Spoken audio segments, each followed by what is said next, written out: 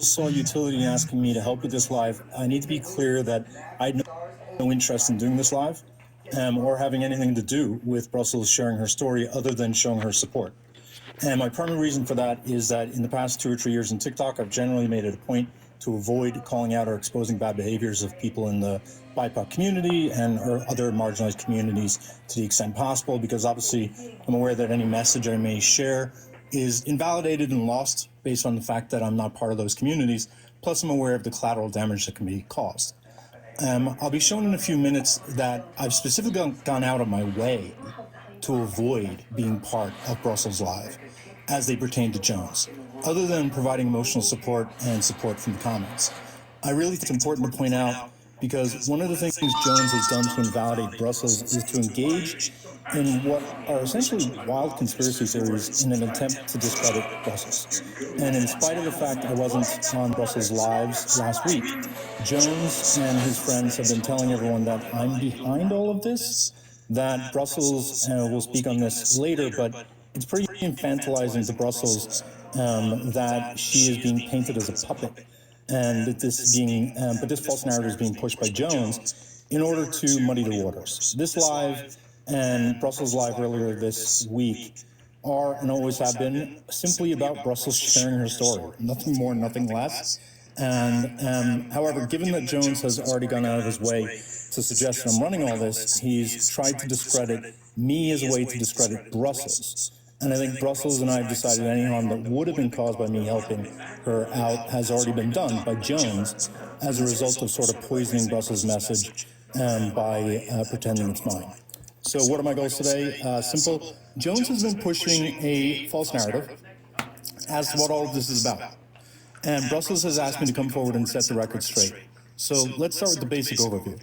As Brussels alluded to before, the story kind of goes like this. I'm gonna, can you make me half a screen, Kenzie, is that possible? Sorry to be annoying about that. Well, I'm sorry, you're saying this is too big? Yeah, because it's gonna cut off the bottom part, so you won't be able to see it unless it's half a screen. Okay, give me 1 second here.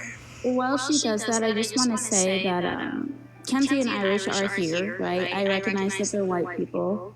They both have white privilege. In Irish's case, there's an additional layer of male privilege, but they're using that privilege to like amplify my voice, and to me, that's what true allyship looks like. It's being an accomplice to help people use their voices and their platforms to stand with people and support them, and ensure that they're heard. So their decision to support me, even though it exposes them to harm and hate, I think is an act of solidarity and painting it in a way to harm and hate.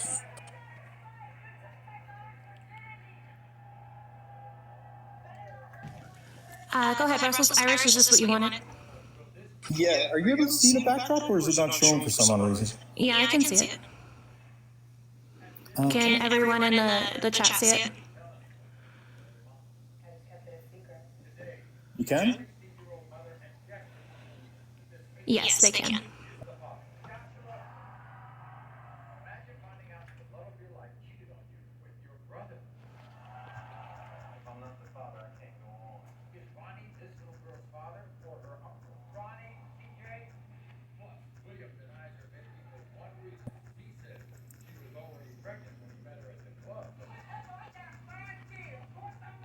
Okay, great. For some odd reason, just to be difficult, I am not able to see a single thing, so I'll have to remember what is written down. But am I correct in saying that it should show Brussels on the left and there should be some words on the left and nothing on the right? Correct. So let's talk about the fact that one of the issues is there's dueling narratives here. And Brussels' story is pretty simple and really was not anything more than something that she wanted to share with people that has been contorted into something a lot different. Her story, as she'll talk about later, was simply that she was being sexually harassed by a white male creator on this app. And while Brussels and myself were trying to hold that creator accountable, Mr. Jones joined the panel, derailed the conversation, made threats, and when Brussels complained, Jones said that she didn't really care about the sexual harassment, and that she was only pretending to care about the sexual harassment in order to make him look like a bad guy. And then he dismissed her tears and isolated her and those around her. That's the story. It happened a year ago. She'll explain why it is she's coming forward with the story now, later on, but that's simply all she shared a week ago. As for why this happened, I believe this happened because Jones was being toxically male, and he was being overly protective of someone, and that resulted in him engaging in bad behaviors that he or Brussels just wanted to simply share with people to inform them. Well, that's Brussels' side of things. Mr. Jones' side of things is a little bit different. So again, Kenzie, I'm not able to see anything. Is the right-hand side showing up? Yes. Great. Yes, it is. So from Mr. Jones's perspective, and I can now say he's spent 6 hours or more on different lives talking about all of this. And he has consistently said that all of this is a lie, that Brussels has fabricated all of this, that Brussels is just some young puppet, that Irish Kenzie, his ex-wife, and various others have somehow coerced Brussels into fabricating this story to hurt Jones because I really don't know. I've not heard the because part. I have heard that his perspective is Brussels never cared about being sexually harassed, that Brussels invited being sexually harassed, that Brussels cried last year just to shame him, and in order to invalidate her, he has now started to claim that those around her are dangerous.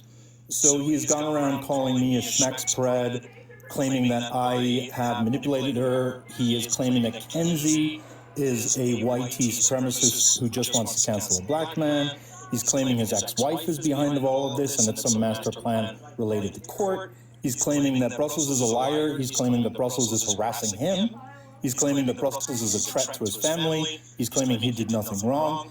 And I think the sum of it all, his primary defense has been, I'm one of the good men. And this has been a consistent theme in all of his lives, going around asking everyone in the live, do you think I'm capable of bad conduct? And while we have these competing narratives, let's go back to 2024 because to kind of understand why we're here today and what Brussels and Kenzie will focus on is the events of the past week, which are really important to talk about. I'm simply here to show you how, in my opinion, insignificant a lot of this could have been a year ago, and how it was escalated unnecessarily and essentially became abusive in nature. And all of this stems back, essentially, to a couple of lives that took place last year, 12 months ago, on January 8th and January 12th of last year. And let me just pull up a slide.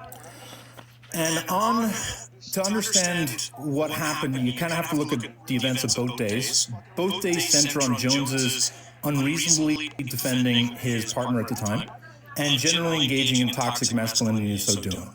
And it was this toxic masculinity that eventually led to Jones derailing Brussels Live and invalidating the fact that she was being sexually harassed. In the following will sort of, again, in many ways seem insignificant, but I think in many ways that kind of shows how Jones' response to all of this has been extraordinarily disproportionate. So let's start with day one.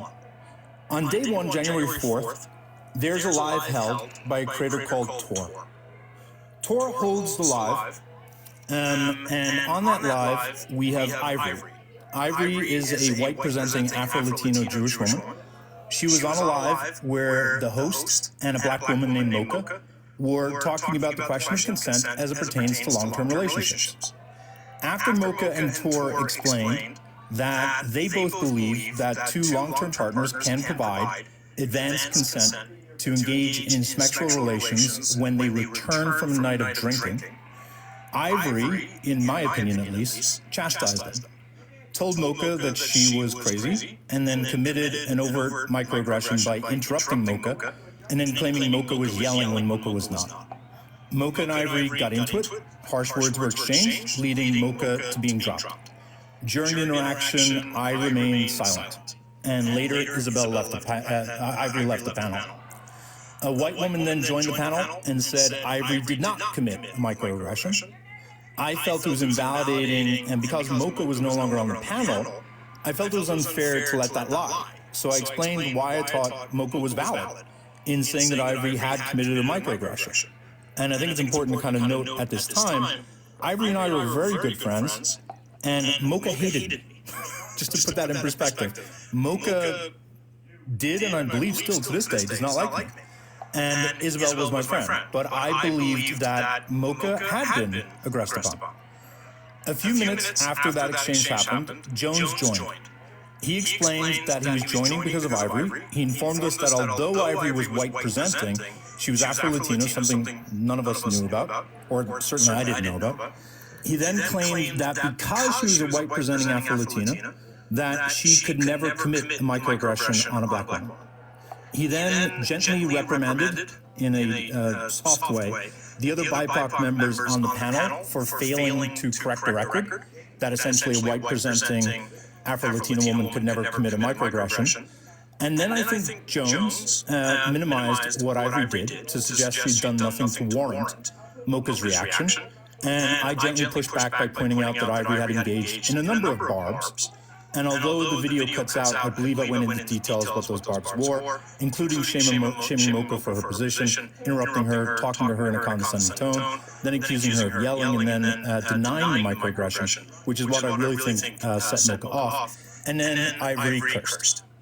So, again, the video doesn't show this, but the live ended with Jones and I having no issues, with Jones and Brussels having no issues, with Jones and Ernesto, who was also on the panel, having no issues.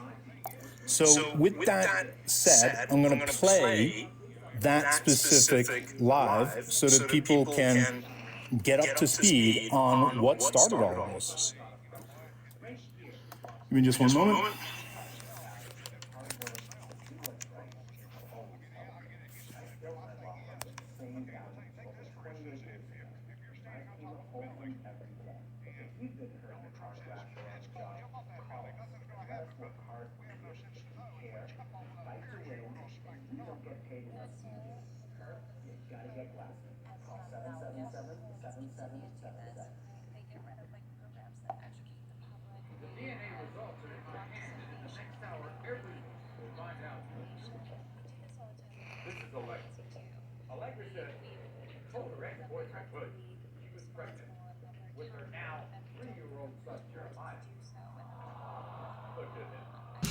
Just a quick mod announcement while Irish was getting the video ready.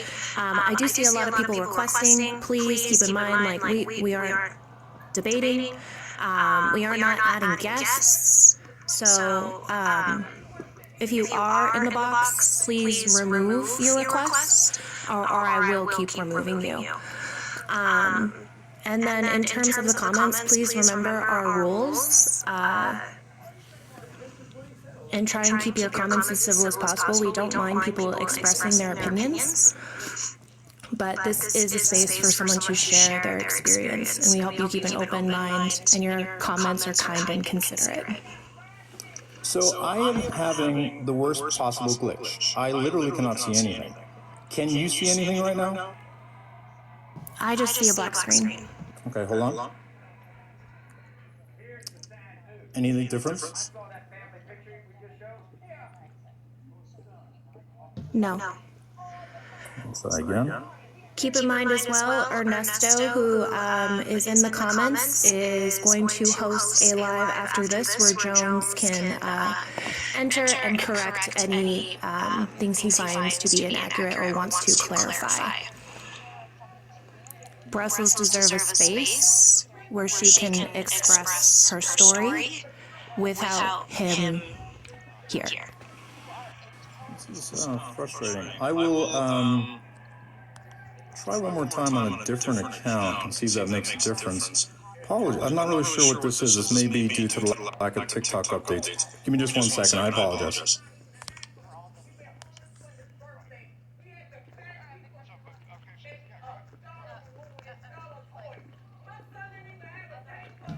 Ernesto, if you want to request, I can bring you up.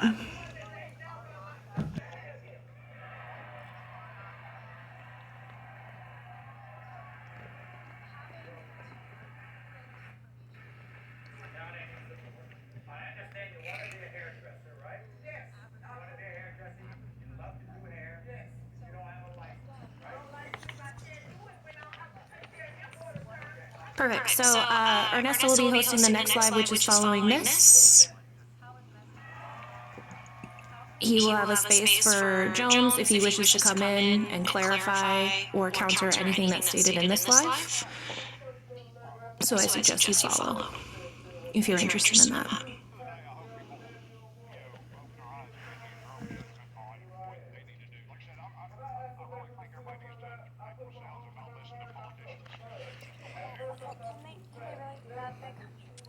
Oh, let's give this another go.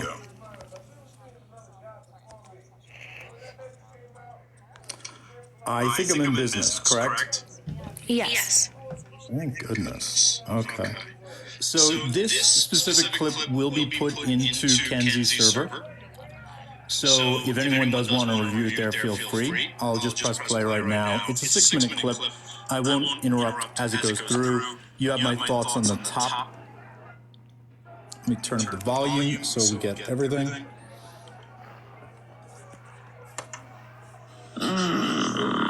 Anyways, I was going to say that, what about, obviously I'm going to specify this in a relationship. I'm specifying this for a reason. What about, like, I guess under the influence in a relationship? I want you guys to two talk people about having, I think like you would have to agree to it beforehand. So like, if I say to my partner, like, hey, I don't mind you like having sex with me while I'm intoxicated, then to me that would be consent, right? Intoxicated? Yeah, like I could have a conversation. No, I would have a I was conversation. at a yikes because when I'm intoxicated, I'm still aware of No, I could have a conversation saying I don't mind having sex while I'm intoxicated. Like Under influence or intoxicated, drunk. Like this, that's wild. really? Yeah. I know that it can be, but I'm talking about if you're in a relationship and both of these people. Yeah, in a Because like, I don't know. I understand not everyone will hold their liquor, but I can hold my liquor. It's not like y'all know I'm not talking about that. Come on, I'm not talking about throwing up, toppling over, can't walk. Yeah, no one's talking about that. What's not? That's crazy. How's it crazy? Just happen to just stumble into the house together. If I get drunk and I'm horny and I want to have sex with my boyfriend, I'm gonna do that. So how's that crazy? Nobody can give consent when they are under the influence. I sure do. But what if you have a conversation beforehand, saying I don't mind if we have sex while I'm drinking alcohol and you're not, or What if I'm not like choices I'm making? What if it says I'm aware of the choices I'm making when I'm drunk? Because when I'm drunk, I'm aware. Yes, I am. I'm sorry. Maybe you can't be. Maybe you can't be, lady. Like you're yelling at me, Mocha. Who's yelling at you? Microaggression is crazy. I wasn't yelling. No, nice try. That's What do not. you mean nice try? I wasn't yelling at you. You didn't just raise your voice on top of mine. I wasn't done talking. You cut me off. So Gaslighting you is thought absolutely that. right. No, I'm not gaslighting anybody. I'm not the one bitch. Like for real. Bring it back. Nobody is yelling. Nobody is yelling. You aggressive old fucking hag. Do you want me to fucking yell? I can yell. I can show you what yelling is, you fucking old hag. Shut the fuck up. Anyways, back to what I was saying. That was me yelling. Yeah, okay, so back to what I was saying. Okay. Because it's kill yourself. Anyways, back to what I was saying. okay, I can't have you. You're gonna say that. Now I'm going to replay it so that you guys can listen to the steps of this. From my perspective, I hear Ivory interrupting Mocha. Mocha assertively speaks up. Isabel calls that yelling. Mocha says, not the microaggression. And I think this is where Ivory, I think, in my opinion, invalidated and minimized the microaggression by saying, don't play that one. And I think that prompted Mocha to be like, okay, if you want to see me yelling, and that escalated. And before, I don't know if you picked up on it, before Mocha said, go unalive, Ivory said, who the F is this person? Personally, I don't police reactive abuse personally, but I'm going to replay it so you guys can listen.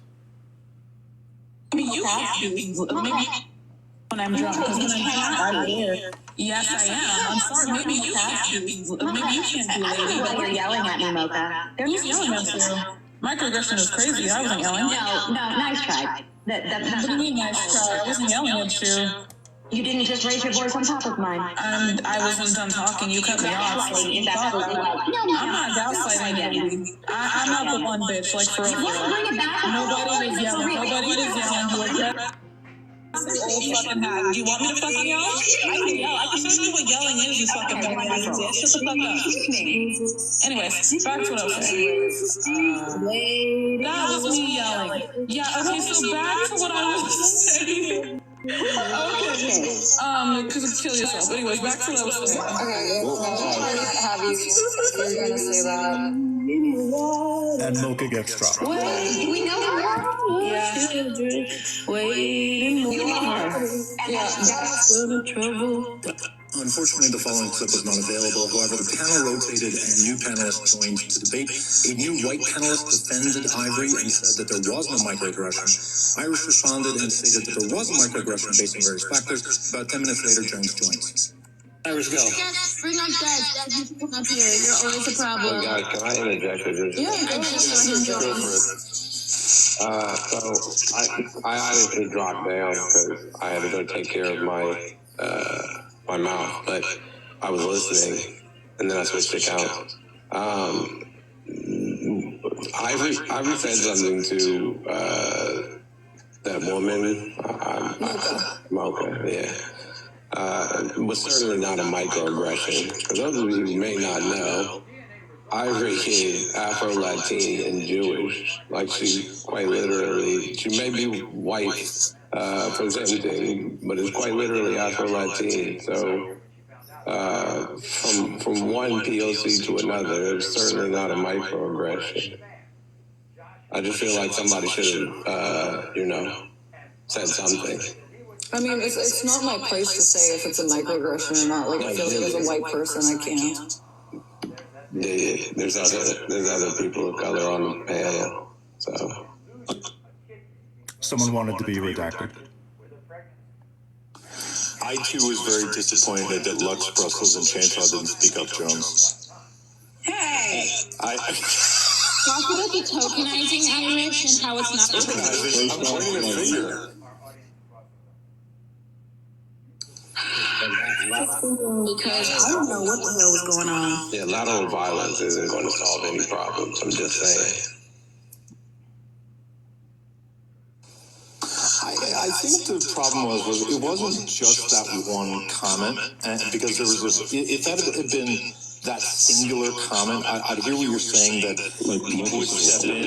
I'll be honest. Exactly, there were so many other barbs being traded that I'm not even sure people were keeping up with any of them, because there was a lot of insults being thrown back and forth. Wait. So, hold on, Irish. To be fair, there was only insults being thrown one way. I don't recall Ivory listen, insults towards her. You know I fucking love Ivory, right? I absolutely love her, right? But like when Mocha was saying, I don't know what the problem is if I tell my boyfriend, I could absolutely feel that she would feel that Ivory was judging her for doing that, because Ivory was very clearly saying, no, there's no way you could consent. No, that's absolutely wrong. And Mocha's saying, no, that's what I do with my boyfriend. And so, like, I could understand if I was Mocha feeling personally attacked and judged. What should have been a disagreement between two people almost seemed like a moral condemnation, is how I kind of understood Mocha. What she said is it was wild. Yeah, that was probably the most. I mean, that was the worst that Ivory said. Because Ivory never actually. I don't recall during that whole exchange. Ivory throwing insults at her. And that's it. I think Sean, Brussels wanted Sean to comment. Give the floor. Yeah, I'm going to mute myself. Let me know when to come back in. Otherwise, you can just shrink me for now. So I'll start at the beginning of the recording. So when we were talking about before, the of lighter skinned people experience or exhibit, biases towards darker skinned people. I'm sorry, I'm getting ready for work, so I'm eating. But lighter skinned people exhibit biases towards darker skinned people. So when Ivory did say to, what was her name, Mocha, that she was yelling when she wasn't yelling, that is in fact a microaggression towards a darker skinned person and would fall into the realms of colorism. And so I think Mocha's response to colorism, I think darker skinned people's response to colorism, even though I don't think Mocha was correct in the overall debate, her reaction is absolutely warranted. If anyone knows me, anytime someone does any type of colorism towards me, I get extremely disrespectful. Not to center myself, but just to say that darker skinned people and people who are oppressed do not have and should not have like any policing towards their reaction to any form of like colorism or oppressive abuse. I don't necessarily know where to go from here. So if anyone wants to let me know, I just wanted to talk about the recording, I guess. I don't want to talk too much, is what I'm saying. I think that was perfect. Sorry, I'm getting. Yes, thank you, Sean. So now we have the context of where this all stemmed from. I think it's sort of important.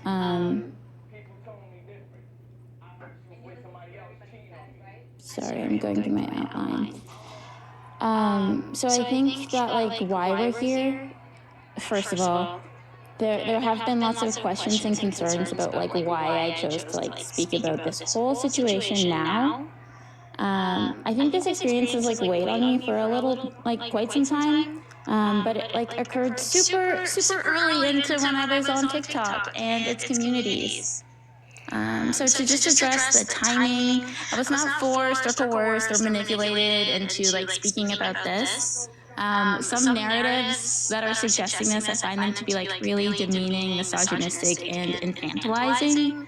I think over the past year, I've just developed a stronger voice and sense of confidence and have a supportive community that I trust would not abandon me for trying to express the concerns that I have about some of the behavior that unfolded as a result of that live, that small clip. So when I speak about this, my purpose is not to demand an apology or try to force accountability on anyone or elicit public repentance. My goal is just to help others entering these spaces make informed decisions. That distinction is really critical to me because I just want to empower people with information. I'm not trying to like fuel outrage or vilify anyone. I think when you host a sort of like live like this trying to get across information, it can come across that way, but that's really not the intention here. So over the past, much more comfortable advocating for myself. Hosting a live on this topic wasn't about empowerment. A lot of people have been saying like, oh, if you're so scared, why host a live? He was scared. I think my desire to like help other people make informed decisions outweighs those apprehensions. So all of this, the single clip led to a huge series. Okay, I see you asking how is Brussels involved. That's a really fantastic question that you're going to find the answer out about. But I want you to understand that my involvement in all of this stems from that small small interaction. And it's escalated since there. So I decided to speak out about it on Friday because of TikTok's uncertain future. And I don't think it's as easy to connect with other people on platforms like YouTube, which can make it it can make it more difficult to foster meaningful connections or have discussions. So I just wanted to use that opportunity to share my experience. That was my only intention. And it escalated. Brussels, do you want to go to the additional context with following lives? Sure. I'm sorry, if you want to keep speaking, I just wanted to make sure. Yeah, we'll set the facts straight. Okay. Yeah, I can actually, I'll come back up in a little bit as well. Yeah, I just released space for you guys, but I'll come back up towards the end there for people who want to follow, for the follow-up live. Sounds good.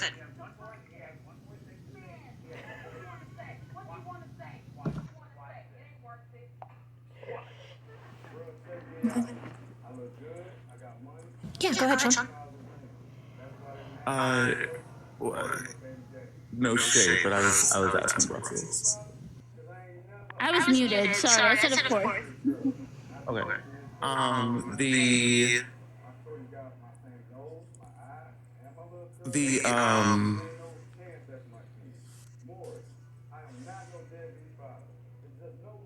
I'm gonna text you, as a matter of fact. I'm gonna text you.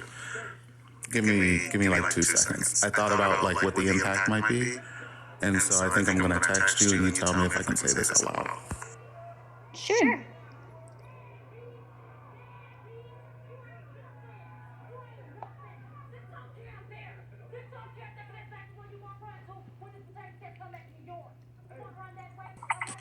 Sorry, Brussels, do you want me to go back?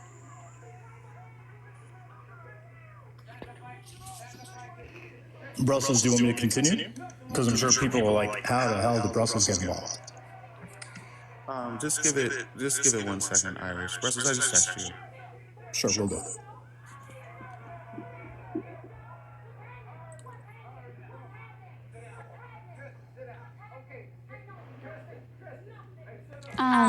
Excellent. Oh, go ahead. Yeah, so I would like Sean to say a few things, Irish. I think that it's a little confusing and distracting, but I think that Sean has some important things to say. Go ahead. Yeah, so I think people are confused, so I think it would be important if we went over this point by point. I get that people want to make disclaimers, but I think at this point it's just taking away from the overarching story. So I think disclaimers should like no longer be a thing.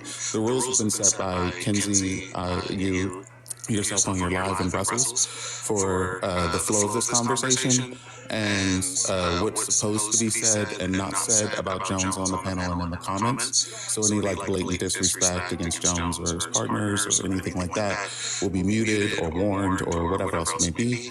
The story right now is that this all started in a live about a year ago on someone else's live where Ivory, I'm only going to say names for educational purposes as not to confuse anyone, where Ivory and Mocha were arguing about whether or not people can give consent.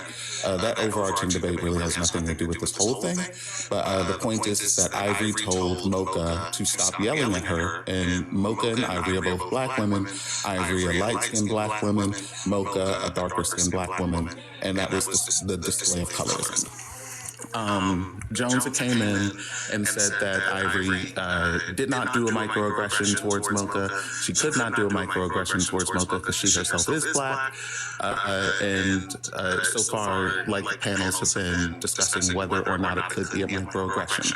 And this is why when Brussels was in a live and hosted a live later on, this is what the entire ordeal started over, because Ivory had done a microaggression towards a darker skinned Black woman, and people were saying that that is a display of colorism, where Ivory was defending herself and Jones, who at the time was dating Ivory, was defending Ivory.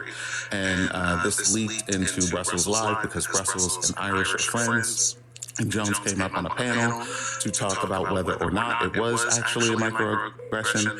And I believe this goes into the live that you held, Brussels, if you want to tell that story, because I don't want to get too far ahead. Yeah, so then after this live, I hosted a live, I believe, 4 days later, where the tension, I guess, from this previous live bled into my space. That was something that I did not want there. I set several boundaries that were just at first respected until Jones came and entered my space and derailed an important conversation that was going on, addressing a creator by the name of Crack Up for sexually harassing me. The entire conversation was derailed, threats were made. Then a live was held by Irish discussing the contentions that occurred in my life. Then I held a second live to address Jones and his derailment of my live, and the fact that the sexual harassment was just minimized and trivialized. So that is where a lot of this stems from as it comes to my story, right? Is the way that I was treated, like the way the minimization and trivialization of the sexual harassment. And then the manipulation that followed when I tried to have a conversation with him about it. I would like to preface with, we are going to go over these clips, and so they can make sense to you all. But it's... I'm sorry, Brussels. I love you. I just want you, I think what you should do is focus right now on telling the story, and then we can just get the clips later. Because waiting for a clip, confuses people. So I think you should, unless you, you do this how you want to do it. I'm just trying to help you out better relay your story. No, I appreciate that. So, Crack Up had been, Crack Up had been sexually harassing me. Jones derailed my life that I was trying to address him in. And to me, that was hurtful. This live was about grape culture. This live was about trying to hold someone accountable that had been using their autism as an excuse for sexually harassing women. This person had been harmful to Black people. He had tokenized BLM and other things. I wanted to address him. The fact that my live got derailed was upsetting. And this happened publicly. At the time, I didn't really have a way to get in contact with Mr. Jones. So I went live a little later in the evening, hosted a small live to try to address it. And he entered that space. And I don't know how to put this, because a lot of people are saying, oh, you accepted his apology, it should be done with. I don't know if you've ever been in a situation where someone is purposefully misrepresenting you or misunderstanding you, or when a guy asks for your number over and over and over again, or is hitting on you, so you give it to them just so they'll leave you alone. That's the equivalent of my acceptance of the apology. Nothing was really resolved. And I'm I can say, okay, I think your apology is fine, but still be upset by what was done. I think that live was particularly harmful because it was disappointing to see someone that you believe holds similar values to you essentially indicate that they don't really care. and that they don't understand how minimizing the experiences of women can be harmful and silencing. So I couldn't really do anything about it. After I hosted that live, I was removed as a follower, blocked by many people, and it was just kind of like an isolating experience. Like if I spoke about it, I would take people away from their community. And I had been noticing a certain pattern of behavior over the past year, and other women had come forward to talk to me about their experiences with him. And this is where the decision to host the live on Friday comes from. So Friday, I just wanted to talk about my experience. I was only going to talk about it one time and just say like, hey, this happened, it was concerning. And I think that like people should be aware. I see nothing wrong with that. In that live, Jones requested to join, and I told him, like, I don't appreciate the way that you speak to me, so you're not welcome on the panel, but you're more than welcome to DM me. You're more than welcome to be in my comments.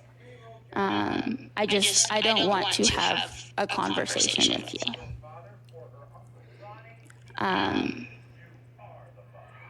So as a result, in that live, he called me a liar, a fraud, a clout chaser, said I was on some clown shit, and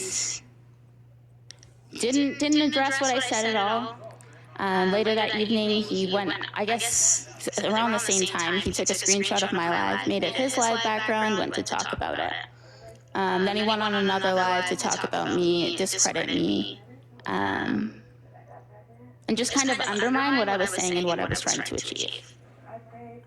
So Saturday, I went live to discuss the behaviors that I observed Friday. That was going to be it. Just a short 1 hour live. That was the only intention. During that Saturday live, he went on another person's live to speak about me, lie about me, essentially say it was my fault that I was sexually harassed by Crack Up, which I find to be an egregious display of rape culture.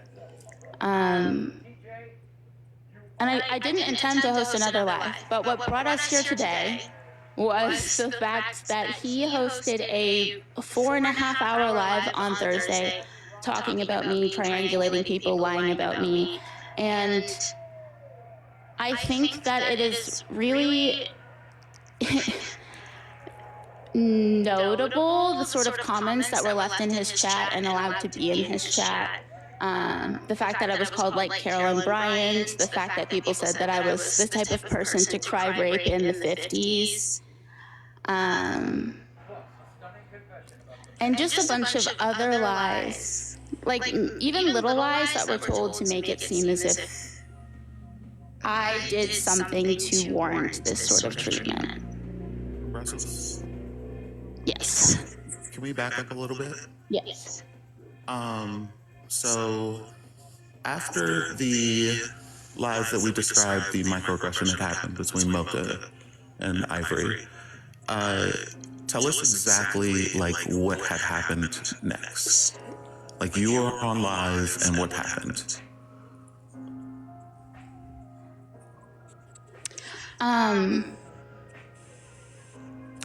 After the microaggression between Ivory and Mocha, my live was like 4 days later, I think. It was supposed to be a normal debate. And then the conversation shifted towards the harms of sexist language and rhetoric.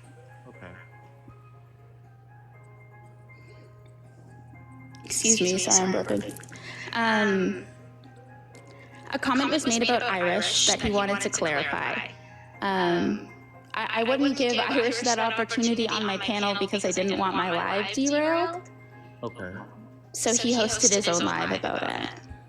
Was the comment about Irish about the Ivory live or? It was a comment from Ivory, I believe in reference to that live. Okay. I'm not trying to question you. I just was wondering how it was relevant. Okay. So someone Iris made a comment while you were live, like a couple days after the Ivory and Mocha live, and it was about Irish doing sexist behaviors. Sorry, the conversation was about the place. It's difficult for me to articulate. The conversation was like the harms of sexist language and why, like, calling a man a pussy is seemingly derogatory, things like that. Ivory said that she was disappointed, and the conversation in the background pertained to grape culture. It's pretty easy to misconstrue that comment. I can see why Irish wanted to clear it up. My space wasn't the space for that. Sure, but what did Irish want to clear up? Let's just tell the story. Just tell the thing. So you were on live a couple days later. You were talking about grape culture, and a comment was made by someone towards Irish. And then what happened?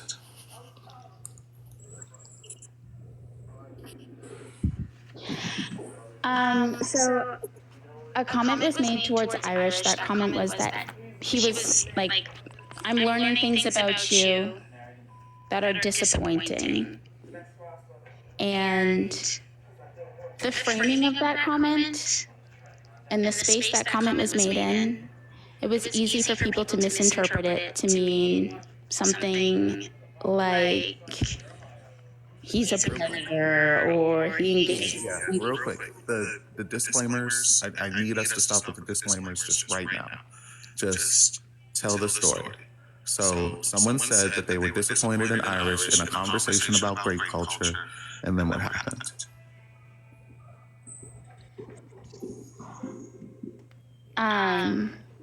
I'm not trying to drill you. I'm just trying to get you, because when you go to the disclaimers, it kind of jumps around and you have to explain other things, and that just becomes confusing.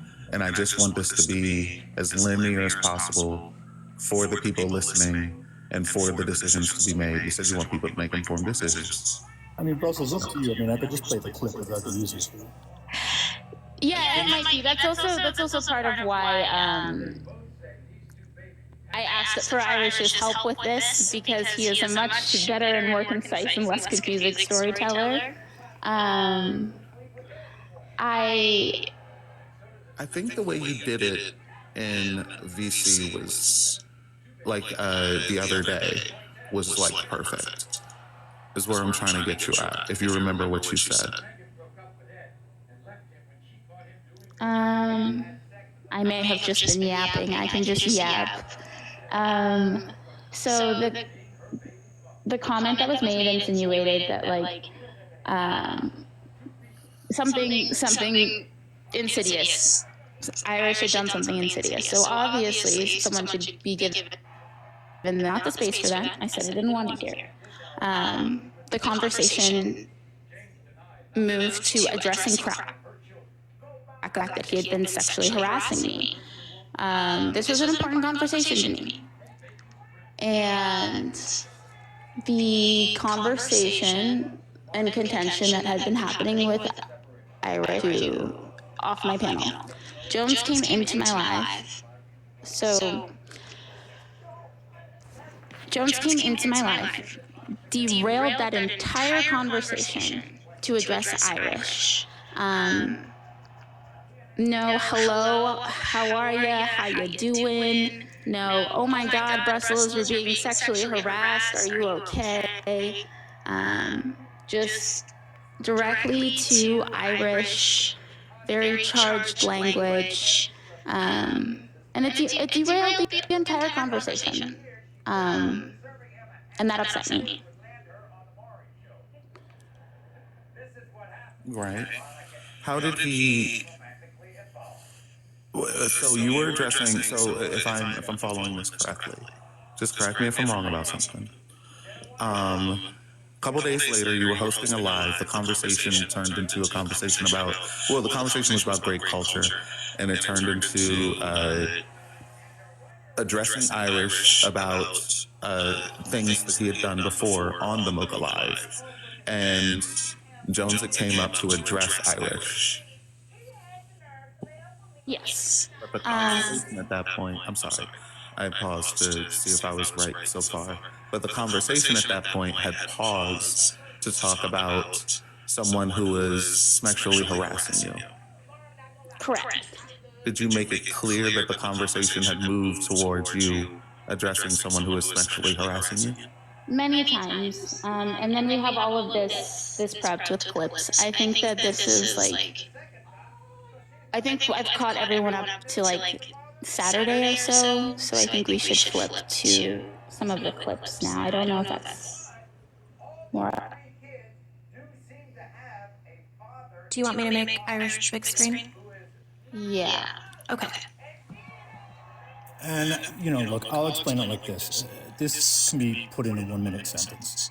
What happened was Isabel was disappointed that myself, Ernesto, and other people on the panel did not defend her. That's, I appreciate that Sean was trying to understand what was the disappointment, what were the comments. That was simply it. It wasn't anything more deep than that. And she... Irish, I think we should focus on Brussels' story. I get No, you want to do the disclaimer, but I think we should just play the clip so people get the context. It's important to give this context for the understanding, respectfully, because it'll be very confusing. So I'll explain very quickly. Basically, Brussels was holding a live on grape culture, and at some point, Isabel said that she had learned things about me that were thoroughly disappointing. And in the context of the live we were talking about, and in the context of her being a femme-presenting creator on the app, there was certainly an illusion that it could have been something bad, something predatory, something wrong. When in actuality, it was simply the fact that we had not defended her with regard to the microaggression. That's all it simply was. I'm going to play that specific clip where she simply says that she is feeling disappointed.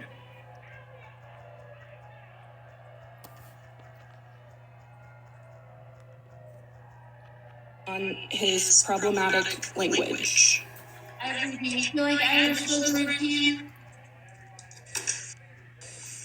Because I feel like Irish has the same tone and it's I've seen Irish be rude to people, and I don't believe that he's gotten that way to anybody up on the panel right now. Like, he's condescending as fuck, but I don't believe he's been deliberately rude to anybody. Was the question directed at me? yes, it was.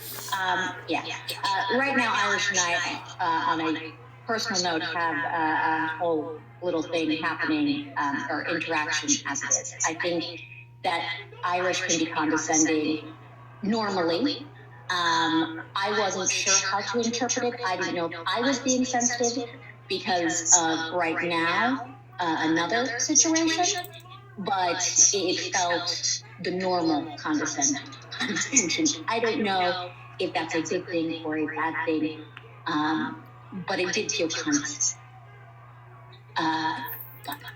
Because I came up in good faith. I heard you ask this question, and I wanted to clarify that was it. I thought that coming up would be better than typing it, so that something could be misconstrued.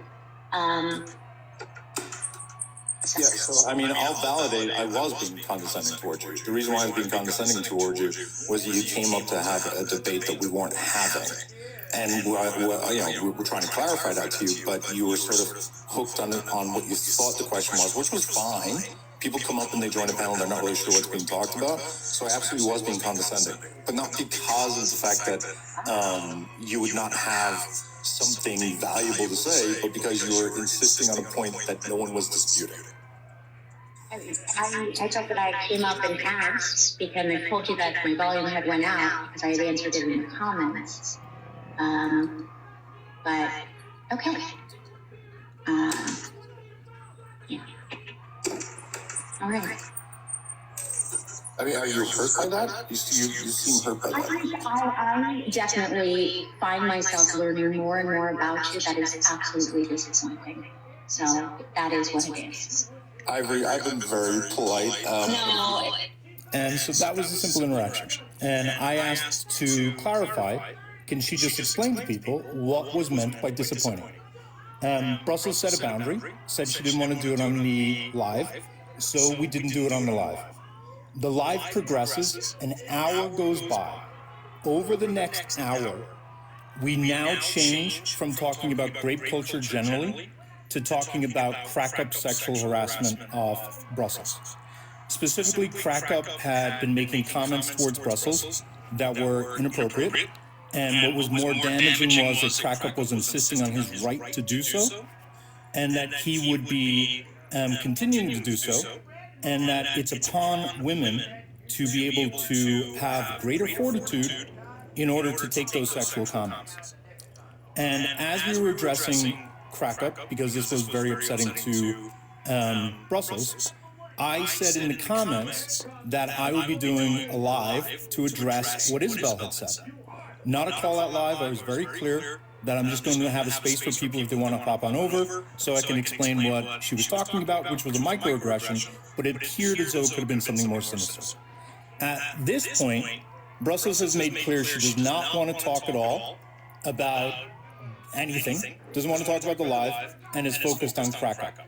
And at this point, Peaches joins, and Jones joins shortly thereafter. And this is about a 7-minute clip. And when Jones joins, you will see that they start to turn the focus away from the sexual harassment and instead start focusing on the fact that I'm simply saying in the comments that I'm going to go live in order to explain to people what was going on. How you felt is that the more comp used for Reddit, but at the end of the day, you are the problem. I guess what I'm confused by Crack-Up is that, like, I could understand your position if what you're saying is it's bullshit for you to be demonized for saying that kind of thing, generally speaking, or like, you know, the fact that you would say that you are grape culture and you're a bad person. I could understand if that's what your issue is, right? But you seem to be saying that your actual issue is anybody who draws a line and says, I don't like that, shouldn't be respected. Now, if you're making the argument that she's being overly sensitive, or anyone who says I don't like that type of joke is being performatively sensitive, I could maybe understand what you're saying. But saying, does the carpet match to drapes, or what is it? Carpet match to what? Drapes, is it? That's, like, I think pretty objectively a very sexual comment. I wouldn't say that to my mom, right? And, like, I think it's totally understandable that someone would be made possibly uncomfortable. I don't think she's being performatively uncomfortable, right? And so I'm just confused, because if you thought Brussels was faking offense, which, by the way, Brussels has never actually said she's been offended, and Brussels has never said she was hurt. She literally just said, it makes me uncomfortable, and I don't like it, and that's my boundary. I've never heard her cry. I've never heard her, like, say, like, you know, you hurt me, you damaged me. She just said, I don't like it, it makes me feel uncomfortable. Is your issue that you think Brussels is being extra woke or being extra sensitive? Or is your issue that you literally think that you can say whatever you want, no matter what it is, and how a person receives it is absolutely none of your business? Because I just don't understand your argument. So that's the context of us trying to talk to Crack-Up about what he's doing and why he thinks it's appropriate to continue making these comments after being told not to. At this point, Jones's friend Peach joins, and Jones is brought up, and I'll jump to that part. And people who are asking, why don't you show the full clip? It's a 4-hour live. So it's a 4-hour live, just to be clear. Figure out how you In this country by chat. I'm going to drop Or something in the past. Join the live, you would have understood the entire. Figure out why you keep posting those things at times in the. Because I just don't understand. Or is your issue that you literally think that you can say whatever you want, no matter what it is, and how a person receives it is absolutely none of your business. Because I just don't understand your argument. I'm trying to figure out how you are talking about dismantling rape culture and you're calling crack about, yet I've seen you post several times in the chat, I am going live is such a. I'm a hypocrite, that's why. To address the Ivory Isabel issue, I'm trying to figure out what the connection between those things is. If you care so much about whether Brussels sprouts was harmed or just said they didn't like that kind of joke, you care enough to address. I literally just said. And just to be super clear, by this point, it had been said multiple times, Brussels does not want to talk about Ivory on the live because Ivory didn't want to be talked on the live. Trying to figure out why you keep posting it. You would have understood the entire debate was about that. You explained nothing to me, but I'm here now and I'm listening to you now. What's the issue? Listen, if you'd like to call me out, come join the live 90 minutes from now. I don't want to derail the conversation by the amount of people who dislike me. Yeah, you continue to post it in the chat? Yeah, you continue to post it in the chat? I don't think. Now, for people who are saying that Peach is the one who knew, I want to be super clear that we went back over all of the screenshots. And what we were able to determine was that Jones was in the comments listening to all the conversation about crack up, and that Jones was saying to Peach, are we going to address the other thing? Jones was asking Peach to flip it over to the comment and away from crack up. Peach says yes, and that's when Peach does, that's when Peach does what they just did, and then Jones joins. It's disruptive to post something in the chat, Peach. If Brussels isn't read it, Yes, of course. I'm listening to the host now. Shocking. So there was like a misunderstanding. I definitely understand where Ivory was coming from in that conversation, but a comment was made that could have easily been misconstrued by Chad. I believe that's what Irish is going live to address, and that's the situation he's talking about. If not, then I really don't know. I'm going to drop because I want Jones. I want Jones. I'm going to drop. And as a reminder, what has happened is due to the fact that I didn't defend Isabel because I thought she did a valid, an actual microaggression. Isabel had alluded to bad behavior on my part, but she was just disappointed I didn't defend her. And I said I was going to go live and explain it. And this is now Jones joining to talk about the live that I'm about to do. I mean, as long as Brussels sprouts, because they just said they're trying to. I'm sorry, Brussels. I default to calling everybody they. If that's not okay with you, please let me know. No, you're fine. I don't care. So we hosting lives about POC women on TikTok as white men now. That's what we doing. That's what I'll be doing, Jones. That's what you'll be doing. Yeah. Hold on a second. Is okay? All right. Well, game on then, bro. Game on. Hang on. What exactly is your copyright? No. No what? No. We'll see. No what? Jones, no what exactly? Like, bro, you think that's an okay thing to do? What exactly do you think I'm going to be doing? I don't give a fuck what you think you're going to host a live about. If you host a live and you put her name in the background, or you host a live talking about a POC woman on this app, bro, I will literally unleash.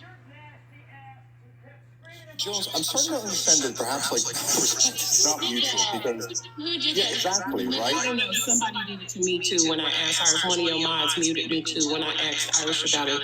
The point is, here in this, I understand. And again, first of all, I didn't mute anyone. Mods were muting because Ivory had said explicitly she didn't want to keep talking about it. And you fully said, this is what you did not want to happen here, so I'm not going to continue to discuss it because that's how you respect people's spaces. And Brussels, I do respect your space. I will say this for me, and I believe it's an echo of what Mr. Jones did not finish. Okay. So what ended up happening was I then went live, did my live, and Brussels then went live herself after I went live to simply clarify what had happened with the Ivory issue. And Brussels was, I think, understandably upset that Jones had effectively derailed the conversation in trying to hold Crack Up accountable over something that seemed rather minor in nature. And as a result of that, she asked for Jones to return to her live so that she could address it. And I'm going to play that clip now. Let me just get there. Pause the clips real quick because this is a lot of information to retain. Brussels, can I ask you something?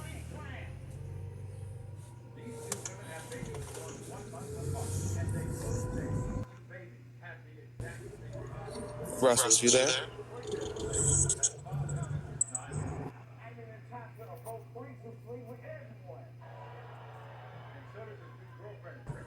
I guess not. Never mind. Sorry, did you say something? If you did, I missed it. Yeah, I said, can we pause the clips real quick? Because I want to, can we just go over something real quick? With you and I? Yeah, for sure. Okay. All right. So there's a lot of information to retain here. I maintain that we should like chill with the disclaimers, because like saying, oh, this person was just feeling this way or that person was just feeling that way, we shouldn't be inferring that. We should just be telling exactly how you are feeling and what it is that like you've relayed to us, and giving the information as it should present and letting you say what it is that you need to say. I think what's important right now is that we kind of do a small recap, because like I know the story now and I'm confused. So earlier, like last year or something, there was a live, and we're going to go over this one more time. Earlier, there was a live where Mocha and Ivory got into it. Ivory did a microaggression, and then it was then again brought forward to your live because someone had brought up comments about Irish. And then while that was happening, you made it clear that you didn't want to talk about it and that you didn't want to have that out on your live. Am I following that correctly? Yes, perfectly. Okay, excellent. So then you started to, once that was over, you started to address someone who had been sexually harassing you. I don't know for how long, but like 1 second is too long. You had started addressing someone who was sexually harassing you, right? Correct. And Irish was helping you address that person who was sexually harassing you? Yes. Okay. And that whilst Irish was helping you address that person who was sexually harassing you, it was the live was derailed and brought back to Irish, brought back to what Irish was going to do, because he was going to do a live about Ivory and the Ivory Mocha situation, right? Correct. Yeah. Okay. And you had made it clear at that point that you didn't want to talk about the Ivory situation or what Irish was doing, right? Correct. And at this point, people just kept bringing it up, ignoring what it was that you were saying, even though you said that you did not want to address it. And then Jones came up to also address the Irish and Ivory situation. Yes. Okay. That is exactly correct. Okay, excellent.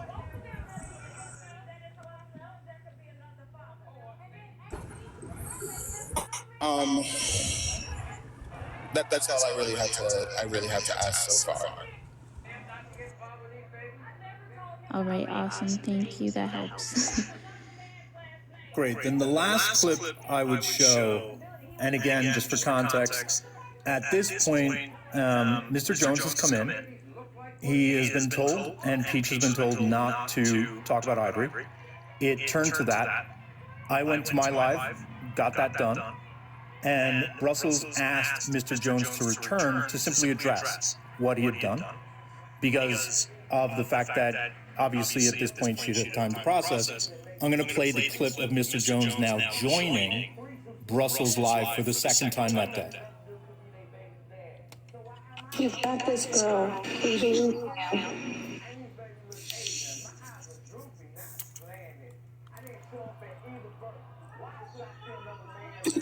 Because I asked him to come in and ask. So when you came in to address Irish, I was addressing Crack Up. Were you aware of that? No, I was sent the screenshots of the people in the comments of the comments that Irish was making. Oh, that makes much more sense. So, did you hear what Peach was saying? Yeah, Peach is the one who sent them to me and told me to come. That's why I waited until Peach addressed the comments, and then I requested. I'm sorry, like I was sewing, I wasn't like necessarily watching the comments. Yeah, so Peach asked Irish, why are you posting this in the comments on your page, advocating, or advertising for a live that he was going to be hosting about a POC woman later. A POC woman that I assume that y'all were friends, advertising it in your comment section. And after Peach addressed it, then I requested it. Okay, so when you came up, I was addressing Crack Up for sexually harassing both myself and Peach. Peach sent it to me and asked me to come, and then Peach addressed the comments, and I requested.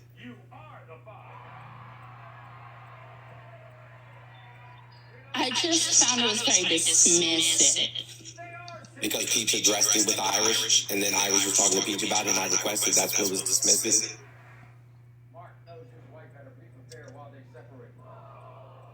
Are we on the same page? Peach addressed the comments with Irish about Ivory, so I requested. Right, Peach was talking. You weren't talking. Peach was talking. So we created the new Stop and Shop savings station. Quickly scan your card or enter your phone number to activate your weekly digital coupons and personalized offers. So the conversation was about Crack Up. How would I know that? That's what I asked.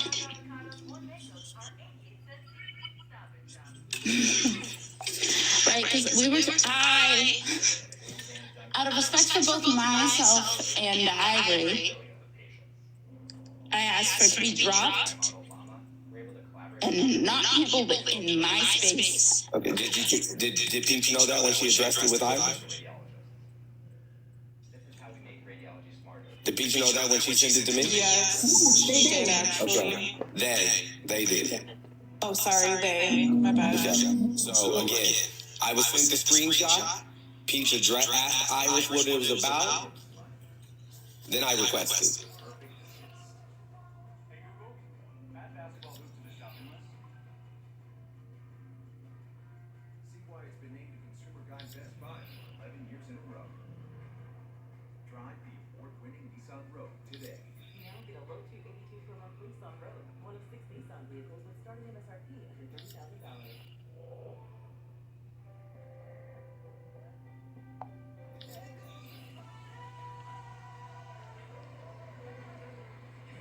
I feel like I'm...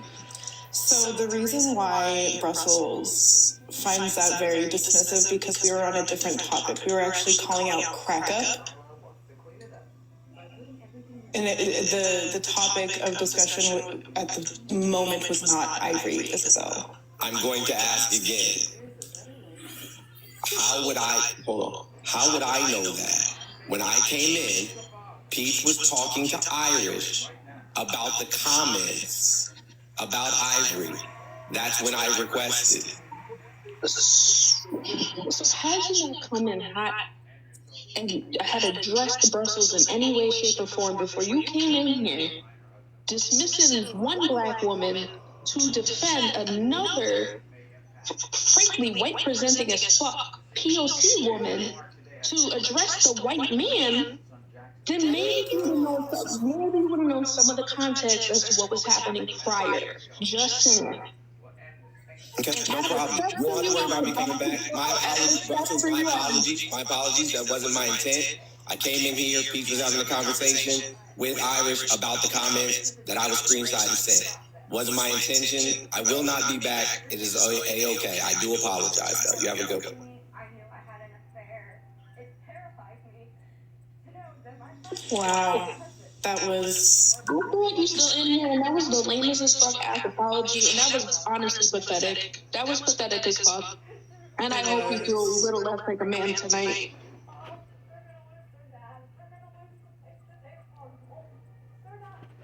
Brussels. That was very.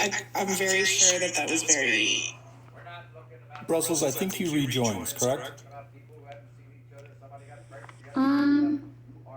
I think maybe. I think he does. I'm gonna just skip forward 10 seconds. Invalidating. The window and cursing the. Respect. Say that, you know, Respect. I just got a headache from how angry I just got. Yeah, mine. Because I just tried to keep a level of respect.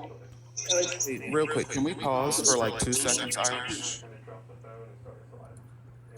Brussels, you there? Yes.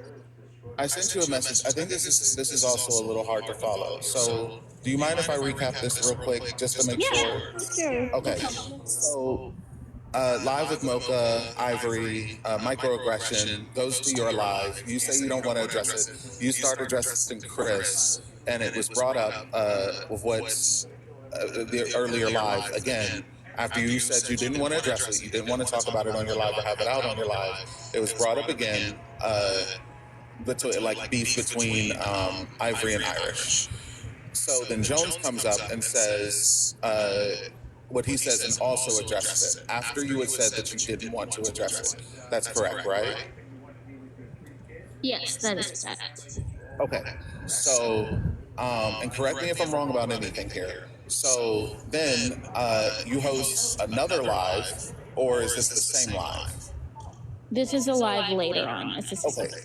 So you host another live, and you asked Jones to come up to talk about how he came up and talked about things you didn't want to talk about? Correct. Okay. And in the middle of that, there was a miscommunication about what it was that you were talking about. Is that correct? Yeah, I guess. He didn't understand. I'll put it this way.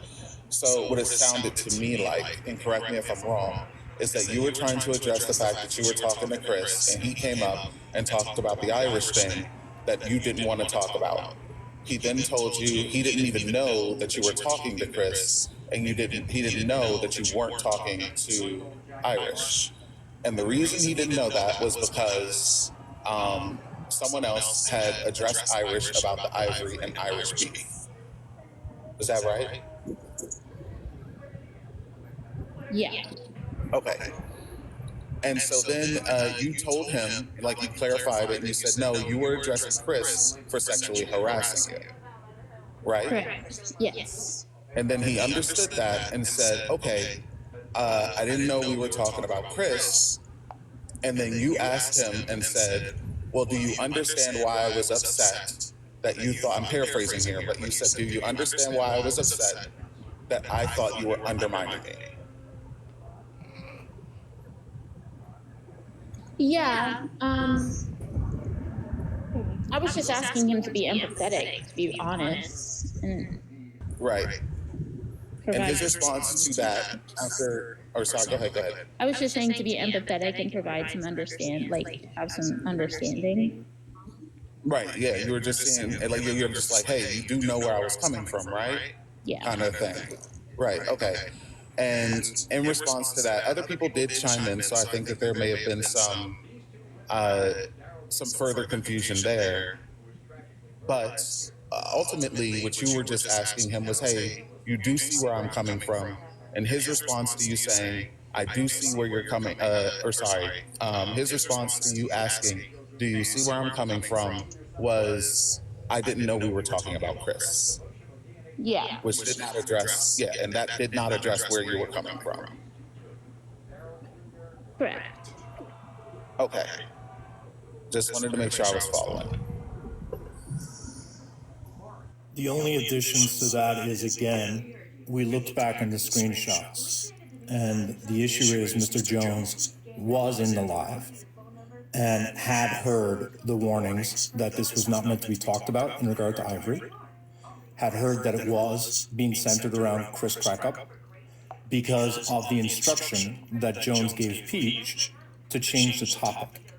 So I want to be super clear. We showed those screenshots about an hour ago. I'll show them again. And for people saying that it was Peach, from looking at the screenshots, it appears that one of two people sent it. And I'm not going to name who they are, but it was not likely Peach.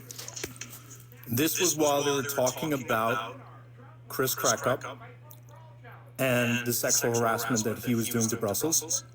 And this is Mr. Jones saying, Peach, are we going to address the other thing? That other thing is meant to be a reference to me, to which Peach says, yep, you already know.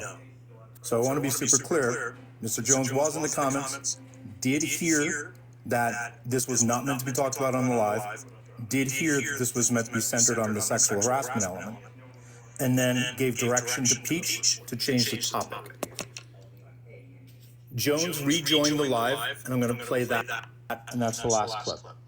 Issue that I have, like, Yeah, mine.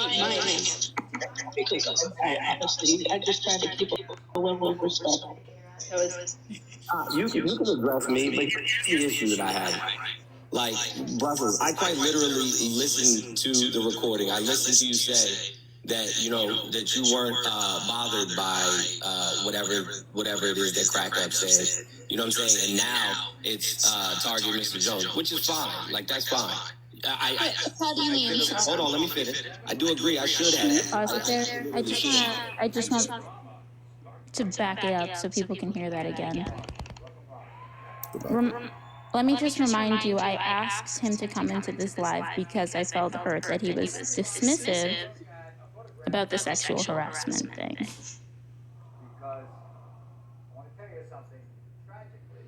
Do you want to go play? Yeah. Like, Brussels. yeah, mine.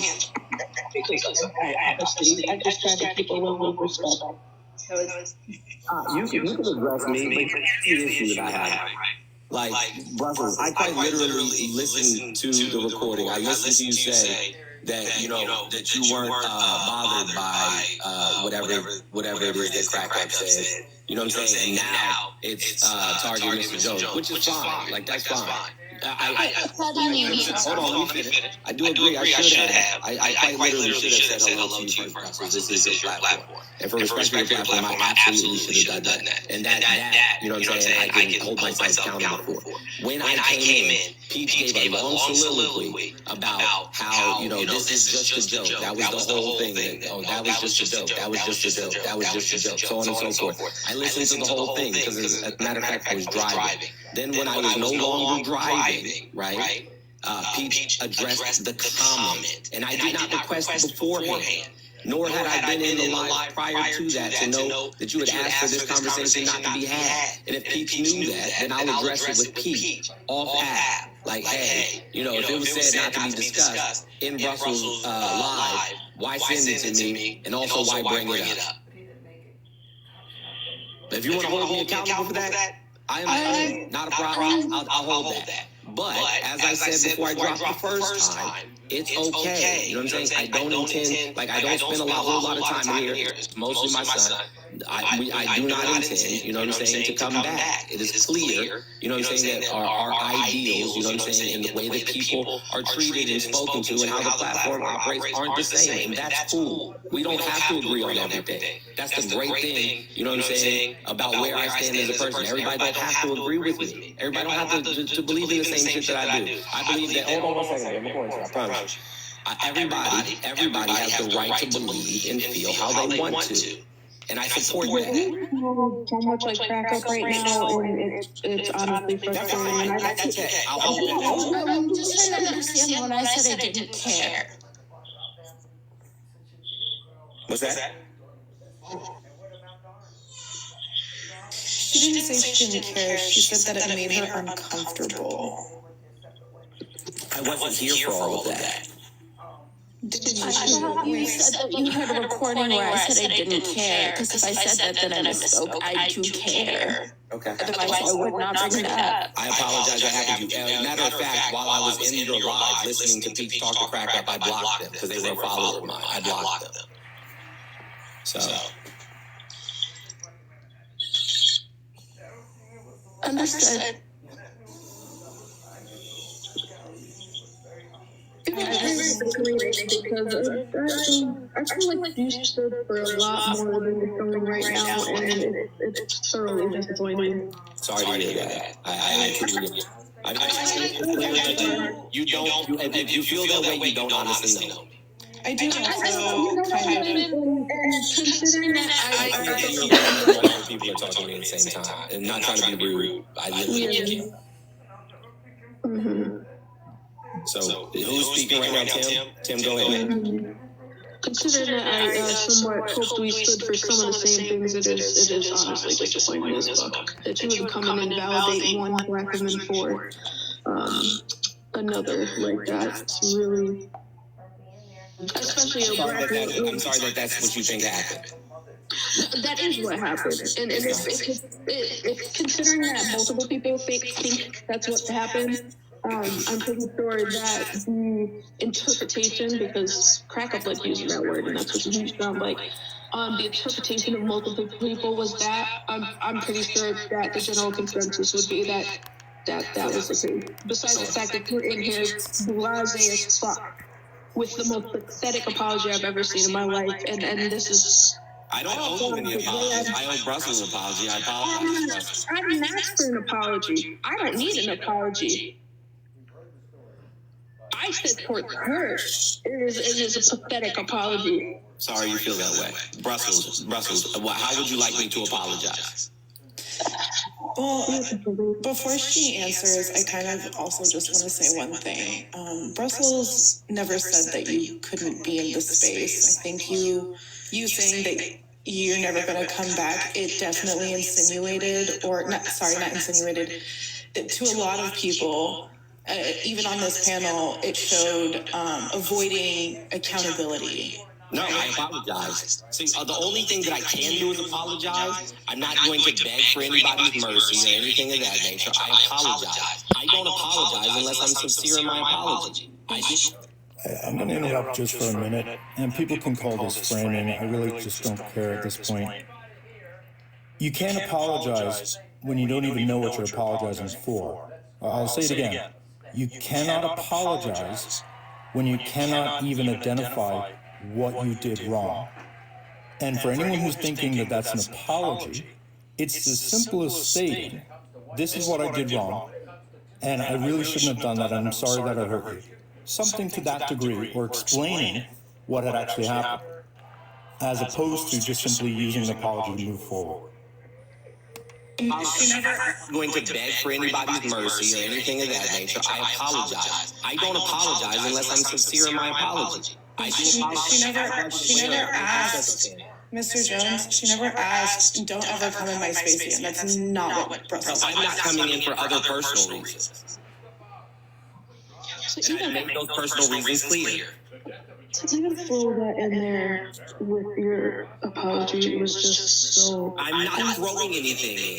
Like, you're just trying to be antagonistic, and it's okay. Like, I understand If I was being antagonistic, you would know I'm very much holding myself back right now. Oh, best believe the New Yorker is being sucked in with because I very much get defensive over Brussels. And I tried very hard out of respect that she has for you.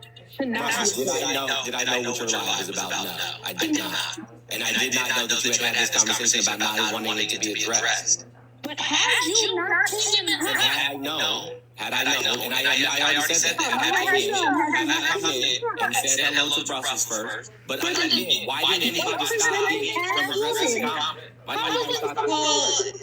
How are you supposed to do so when y'all in here coming in fucking hot for this white presenting ass fucking woman who actually fucking invalidated the whole black woman, which y'all don't even want to have no direction or fucking accountability for that part, but you want to come in here and do a whole other way.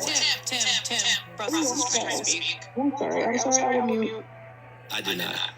I think that apology is sufficient, and we should just move on. Have a good day.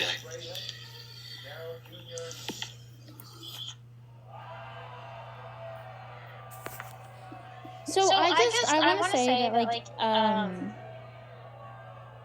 people hear this clip, they say he apologized, and I accepted the apology. I can still be upset regardless of if I accepted the apology or not, first of all. Second, it was placating. Like the conversation was not going anywhere. He was not understanding me. He was being invalidating. But if you actually listen to the conversation, it's Darvo. He literally was using Darvo. And then if I don't accept the apology, he's having to beg for mercy. That's Darvo. I didn't know what was going on. He's denying it's happening. Calling people on the panel antagonistic. Like, and his reasonings, how was he sent the clip of the live to know what was said, but also didn't know what was going on? Can I ask you something, Brussels? Yeah. All right, so it's kind of another recap, but I'm going to ask you questions in between that, if that's cool. Yeah. Okay. So you held a live to talk to Jones about him coming on your panel and undermining you, saying that you didn't want to talk about the Irish Ivory beef. He then said he didn't know that you were talking to Chris, and he didn't know that you were talking to Chris and addressing Chris about sexual harassment that Chris did to you. And then you explained that to him. And then you asked him to see where you were, if he understood where you were coming from, and he did not address where you were coming from. He then dropped, and then he did apologize, but he apologized for the wrong thing. Because you didn't really ask for an apology, you just asked for him to understand where you were coming from. Am I wrong about that? No, you're correct. I didn't even really think an apology would be genuine. I was wondering if you could.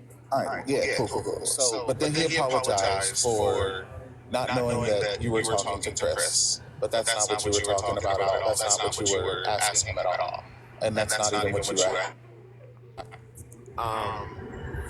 sorry, I got a call. Hold on, give me 1 second. I keep getting calls. Can you hear me? Yes. Okay. So, that's not what you had asked him to do. You just asked him to see where you were coming from. He then drops and comes back up. And he's talking about the situation between you and Chris, I believe. And he said that he saw a clip, I guess, of you saying that you didn't care about the comments, like the sexual harassment that Chris had done to you. Is that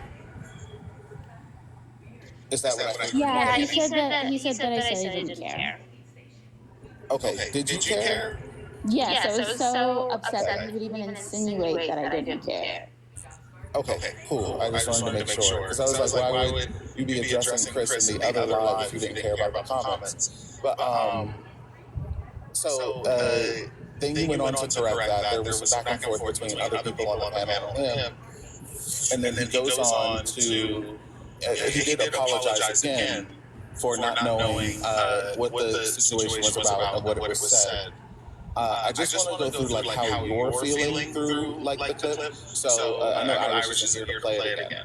But in the beginning, when he said that, and I know you expressed this kind of in the clip, but I think it's important for you to say how you feel about that now. When he said that you said you didn't care about the comments that Chris had done to you, how did you feel? Gaslit and invalidated, and like I was talking to someone that was not ever going to understand me. So the conversation is going to be pointless. Okay. And when you addressed that and he didn't understand what it was that you were talking about, I get that there were other people there, and I get maybe he got lost in like the rest of the conversation, but how did it make you feel when you said, hey, I did care about those comments, that was sexual harassment, that's why I was addressing it on my other live, and he he didn't acknowledge that he had said you didn't care about the sexual harassment. How did that make you feel?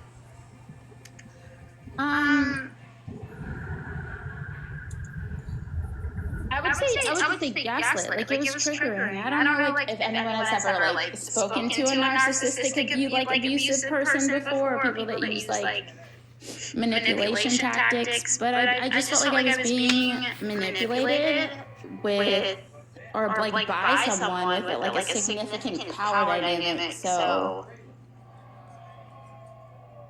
I guess, like, shut down. So you felt like, you just felt like you were being ignored. And like everything that you were saying about a situation, especially sexual harassment, or sexual harassment, I'm sorry, TikTok language, you felt like you were just, you weren't being heard, you weren't being listened to.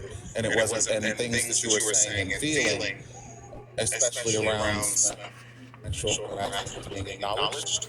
Is that how you were feeling? Yeah.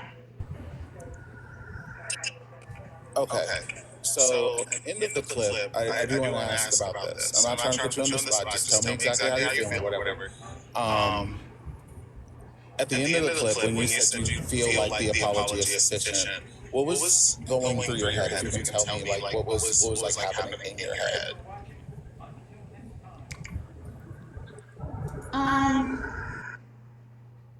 That I just wanted the conversation to be over. Like, entirely.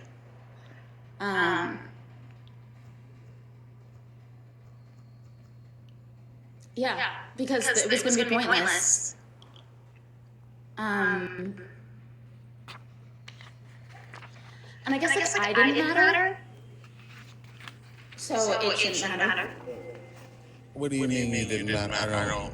I'm sorry. I don't understand that. What do you mean? Well, like, when you're talking to someone that's consistently, like, invalidating you, nothing that you say, or, like, that is pulled in from misunderstanding you, nothing that you say matters. So, like, nothing I said was going to change the situation. We were never going to come to an understanding, so it was better to just shut shit down and not make enemies out of, like, a man that has a huge platform. Okay, so you were saying that you felt like you didn't matter to him. And nothing you were saying would matter to him. Is that what you meant? Yeah, and not, like, matter to him in, like, the sense that he needs to care about me, just, like... None of your feelings were being validated. All of the things that you talked about were being acknowledged. Yeah, and the conversation was genuinely pointless. I will say one thing was acknowledged. You did acknowledge, like, the thing about Chris, but that's not at the point of, I do want to ask this, because I think this is important. At the point where the first live that you had, when it was established that he didn't even know you were talking about Chris, I felt like you had kind of dropped that until he brought it back up and said you didn't care about the comments. Because when you said in the first clip, you said, oh, that makes more sense. It sounded to me like you were, like, willing to drop that part. Am I wrong about that? I wanted more information because it made a bit of sense, but it also didn't make a ton of sense based off of the comments that were in the live that I was sent. Okay. Okay. So when you got that information and you asked him how you were, because what I was leading to was you saying, like, do you see where I'm coming from? Do you see how I feel? I'm paraphrasing what you said, but essentially that's what you were asking him.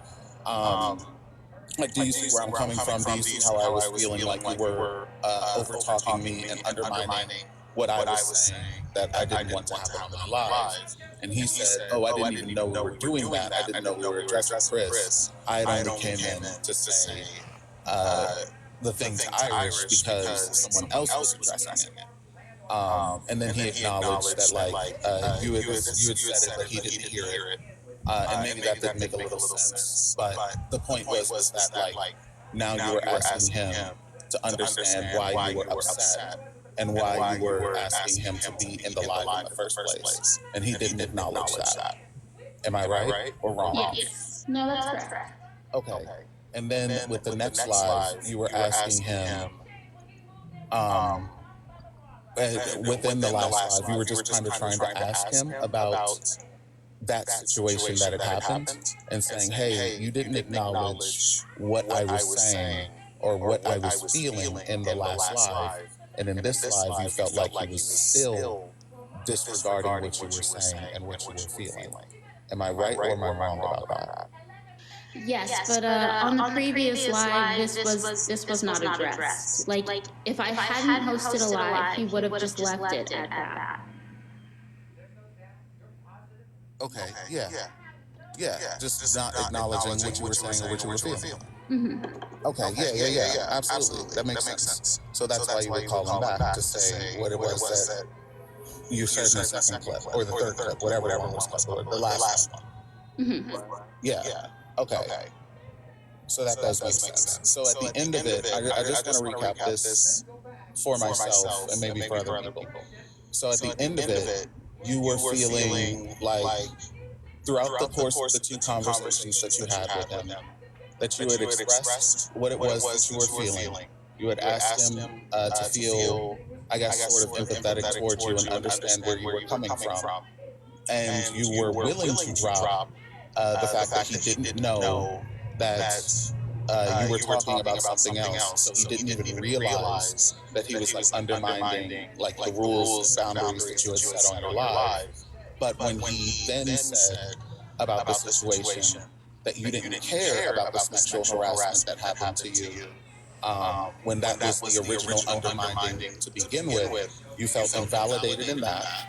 And then once he did not realize what it was that you were talking about with empathy and seeing how or where you were coming from, you felt invalidated in that.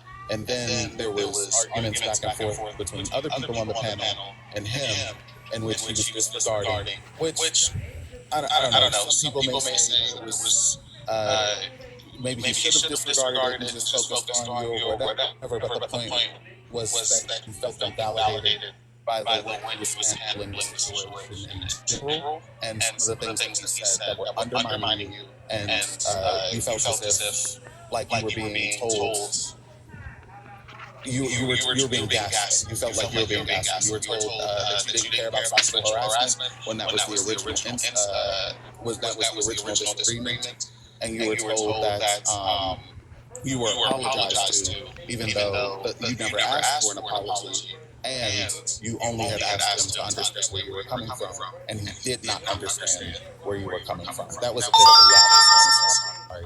But am I right about that, or am I wrong about that? Yeah, you're right, and I think it was honestly that simple. Like, and the situation was hurtful. What came after was like a lot of weird isolation tactics, and I don't know.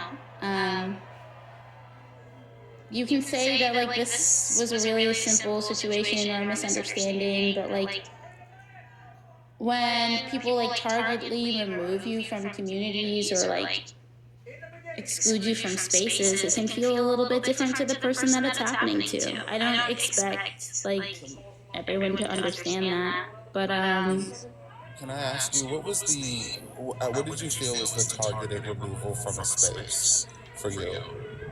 What exactly was it? So I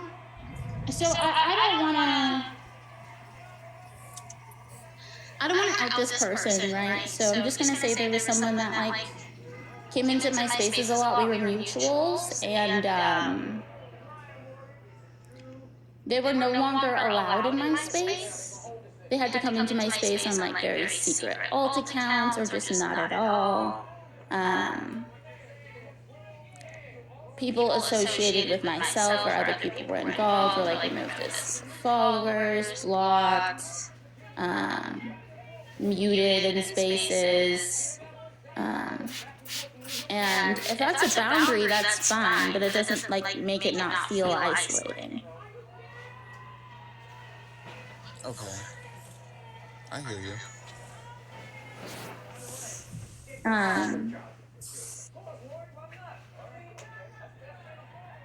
I think that we should Yeah. So just to address and just like recap on like a little bit of a disclaimer, I'm literally just sharing this information. People can do with it what they want to do with it. If you want to unfollow, if you want to block, like if you want to keep following, if you want to sub, I do not care. It's just sharing information. Some people care, some people don't. That's fine.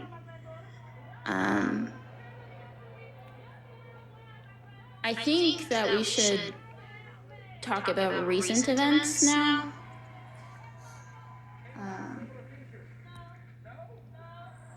Okay.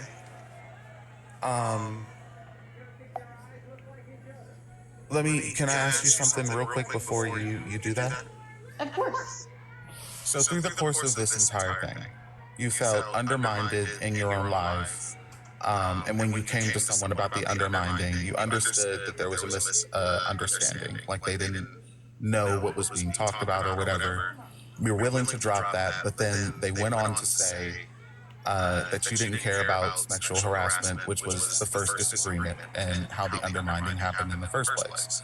Because it wouldn't have happened if they didn't come in. Like if you were addressing Irish and Jones came in, none of this would have happened. The point was is that you were addressing someone about sexual harassment comments that had happened towards you from them, and Jones had came in. I guess under the impression, what he told us, under the impression that Irish was being addressed. And so he undermined your boundary and addressed Irish. You then held a live to say, hey, you undermined me to address Irish when I said I didn't want to do that. Then he didn't, he understood that you weren't addressing Irish and you were addressing Crack Up about sexual harassment.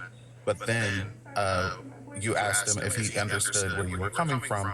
He didn't understand where you were coming from and gave an apology about something you didn't ask about, an apology that you didn't ask for.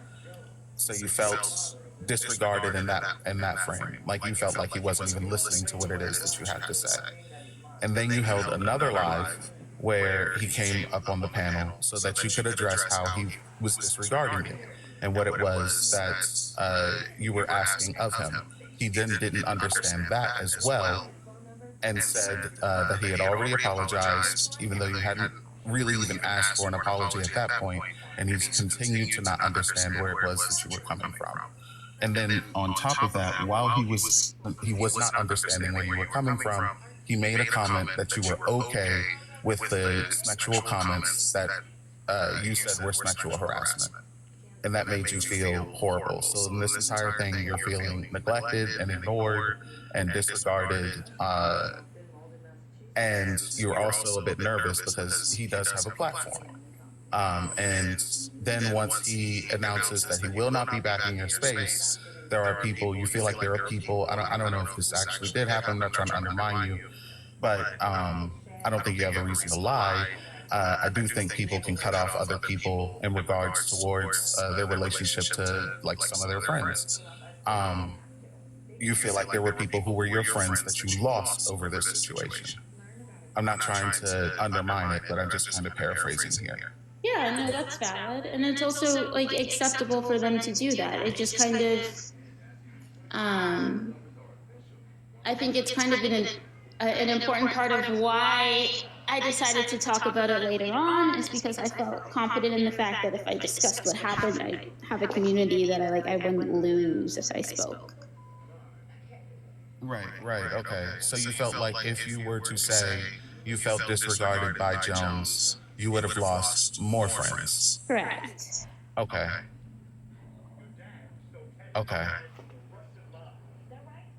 So there is a question, and I'm going to ask this. And there's no way to ask this question without sounding like an asshole. So I'm just going to ask it, and I'm just asking it for like narrative purposes. Is that why you did not address it immediately again and waited until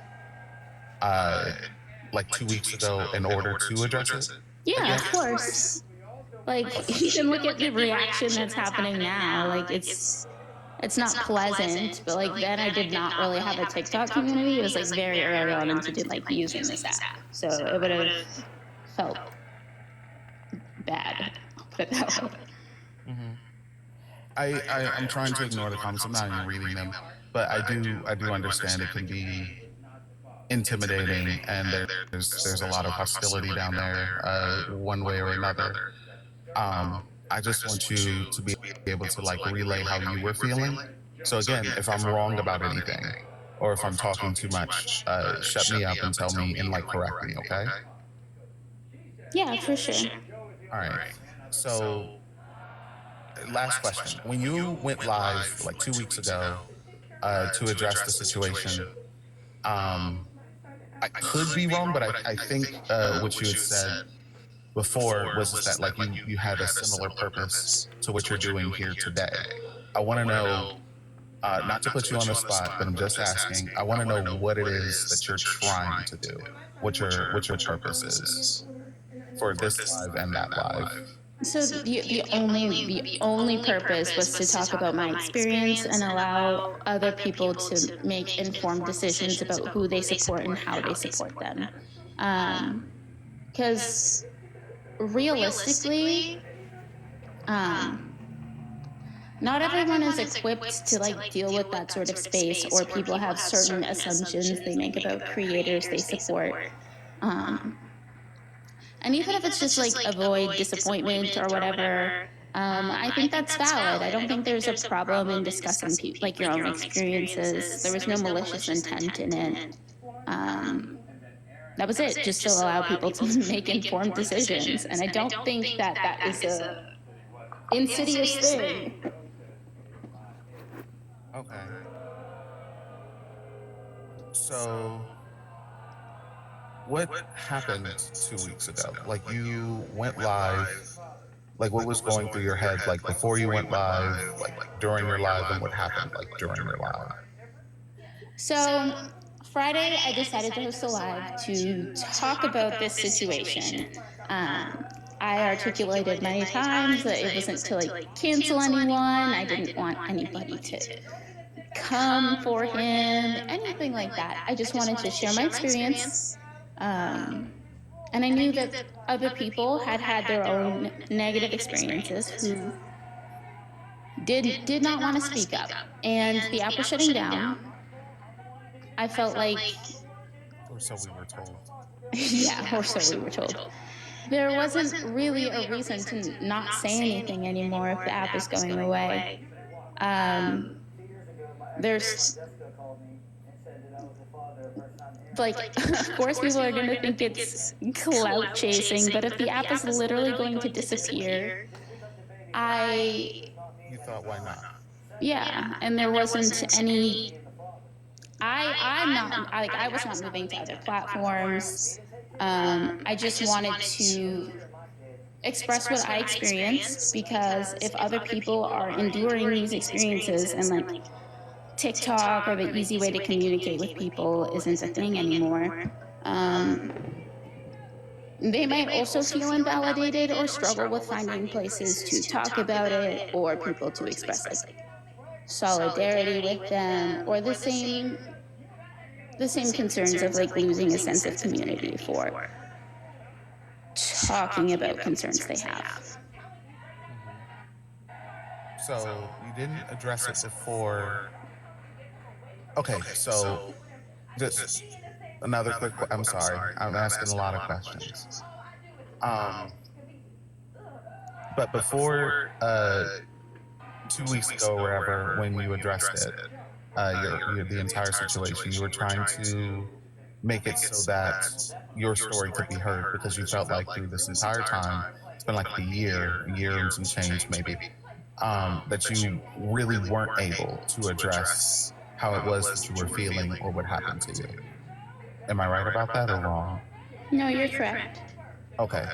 And you hadn't addressed it before because you felt like if you did, like TikTok, I mean, we have threats of TikTok going away since like 2020, but like TikTok had no sign at the time of going away. So you did not want to isolate yourself even further, because you had felt isolated by people who, I make this joke where I'm like, I get the friends in the divorce and you get the friends in the divorce. I'm just going to say got Jones in the divorce. Yeah, sure. Okay. So you didn't want to isolate yourself any further. And he also had a platform, so you were a bit intimidated. And you had felt like you had already lost friends, so you felt like you couldn't speak over this. But with TikTok going away and the impending doom, or so we were told, you felt like this was it. This was like a chance for you to get your story out there. Yeah. Okay. I mean, that does make sense. So, like, before the live, that's what you were thinking. When you went live and you were telling your story, I was going to say your side of the story. That's wild. You were telling your story. What was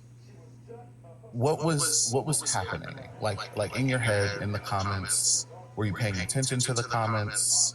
Like, what was happening? Yeah, on Friday, the first time I went live, it was pretty positive. We were just like discussing what happened. I was answering questions. It was very tame. That is when Jones entered my live. Tried to request up. I set a boundary that I did not want to speak with him on panel. I had not had positive experiences speaking with him on panels at this point, so I just said, like, I find you triggering. I don't want to speak with you on the panel, but like my DMs are open on all platforms, and you're welcome to be in the comments. This is when he used that opportunity to call me a fraud, a liar, and say I was on some clown shit. Say I was clout chasing on my way out the door, and never really addressed the substance of what I was talking about. So I just really want to emphasize that the option to speak to me about this was open. I don't think that I have to like address him on his terms. I think that like the door was open. If he wants to reconcile, he can. If he doesn't, then whatever. Right, okay. So you, if I can paraphrase this, you wanted to tell your story in a safe place for you to be able to tell your story. And if he wanted to reach out to you, you didn't want any excess stresses like his influence or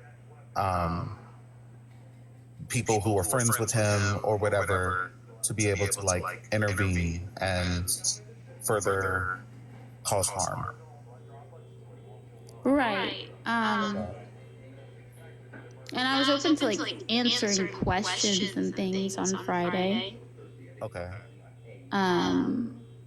This was all something that happened very publicly. I don't see any harm. So if I want to tell other people what happened about me, that is something like what like went down. That is something I would have to kind of do publicly. And I had no aversion to speaking with him. Or I had aversions to like physically speaking with him, but he could have commented or messaged me or anything of that nature. Okay. Friday, the door was open. Okay. And then, so that's what you did on the live. You told your story and you wanted to tell it in a safe space. And you did that. You answered a couple questions about the situation, because I'm sure people had questions. People have questions today. So after the live, what happened? After my live on Friday, okay, so Jones posted my background as the background of his own live. Was talking trash about it. I don't like something about like I don't really know. I think trying to send someone over to my live to talk to me. He was live at the time, and then that live ended. And later that evening, he went on another live to talk about me. And I honestly, I don't understand why I keep talking about it, but he never reached out to me. He never like commented other than like the weird disparaging comments. So I think it was like late Friday night. I just blocked him because like nothing was going to come of that, and I only blocked him on TikTok. Because you felt like he wasn't going to reach out. Oh, for sure. Like he spent the rest of the day talking about me. Oh, okay. Wait. All right, where? Like how? Like on his live? He spoke about me briefly on his live, and then he was on another live stream talking about me. I shouldn't say the rest of the day. That is like I'm just being like pedantic, but Right. he spoke about me like 2 other times that day with no indication of trying to reconcile things. Okay, and had not reached out to you. Correct. Okay. Is it relevant? Well, I'm just gonna ask this. I'm not trying to sound like an asshole or put you on the spot, but is it relevant the things that he was saying while he was talking about you, either in his live or other people's lives? I think they were kind of ironic because if he thinks that I'm trying to chase clout, why would he continuously talk about me? Okay. All right. Yeah. I don't want to get into that, but yeah, I hear you. So then, did anything else happen, or is it like the next day now? That would be the summation of Friday. Okay. So then, something happened on Saturday, right? Yes. Okay. What happened on Saturday? Saturday, I went live to address the comments he made in my live. I went live to discuss how the behavior exhibited was manipulative and fell in line with some manipulation tactics as well as tactics of and tenets of rape culture. Immediately saying that someone is a liar, is a fraud, is clout chasing, especially when they're talking about like stories of sexual harassment, is odd to me. Okay. Wait. So this was Saturday. Yes. So Saturday, I wasn't going to host another live, but because of the comments that were made and because he kept talking about me with no indication to like try and resolve things, I was just going to go live one more time and talk about the fact that like those comments were bothering me and they were like indications of rape culture and the exact reason and the dismissiveness, right? It was the exact thing that bothered me a year ago and the reason why I decided to bring it up. And this is the comments he made about you not caring about the sexual harassment, right?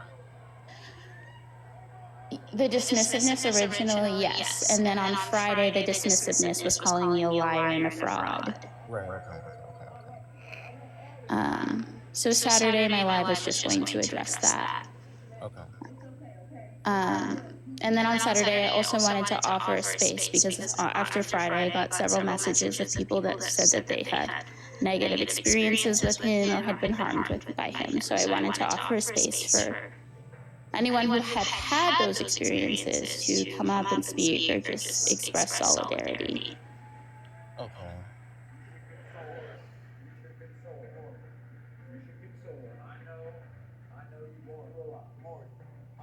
Tell your story because you wanted to tell your story in a safe space.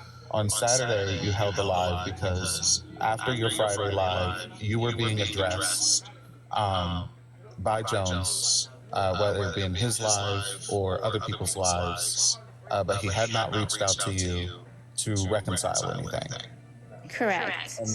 So then you went live on Saturday to talk about how you believe that his behavior was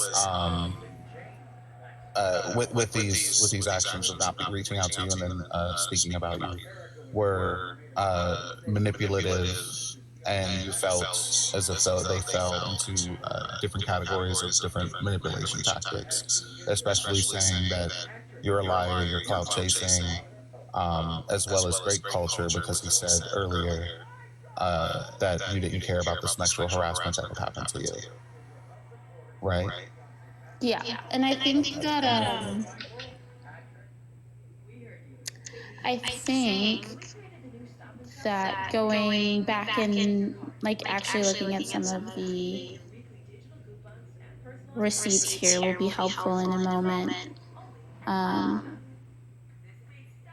So I just want to say that, like, if I'm addressing something that was hurtful to me and I want to talk about it publicly, I don't think that there's anything wrong with that. I wasn't disparaging or malicious or doing anything wrong on Friday. Yet I was treated that way. Okay. When on Saturday, I have a question about Saturday. You said you allow people to come up and express solidarity. Correct. Okay.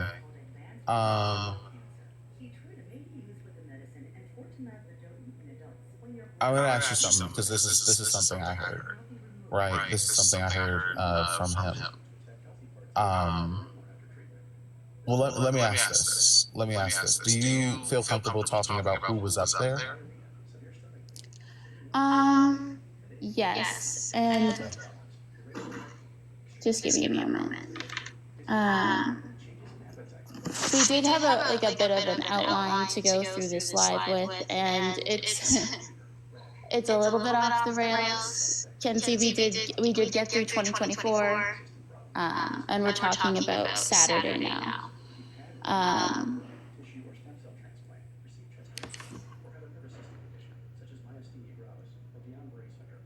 All right. Did you still want to share Friday and Saturday's live? Is that still on the list? Yes, that's where we're at right now. Did you want me to pull that up? Yes. Okay, give me 1 second.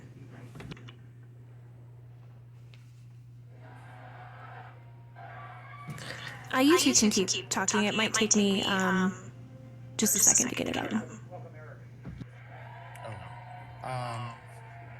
Did you want to go over the clips, or can I ask about like the people who were at your live on Saturday? Yeah. So, for Saturday, I think that it's really important to understand the sort of space I hold, right? Like, people are welcome to come up and share their stories. It's not my place to police whether or not someone is allowed to talk or be silenced. So people who had things they wanted to share or wanted to request to come up were allowed to do so. Okay.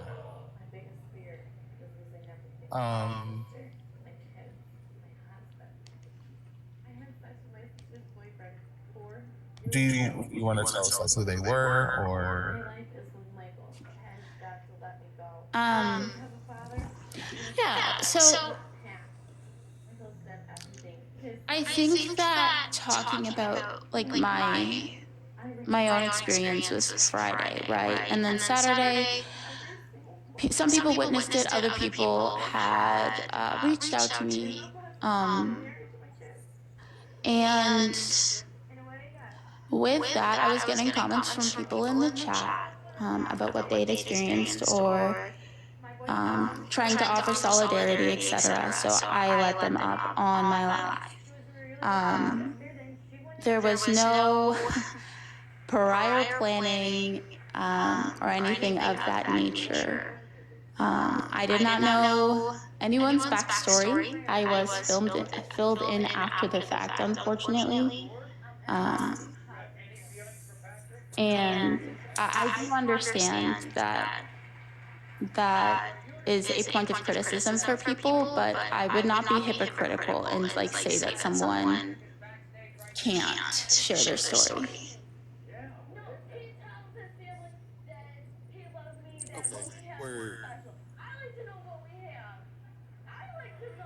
just to fill in the blanks here, because like you gave like the disclaimer. All right, cool. But like,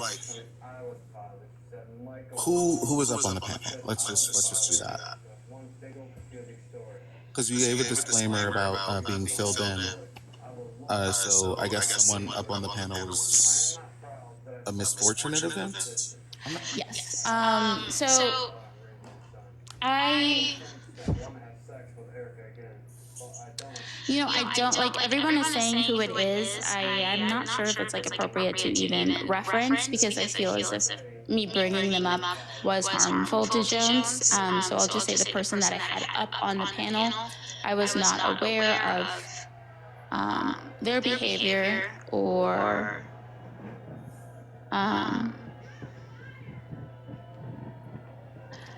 their history.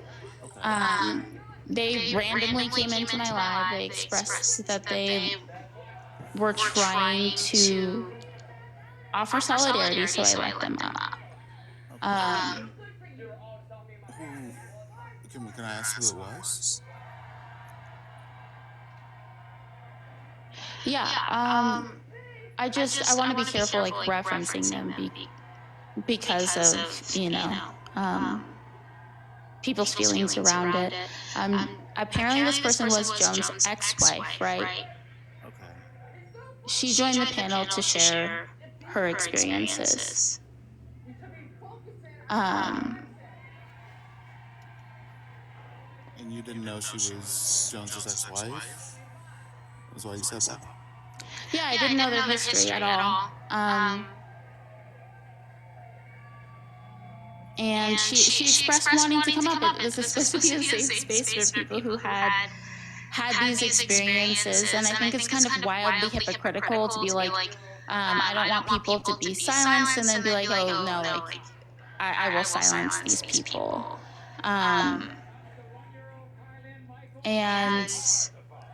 I can understand people who want to like criticize me for that and accept it. I was just trying to stay true to my own values. No one invited her. No one planned it. She just randomly requested into my life. Okay. I mean, that's cool. So you were trying to. It would sound.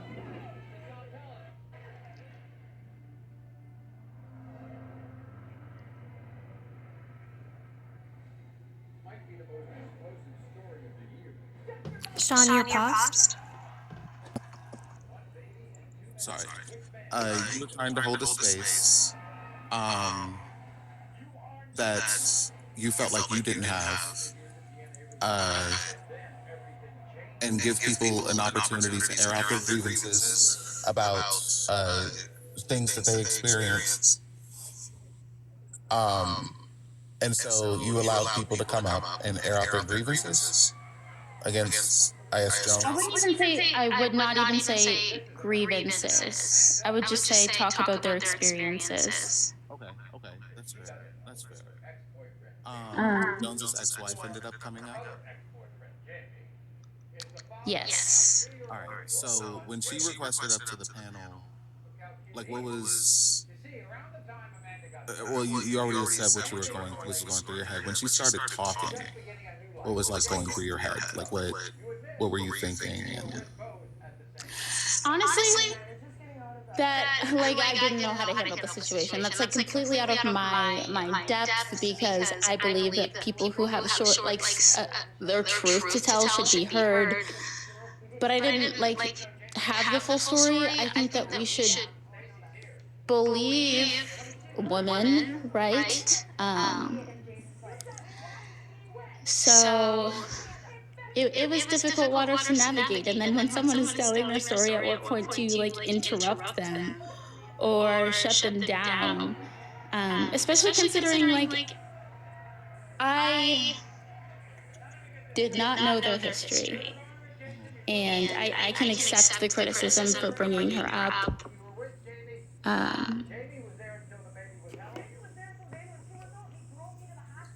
I think that I think that it was something difficult to navigate. I mean, do you regret bringing her up? I understand that bringing her up harmed many people, Mm-hmm. and I'm still not even fully informed on like her story or whatever. I would say it was a mistake to bring her up, Okay. but I don't think it was a mistake to allow a woman space to talk about what had happened to her, and it's just such a difficult thing to navigate, especially if you're like trying to be an advocate for women. At what point are you going to shut someone down and say like, no, you have to be silent, especially when you don't know their story? The only reason why I was asking if you regret it was because it sounded like you were trying to say something along those lines, like there was some disclaimers and whatever. And that's why I asked it. It wasn't like to try and bait you or anything. I was just trying to figure out how you were feeling. But if you say that it was a mistake bringing her up, I get that. Yeah. Yeah, it was a mistake because it harmed people, but I would say I don't regret giving a woman a space to speak and be heard.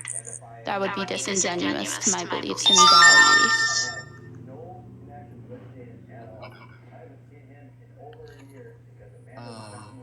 So, sorry, Sean. Kenzie, are you ready?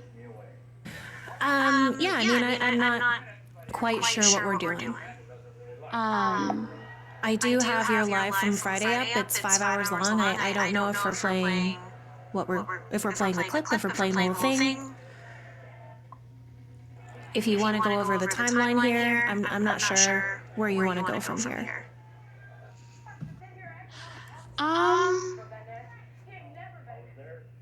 I think we recapped Friday like pretty well.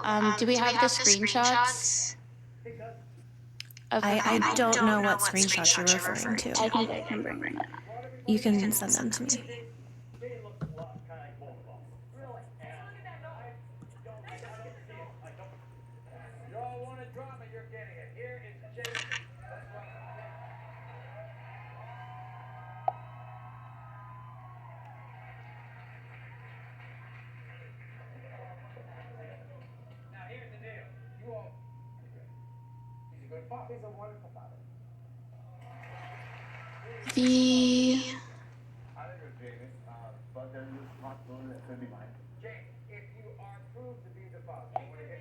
The comments from Friday. I'm trying to find them. Okay. Well, while you look for that, did you want me to explain my perspective? Yes. Okay. So I have known about these events since the end of January 2024. I was on a live with Irish and received a DM from Jones saying that Irish was a no-fly zone. Let me see if I have it here so I can put it on the screen.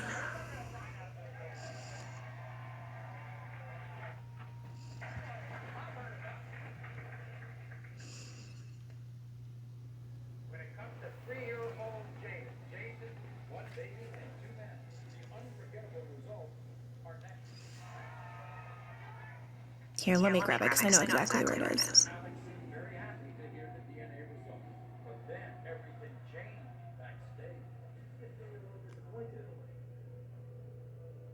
We heard you. Savings should be easier. So we created the new Stop and Shop Savings Station. Quickly scan your card or enter your phone number to activate your weekly digital coupons and personalized offers. Shop smarter, save more. Oh, I wonder if I can make Sean bigger and it'll adjust. Great deals. Stop and Shop 80% lean ground beef is $3.49 per pound. Doritos or Tostitos are $2.97 each. If you're in my Discord, I will post it there because it looks like it's just not formatted and I honestly don't have time to do that. So essentially what the DM is he saw me on Irish's live and DM'd me, hey, I don't know if you're aware, but Irish is a no-fly zone. The DM, it does say my reply is a minute later. Discord must have essentially, like at the, I literally replied within 5 seconds because I was very confused why he would send that to me. And then he, I can turn my camera off. My Discord shut down, so if you're not in there, you're not joining. But I'll turn my camera on if everyone wants to see the DM. I replied within a few minutes with a couple, or I'm sorry, within a few seconds with a question mark, and then he didn't reply until the next day. And that was kind of a red flag for me. If that's something that's really important, I would expect to like understand what's going on pretty quickly. So I asked a mutual of ours about it, and they told me essentially about the everything that happened with Ivory, and then everything that happened with Brussels and Jones. I essentially went through all the receipts that you guys did, that we, you know, seeing the original live, and then seeing Brussels and Jones's interaction, and I stand with Brussels. I do think that Jones was out of line. I do think he was very entitled to her space. I do not find his apology to be genuine. I do not think he took accountability. And I was really disappointed to see that essentially he had kind of iced her out. And I think the screenshot that he sent me is also proof that he does do these things, because he will utilize relationships to essentially remove people from circles where they have community. So after, I will show the message. Relax. Okay, so here it is. If I show this message, then all of you that said it was a lie, I better hear apologies. So we'll turn that off. Okay. So I don't know if you can see the date, but right here it does say 1/28/24, 8:22 p.m. It says I replied at 8:23 p.m. It just must have been when the time switched over, because this was literally within a few seconds.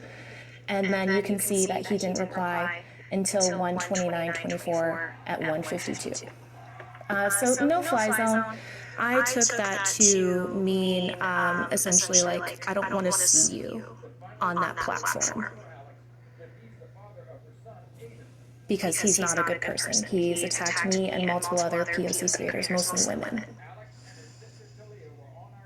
And the fact that this was an exchange within a few seconds, and then this was the next day, that was the red flag for me. Because if this is something like really serious and really important, I think he would have called me. I think he would have texted me. He does have my phone number. I think he would have made sure I understood why this was so important. So I reached out to a mutual of ours. I asked them, this was kind of a red flag for me. Do you know what's going on? And they essentially explained the whole situation. Like I just said, I went through all of the receipts that you guys did as well, and I came to the conclusion that Jones was out of line on this. And like I said, I was very disappointed to see him ice Brussels out. So I sent her a message and said, hey, I'm really sorry to see what happened. If, I want to support you as another female creator on TikTok. I really appreciate your presence. I really appreciate you allowing me in your space. If there's any support, anything I can do for you, I'd be happy to do that. And we just left it at that. And I left her that message in February of 2024. And then most of 2024, correct me if I'm wrong, Brussels, you weren't on TikTok as much as you were previously? Yeah, correct. Yeah, so I didn't see Brussels a lot. And then you started going live again, what would you say, like December? Yeah, around there, December. So that's when Brussels and I do have a lot of overlap when it comes to grape culture and essay violence towards women. So since it's a topic we share, I like joining her platform. We discuss a lot of the same things. I want to clear the record that I blocked Jones in December. So me blocking him was not a result of the live. We are zooming in one part of a very large picture. So this is one piece, and this is centering Brussels' experience with him. I have other pieces when it comes to looking at the big picture here. And there are other pieces that I have observed over the last year that in December, I decided I had had enough. December 2024, yes. And to be honest, I think I should have blocked him sooner. But I'm not going to give the reason why, because it involves other people that I'm not going to drag in here.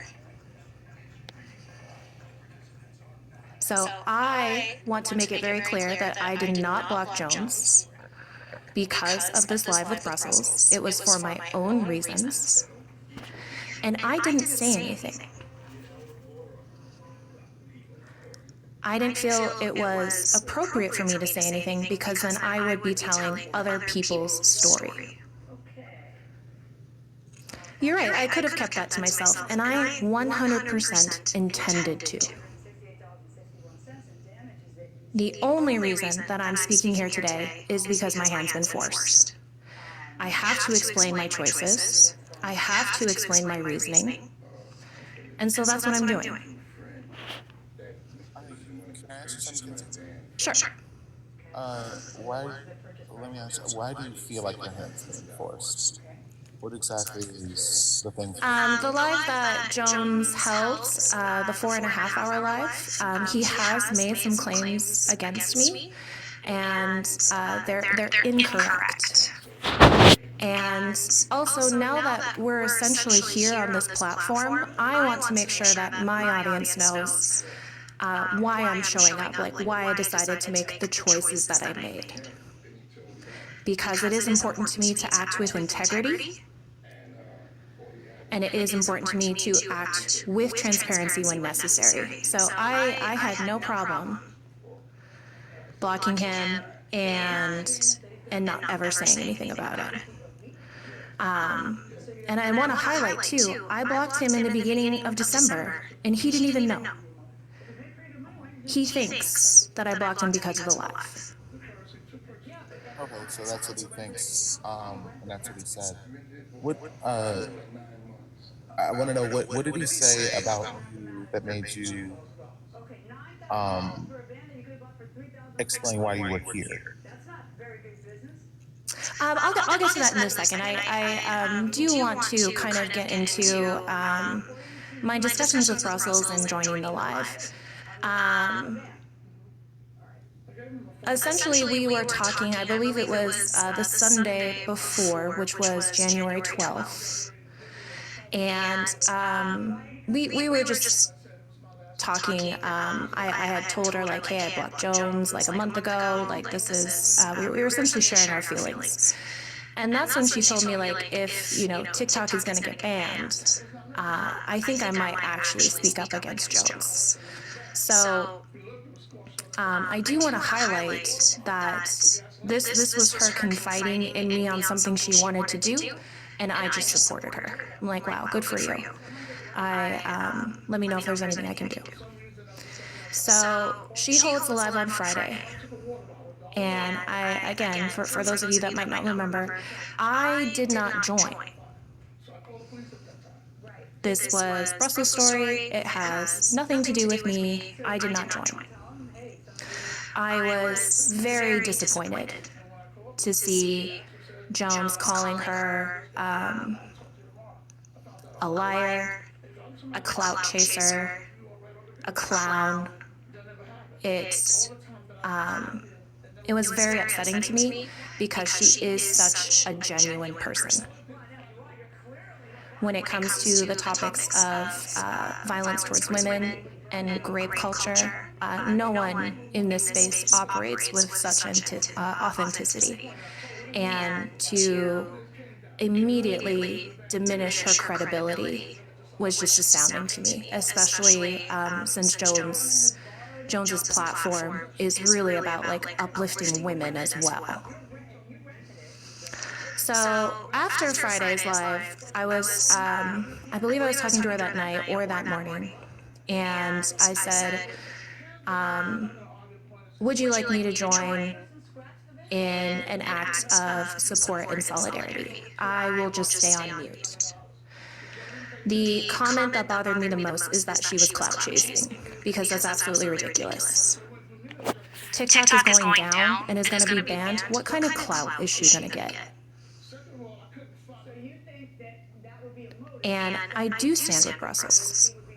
He is wrong. So I thought, if he wants to complain about clout, like, I'll step in the ring. She doesn't need him for clout. Now she's got me. So I joined. My intent was to stay on mute. There was something Brussels said that people were asking about in the Discord. So I did want to put a video in my Discord to essentially support the claims that she was making. And someone reached out to me and said, hey, my name's in that clip. I really don't want it to be. Can you take it out?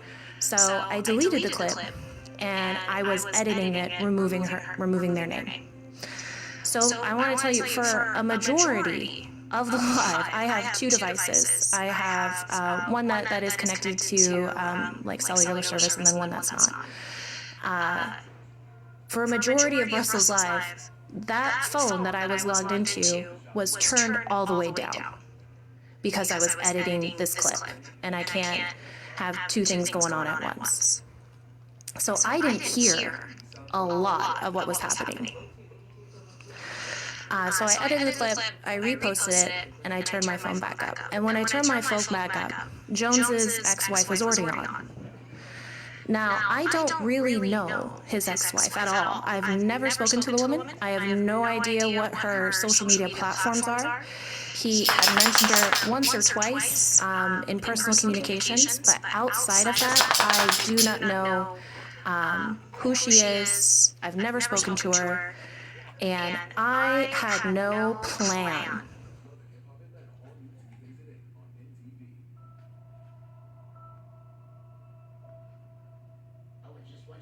Then she brought up his education and said that he had made claims about degrees that he doesn't have. And someone had sent me earlier a DM that was a list of claims that he had made in terms of his degrees. So, other people have been noticing that he makes these claims. And I was really curious if he did have these grades, because if you claim it, then it should be true. So I thought, since I have his ex-wife up here, and she opened the door, I'm going to walk through it. I did say that it was a list I have, because I didn't want to, essentially, people to start speculating who had sent me the list, because the comments and Discord was going crazy. And so I asked her. It was not planned. It was impulsive. And yes, I wanted to know if he was lying. And you can call it messy, but if you hold Jones to any kind of standard of integrity, then you should want to know if those claims are true. So it was impulsive. Again, it was not planned. I had no control of the live. I did not know anyone was joining. I did not know anyone was speaking their story. And then I just went back on mute. You can take her as a reliable source. You can take her as not. So, can I ask you something? Yeah. Well, there's two things. But the first one, since the degrees were brought up, because this was brought up to me the other day on his live. Sure. So you didn't bring up the degrees yourself? No. Okay. Well, like I said, she had brought up the degrees, and I just saw a door open, and I didn't think we would really have any other opportunity to verify if these were true. Right. Okay.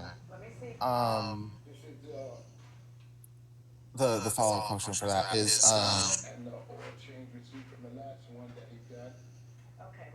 when she,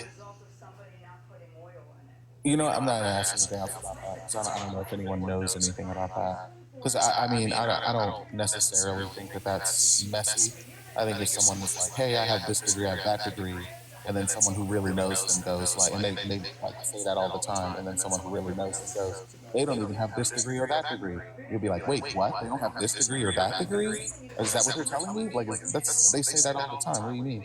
I think that would be like a point of interest. So, um, maybe impulsive, but I think anyone would have asked that because I do that all the time. We literally do that on lives where people are like, "I have a PhD in this," and then someone who knows them is like, "No, they don't." And we're like, "Wait a minute, they don't have that? That's crazy." But the second question was about when you had talked about how your hand was being forced. I'm still Yeah. not sure. I don't think we went over that well about why you feel like your hand was forced. What was done that made you feel like your hand was forced to talk about? So the claims that Jones made on his live on Thursday, he was essentially saying that I was orchestrating everything. And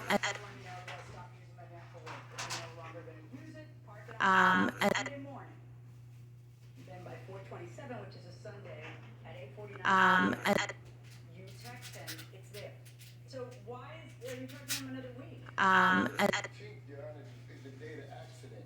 When I asked him to and how's he gonna give it back to you? The first text I see, do you have a text before this? In the middle of a sentence. Do you have a text? Okay. So the live on Saturday was very much misconstrued. The only thing that I was there for was to show Brussels solidarity because I do believe she was very much harmed. I do believe what happened to her was not right. I don't think he took accountability. I don't think his apology was sincere. And the way that she is feeling is very valid. And it's difficult, I think, for anyone to speak out, especially a woman when with a small platform when it comes to a large creator. And so I wanted to offer support, and that's the best way that I figured how. So again, I didn't talk with Brussels like, "Hey, what are you going to do? What's your plan here?" I just let her run her live. I joined, sat on mute, turned my phone down, and then posted a video in my Discord. And like I said, for a majority of the live, I was re-editing it to take someone's name out. Yeah, so I think I've explained essentially my part in it, and then just kind of the opportunity to arose where he had made claims that we were unsure about were actually true. So I wanted to validate if those claims were true with someone who obviously had proximity to him to know if it was true. If you find her to be an unreliable source, fine. I have no issue with that. You have the information. You can make your own decision. I do not care if a creator on here has a college degree. I myself call myself the Goodwill Hunting of Debate Talk because I just like to read about these topics. So it is one thing to say you're not qualified to discuss this because you don't have this degree. I totally get that's one thing. But it's another thing to essentially say, like, are these claims true? is he operating with integrity or is he not? So that was my thought process. So you felt like you needed to say that you didn't orchestrate this because you said that you had orchestrated this. Yes, that I somehow convinced Brussels to hold the live. I absolutely did not.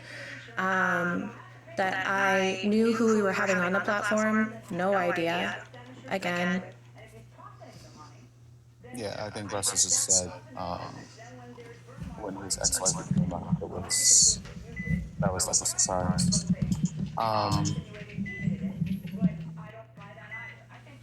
I want to. I don't. I'm not trying to read the comments. I do got to go here. It's not. I got to get away. But I just clear this up because I'm not trying to read the comments, but I do like one or two comments here and there, and I think that it is worth it to say because people are upset about this, and this would be an upsetting thing. That Brussels, if I can ask you this, you didn't bring up Jones's kids, or did you? Absolutely not. I didn't even speak. I didn't speak on his family. I asked solely questions based on the wife and just like what she was saying, like what were your experiences? How did that make you feel? Those sorts of questions, very objective questions. Okay, because I feel like some of the comments, or at least I read like one or two, were like his kids were brought up, and I feel like if a person's ex-wife is going up on a panel, she may have been the one to bring up the kids, because that just if they have kids with each other, and she's like saying stuff, she might bring up the kids. I'm not saying that's okay, but that was like her thing, and I feel like that might be a thing where earlier you were saying you didn't necessarily know how to navigate it, but you really didn't even want to be in the middle of it, but you didn't know exactly how to handle it. Because like people and their drama with their kids or their marriage or whatever is difficult to navigate for third parties. Am I wrong or right about that? No, that's correct. Like I didn't know where to interrupt someone when she was talking about her own experiences and like yeah, difficult to navigate. Okay. Oh, go ahead. Oh, I was just gonna say, Kenzie, Sean, if that was your final question, I was gonna ask if Kenzie was ready to review the pub live from Saturday. Yeah, I'm ready to do that. I do have to go. I'll text you. Yeah, I'll just text you. But thank you for allowing me to ask questions and clearing things up for me. Thank you, Sean. Love your face. Thank you, Sean. I appreciate you coming in. Absolutely. So just to kind of clarify the timeline, the first live that Brussels held was on Friday, January 17th. She holds a live to share experiences with Mr. Jones. Mr. Jones does join that live and calls her a fraud and a clown. And then he also goes live himself to discredit Brussels that evening. He then also slams her on the TikTok Awards Live, which all took place Friday night. So because of those actions, that is why Brussels held the live January 18th, which was the following, obviously the next day, which was Saturday. So she joins to discuss essentially what is his response. And so now we're going to go into, after this live, Jones went on to Public Offenders Live and discussed what was going on. So just give me 1 second while I adjust my camera.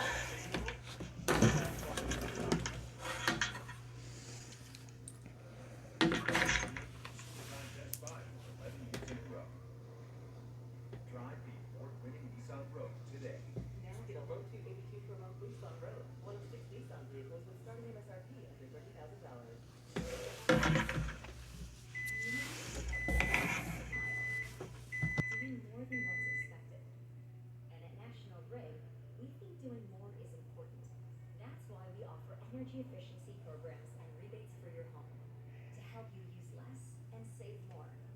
And a variety of services and solutions to make managing your bill easier. Because when it comes to utilities, affordability is just as important as reliability. We're here for your home. The defendant to retile her bathroom, and almost immediately the tiles started falling off the wall. But the defendant says she used the bathroom prematurely. It's the case of the porcelain nightmare. Did we lose Shannon? Sorry, I was just on mute because I was getting everything set up. Gotcha. So, tell me, oops, no, go back. Dollars that you want returned to you because according to you, they woefully botched the job. What happened? I had gone into family tile October 9th. I laid the tile, it only takes a couple of weeks. They started the 24th of what? November. The bathroom took 6 weeks. When you don't have the only bathroom in your house, it's the only bathroom on my own. What to do? We went to neighbors. You know what I'm saying? I was worried about nobody's personal business. When people are trying to take shit out of me yesterday, I didn't say a bad thing. I didn't say one bad thing. Damn, bro, I'm sorry that happened though, man. So, Brussels, you want to go first? So, we have essentially clipped certain sections of Pubs Live just to make this, like, easier for digestion. So this is pretty close to, essentially this will be in chronological order from when he joined the live.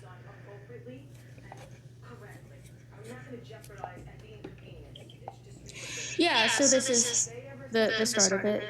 He's saying that he's never said a bad thing about a single person. This began because he was being, like, he was saying mean, like, horrible things without ever trying to clear the record or set things straight, telling lies. But we'll unpack it. Yeah, so I just wanted, so that first clip was very short, but we just wanted to highlight that he's now claiming to Pub like I haven't said a bad thing about anyone, and that's just not true. He's called her a clown, he's called her a clout chaser, he's called her fake. So that's kind of the first lie.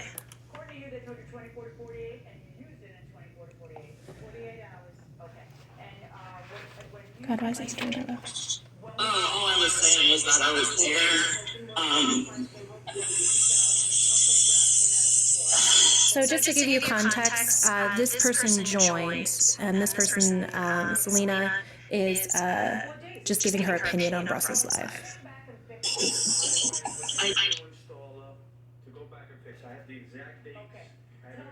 Just thought it was a little interesting for Mr. Jones to say what he said if he wasn't in there.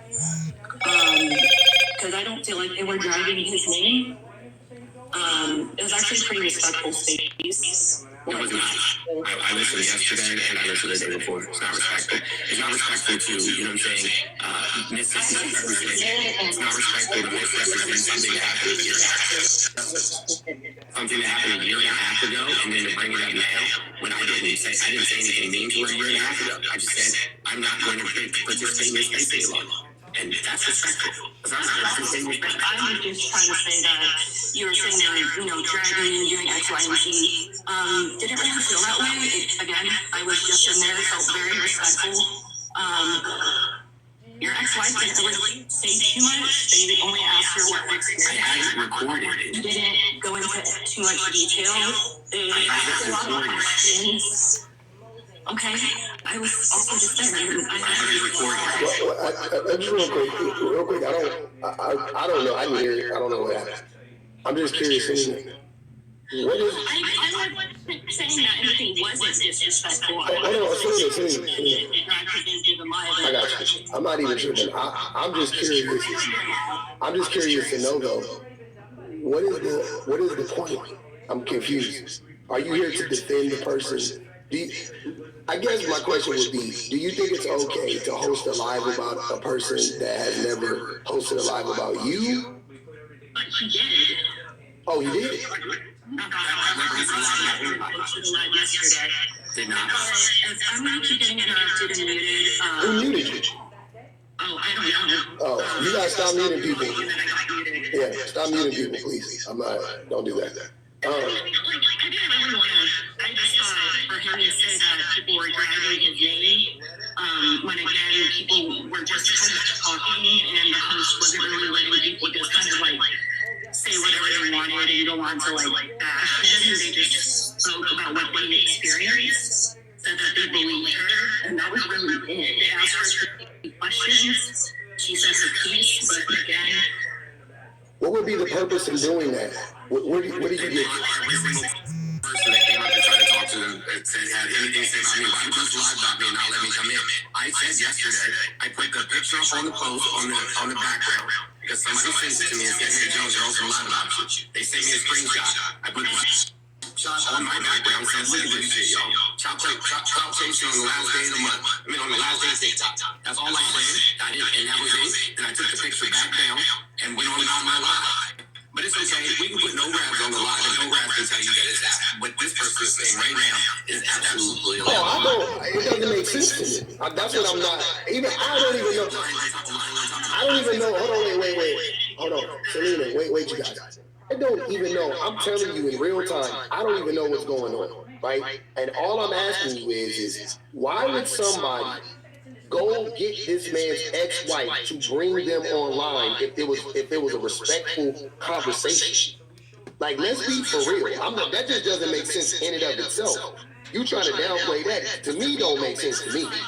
That's weird. Okay, that's fine. I thought it was interesting that you guys are talking about something else. I don't mind doing it. Let's put the pictures. Let's put the pictures on the background. Let's put the pictures up. Okay, whatever. Hold on, what pictures?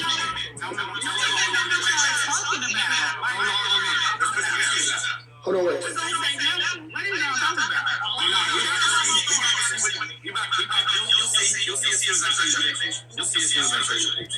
You'll know what I'm talking about. Okay. And then I watched in the comments that I was about to go cook. I didn't really know that we brought up so fast. But again, I just thought it was mischaracterized. That was whoever. Okay, great. Sounds good. Let's put the pictures up. All right. Okay. Put it up. I just read it. I'm just being honest with you, Selena. I just think it's odd. I'm just saying, just from. Yeah, please answer. Honestly, every time I start talking, Mr. Jones interrupts me, so it's kind of let him do what he wants. Like I said, I just shouldn't have said anything. I felt like it was mischaracterized. I know, but I'm asking you right now. That's what I'm saying. I want to know. Yeah, I'm curious. She said that she was talking to other people that she felt she had been isolated from previously, and so I do apologize. I really got anxiety being online. I don't do this often.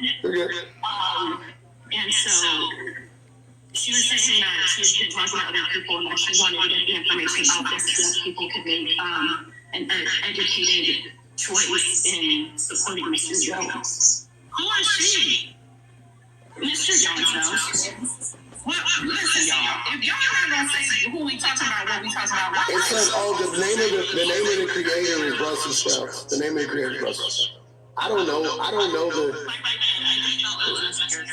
Sorry, this person right here, this person right here says, this person right here in this bottom box says that they weren't dragging Jones. They didn't say anything bad about it. It was very respectful.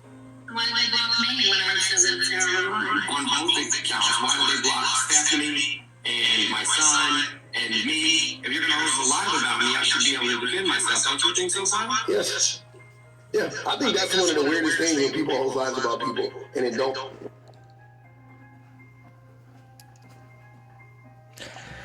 Okay, so that is the end of the clip. Did you want to go first, Christmas?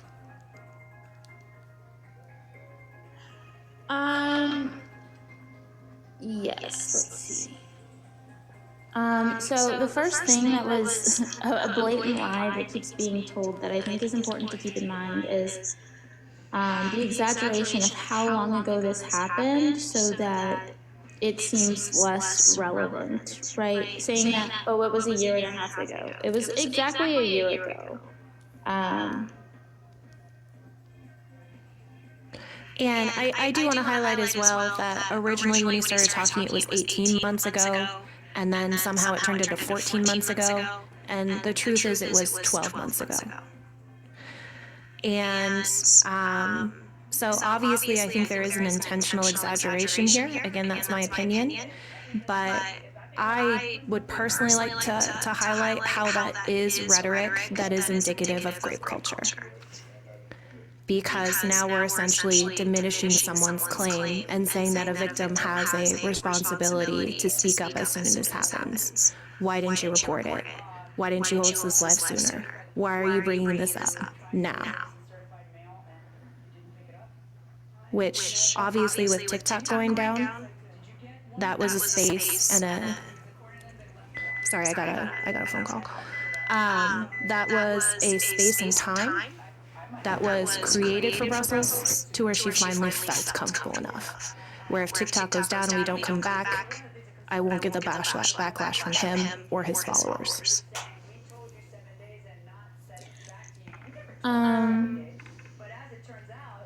I also want to just keep saying that there were 2 lives, Friday and Saturday. I don't know where this holding 3 lives about him came from. That's also a misrepresentation, and I feel like it's over-exaggerating the response. I'm not really sure. It's just... I will say it's intentionally misleading because he even made the claim that she held alive Wednesday, Thursday, and Friday. And that's not true. The first live was Friday, the second live was Saturday. I'm going to say, I'm sorry, go ahead. Finish, I'm sorry. I just want to say, again, this is my opinion, I do think it's intentional. Because if you're going to make claims with integrity, I would think you would want to say statements that are true. Don't guess. And the fact that he changed it from 18 months to 14 months indicates to me that he is intentionally trying to exaggerate. Because why not stick with the 18 months? And then where did you get the 14 months? Because that's not even correct as well. I'm finished, sorry. And then I think the way that the woman that was up there reacted, and how intimidated she was, and the way she was consistently interrupted after being asked a question, is kind of indicative of why some people feel like they cannot approach him to have these conversations. I will definitely add on to that. When, you know, I'm obviously in spaces where there's discourse as well, and to kind of give give you like a visualization of how I see it, is that if we were face to face, I'm standing in a circle and you're standing in a circle. And this is essentially our bubble. And we all know like how uncomfortable, intimidated we can get when people are kind of in our bubble. And when you are over talking and interrupting, you're essentially stepping into someone's bubble and taking away their space. And so while you're not physically experiencing it, you are psychologically experiencing it. So being interrupted, over-talked, and not giving the space to speak is equivalent to someone standing in your face and being intimidating from a psychological standpoint, again, in my point of view. And that is intentional. Selena came up to share her point of view, that it was respectful, that Brussels was telling her story, and he was invalidating her perspective. She had no horse in the race. She had nothing to gain. And he was telling her she's wrong. And then saying things like, I have it recorded, as if somehow that changes her perception of the tone and the vibe within the live.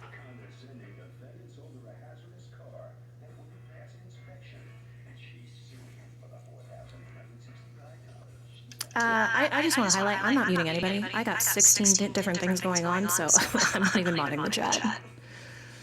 Brussels, did you want to talk about anything else within this clip? No. Okay.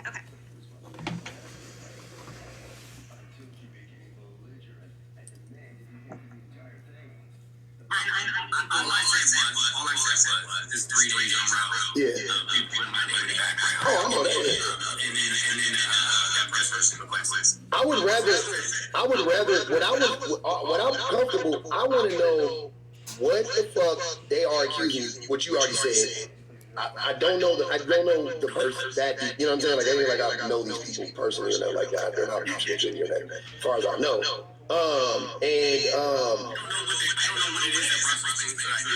Yeah, and I don't know why they would go, dig up your ex-wife and bring her online. So, I'm sorry, I want to pause it right there. I don't know what Brussels thinks I did to them is something that Jones just said. So for those of you saying, like, he apologized, he took accountability, now he's claiming he doesn't even know what the problem is. I don't understand. So, is she lying? Do you not understand? Did you apologize and thought it was fine? Like, which is it?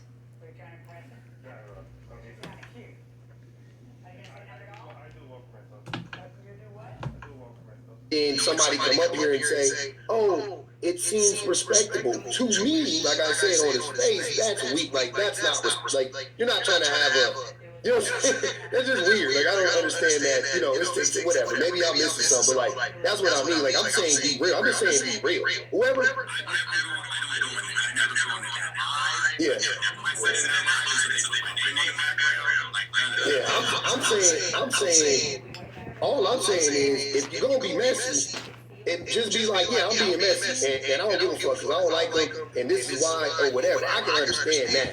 But I can't stand when people try to, like, gaslight and be like, no, it was a very, like, no, it wasn't, though. On his face, how could it be? As soon as, just so you guys know, when you put somebody in the background here, it's already messy. I don't care what you did, it's already messy. So there's no need to act like, oh, it was controlled. No, it wasn't. You did it to be messy. That's fine. That's fine. Just admit that, though. Don't, like, that's the part that I got offended by, to try to be like, to try to make it seem like everybody else is crazy for thinking, like, that's fucking crazy. I don't give a fuck. I don't know what the allegations are. So who's saying that I abuse you? I think they're saying your ex-wife. This is the tricky part around bringing something like this. So, I do have something I want to say about Pup's statement. Did you want to say anything, Brussels? If there's any point you want to pause, just let me know.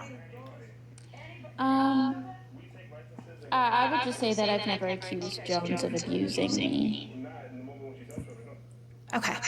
So the issue that I take with Pub's statement here is that someone sharing their experience that they found to be harmful and hurtful to inform a group of people so that they could make an autonomous choice on who they support on this app and who they don't as messy, I think is just, again, like a negative characterization of women speaking, especially women speaking out.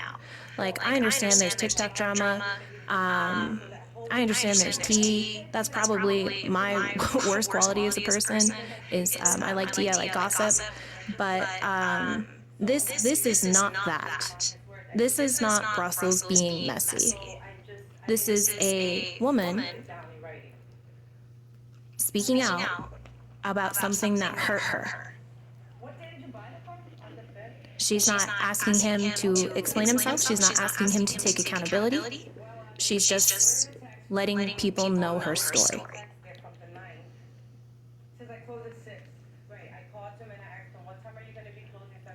And to categorize it as messy, I would argue is misogyny. Because women are supposed to stay silent about the harm and not speak of men negatively.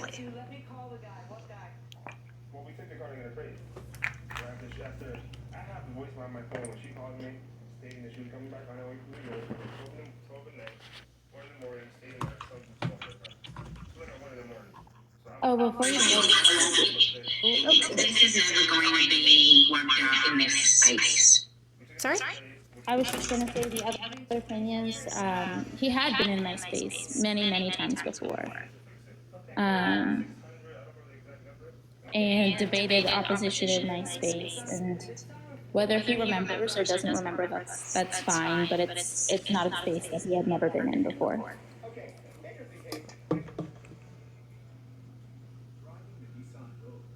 Did you want me to play? Yeah. Okay. Because it's unfortunately the nature of it is he said, she said, and two different trains of thoughts and two different perceptions. So I'm sorry, I want to go back a little bit.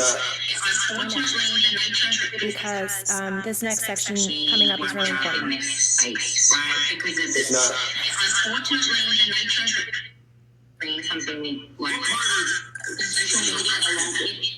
This is never going to be worked out in this space, right? Because it's unfortunately the nature of it is he said, she said, and two different trains of thoughts and two different perceptions and two different experiences of what happened. And some people who weren't there and some people who were, like, it's just, it's not. This is not the place. Like, I get it, but it's not going to get worked out here. It will actually just keep escalating.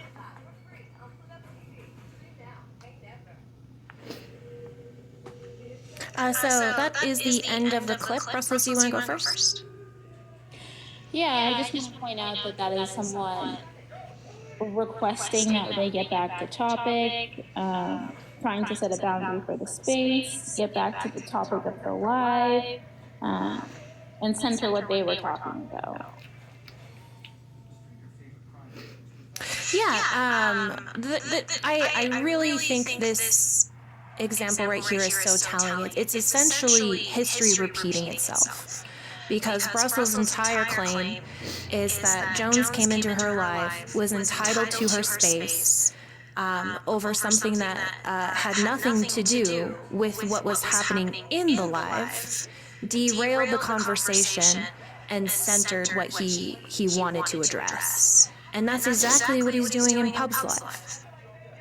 He came into Pub's Live, centered this experience, and now people are telling him this is not the space. So this is the first time in Pub's Live that someone's saying, it's not going to work out here. This is not the place to get it done. So I want everyone to make note that this is the first time Jones has been told this is not the space.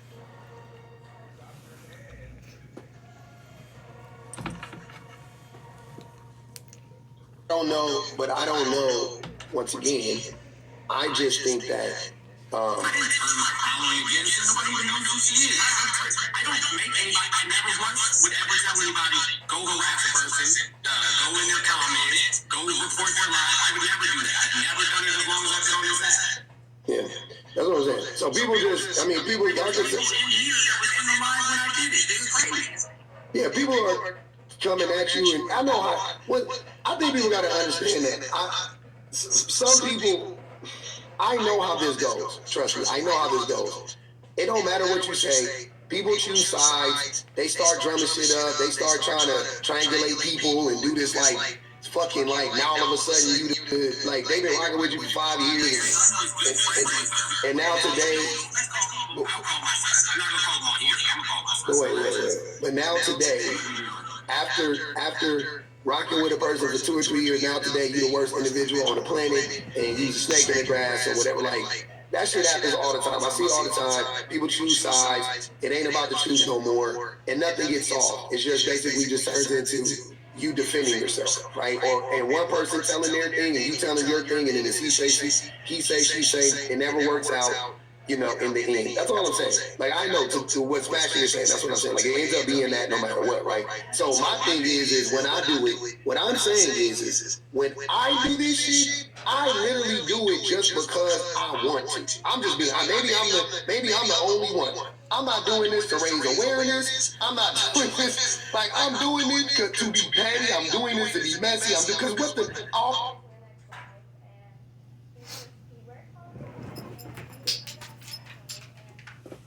Okay, so that is the end of the clip. So I wanted to highlight that even now that Jones has been told this is not the space, he continues. He completely disregards what someone said and continues. And then addressing some of the statements that he's made, I've never sent anyone into someone's live to make like disparaging comments, or I've never, that entire section was completely incorrect. We can see with the DM he sent me. We can see with the way he's treated Jeff and Sean. We can see with the way that he's treated Brussels that he definitely isolates people when they either don't do what he wants or call him out for his behavior.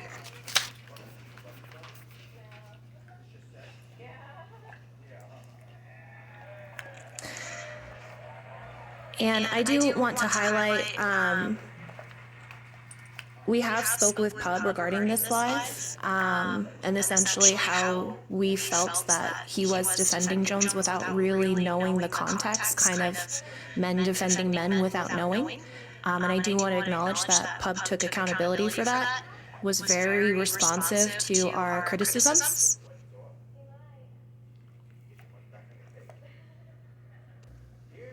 I'm sorry, I hit my pen, so I went to a different screen. I do want to highlight that we did have a conversation with Pub. We did talk about how we felt he was just kind of doing the thing, men protecting men without really knowing the example, some of the stuff that, the way that Selena was treated, the way that Jones was validated, and like I said, Pub was very responsive to our criticisms. He took accountability for that, and he also apologized on his live. So I do want to give credit where credit is due. Brussels, do you have anything you want to add? Not for this question. Okay. Brussels said, when I went in there briefly, she said that she had a conversation with Jones about her having a essay situation. And I don't know if she dismissed it, downplayed it, or whatever. No way I did that. So you did not have a conversation with her about any type of essay case that she experienced? Not that I know of. I mean, there's no way in the world I would downplay things like I don't do great policy at all. Not never. So the reason that we wanted to include this clip is because on Jones's live, he makes it seem like we were calling him grape apologist, a grape apologist, or upholding a grape apologist, I'm sorry. And those are his words. Those are not our words. So the whole, we're calling him grape apologists, he said it about, like, I don't do that. He's the first person who made the claim, not us. Is there anything you wanted to say, Brussels? Yeah, I just want to clarify that the claim that lady was saying, in case like new people are tuning in, I was being sexually harassed by a different creator. Jones derailed. That upset me. I was trying to have a conversation, and he was very dismissive. He was dismissive towards the sexual harassment. So I thought we had more Pub clips. Did I skip one? Brussels said, when I went in there briefly, she said that she had a conversation with Jones about her having a essay situation. Okay, yeah, so this one is essentially recounting of events. And I don't know if he dismissed it, downplayed it. There's no way I did that. No way I did that. So you did not have a conversation with her about... Okay, I'm sorry, I got mixed up in my notes. So I do want to highlight too, like earlier in these clips, he said, I don't even know what I did, and here's this person who knows nothing about really any of the videos, was not present for any of the conversation, wasn't there, simply watched Brussels live, and is literally explaining it to him. This is what you did. So he's now being told by someone else. Brussels was addressing someone that sexually harassed her. You came in, centered yourself, and dismissed her. That made her upset.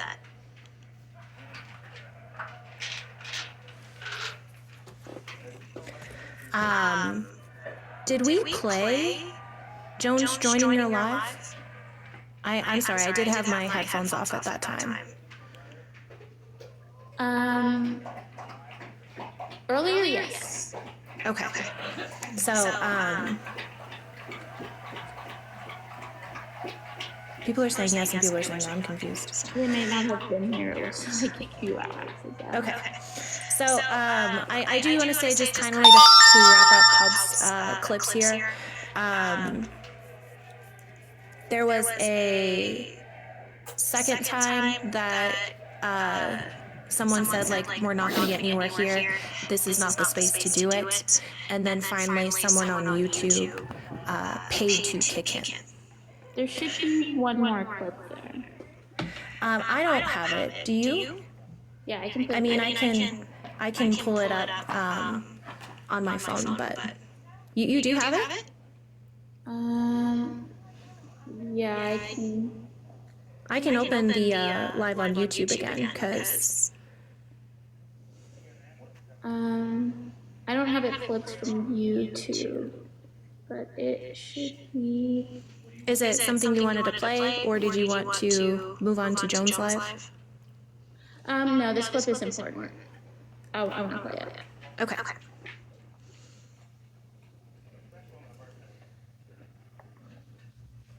It's taking a long time. I'll just play the audio from my iPad here. Give me a second. I have Pub's list up here. Can you tell me the timestamp? Yeah. Hold on.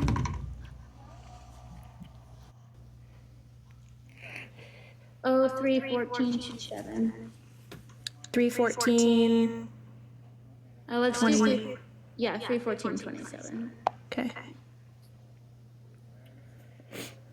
The people are the people who have, like, when, like, okay, if it goes down, right?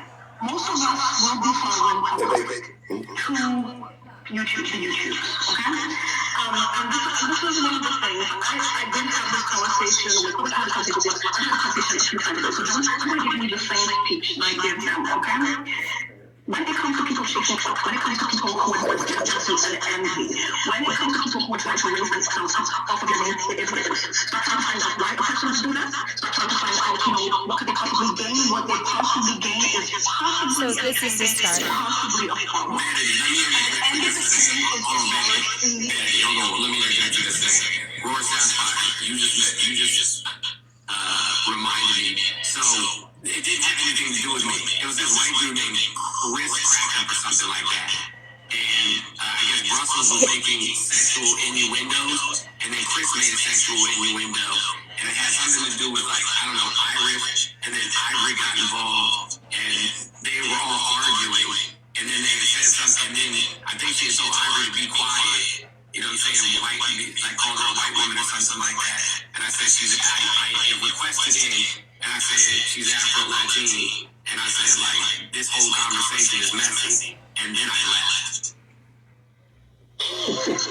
Okay, so I just want to ask, for the people that have been tuned in, I don't know if you feel like that's something that you've heard before within this, but I've been saying Crack Up sexually harassed me. The idea that you could say, I made sexual innuendos first, then Crack Up made one back, you are making the fact that you're victim blaming, number one. It implies that somehow I promoted that behavior and was responsible for the harassment I endured.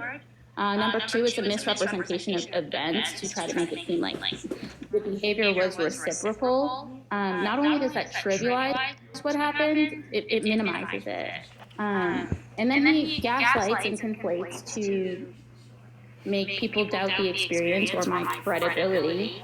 and frames me in a certain light to delegitimize what I'm saying, so I can be stereotyped as an aggressive or confrontational person and be disbelieved. Because nowhere in that those clips that you watched regarding the microaggression, did I address anyone really.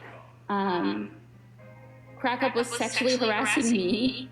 I am not someone who really makes sexual comments. Like, at most, you're gonna hear your mom, or that's what she said from me. So that comment is very much a display of rape culture. Regardless of what you think of the situation, that was not a factual representation of events. And it was really, really gross to make it seem like when someone is telling you that someone was sexually harassed, you're gonna say she did it first. So I want to replay that clip again before I give my take. And when it comes to people who are trying to raise themselves up off of your name, it is what it is. Stop trying to... So context really quickly is just this is Jones recounting what happened in the live with Brussels. So this is him telling Pub and Pub's audience what happened last year in January. And that's why a person would do that. Stop trying to find out, what could they possibly gain? What they possibly gain is possibly a pagan, possibly a phone. So right here when you interrupt. Let me interject you just a second. You just reminded me. So it didn't have anything to do with me. It was this white dude named Chris Crack or something like that. And I guess Brussels was making sexual innuendos, and then Chris made a sexual innuendo.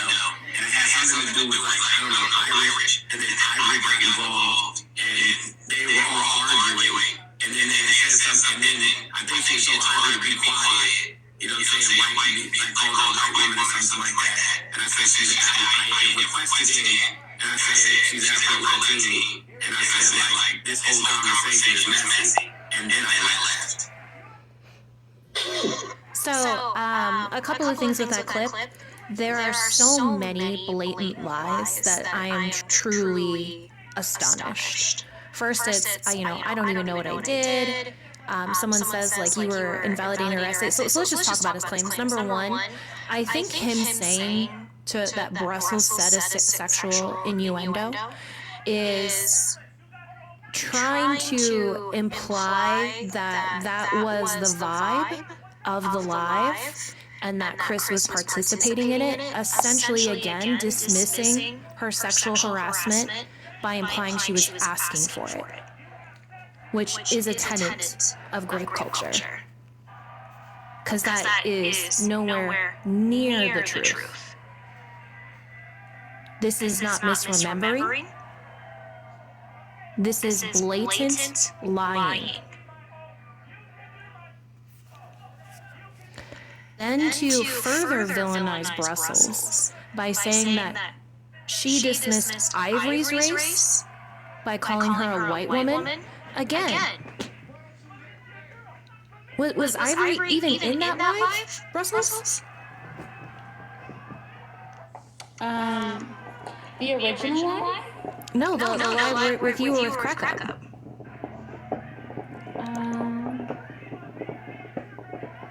No, she had left when Crack Up had joined.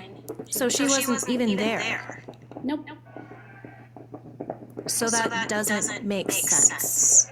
And no one called saying, not a single one of us, saying that Brussels said something to Ivory that is clearly untrue, and that Brussels did something to Crack Up that's clearly untrue. And then you came in to break it up, please. No. You were there to address Irish. And he knows he was. This is why I am very confident, again, my opinion, that he is deliberately lying.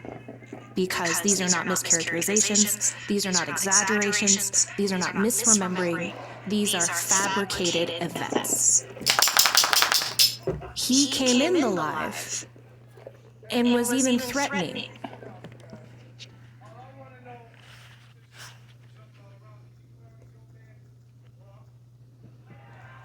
So, again, just to summarize, not only is he telling blatant lies, but he's spinning it in a way to discredit, demonize, and villainize Brussels, which is just absolutely abhorrent. You want me to keep playing? I think that was just about the end of it. I want to say that I find the idea, regardless of what you think about this live, that anyone would defend what was said there to be egregious. To say that like if you want to talk about identities, that a black woman deserved to be sexually harassed by a white man, that plays into so many historical, racial dynamics and tenets of grape culture that it's just so disappointing, and especially from someone that educates others on these dynamics. I think that we should all take that into consideration, and that's why I said the intention for this live is to just discuss patterns of behavior and allow people to make their own informed decisions about like who you support and how you support them. It's not about canceling anyone. It's just about showing you patterns of behavior that I've recognized that I find concerning.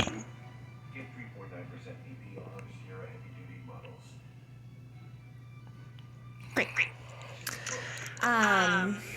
Okay.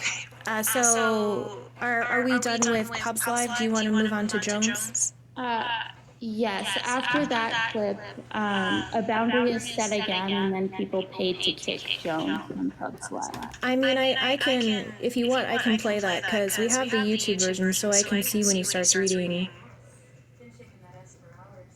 Yeah, it's at 3:15:52, I think, or 3:15:54. That's when he reads the super chats.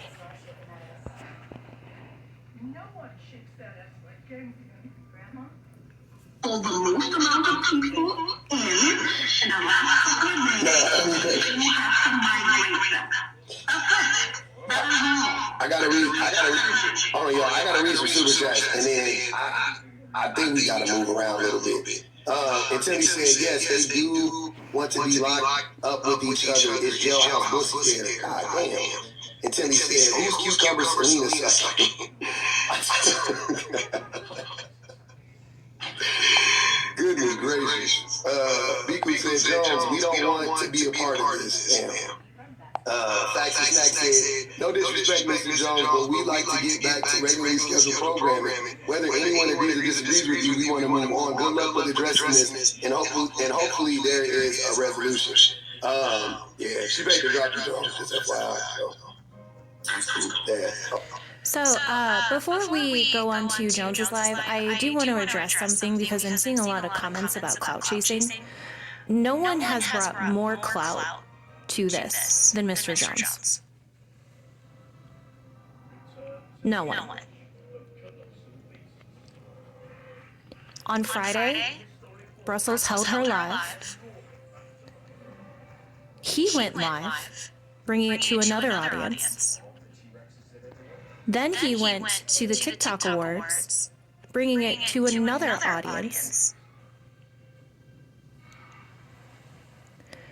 And so then Brussels wanted to respond to his actions, which causes another live to happen. Again, bringing it to another audience. Then he goes to Pub's Live. And on TikTok, Pub had between 700 and 800 viewers at the time. I don't even know what he had on YouTube. Bringing it to another large audience. Then Jones hosts his own live and talks about it for 4.5 hours, averaging between 1.8 and 2,000 viewers. And now we're here on my platform to address all the claims that he has made over several lives. So for someone who's claiming that Brussels just here to chase clout, he's sure expanding her audience for her. And finally, before we move on to Jones's live, I do want to again acknowledge to everyone, because I saw some comments that were critical of Pub. We did speak with Pub, and we were very honest about his participation in his actions, and he was very receptive to our criticism. He also validated it and said he was wrong, and he apologized on his live. So again, I do want to give that context, because I understand Pub, he's got someone in his live, he's hearing all these things. Sometimes people just don't know how to react. Doesn't necessarily excuse the behavior, but he acknowledged it, he took accountability, and he moved, and he apologized. Anything you want to add, Doll, before we go? I think it's, because I've seen some comments, I think it's interesting that you are still saying, but he apologized.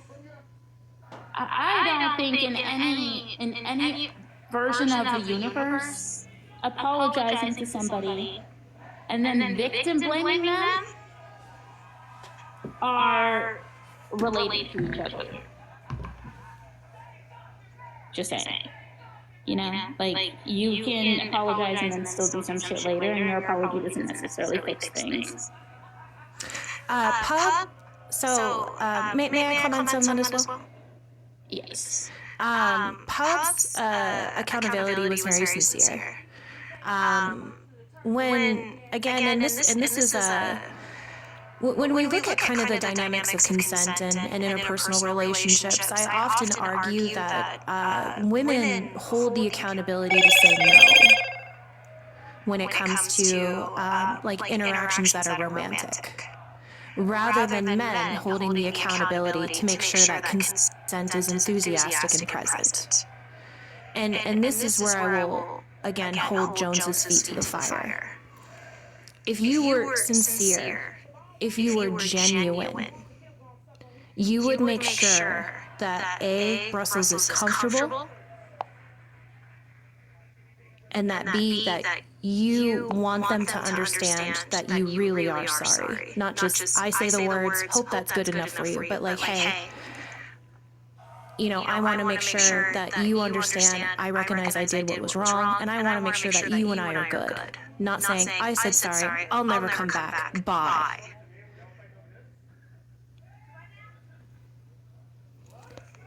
He did not care.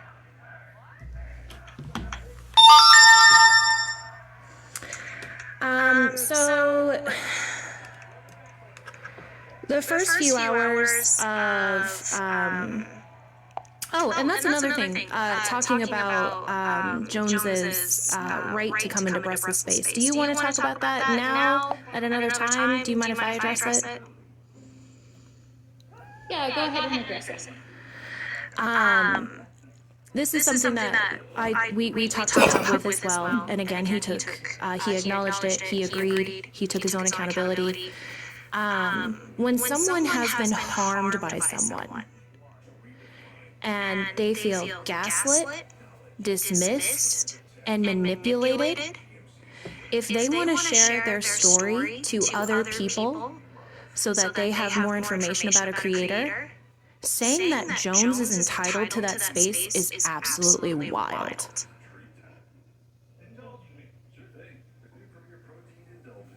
He is not. He has no entitlement to come in when she is sharing her story to try and further gaslight, intimidate, manipulate, and dismiss. Which is why she didn't want to let him in. That's not hard to see. And I think we can see over his actions that he fundamentally believes he is entitled to spaces that he's not. We can see that with Brussels' original life. We can see that also with Pulp's life. And then him even saying that in his own life, I deserve to go in there and defend myself. No, you don't. You want to defend yourself? You have the platform.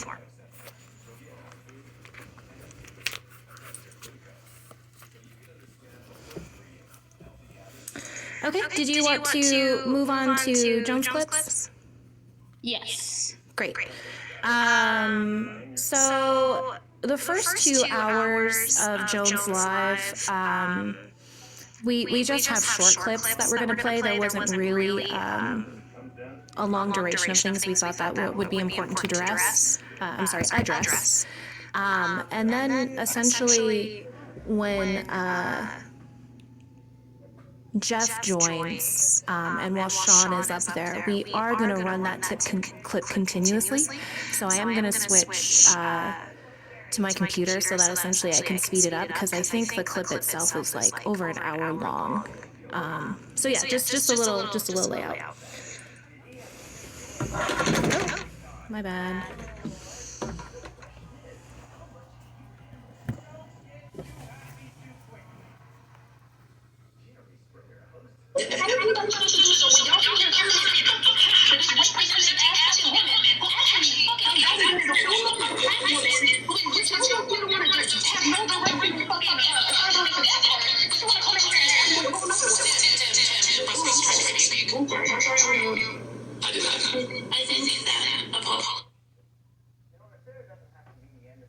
I think that apology is sufficient, and you should move on.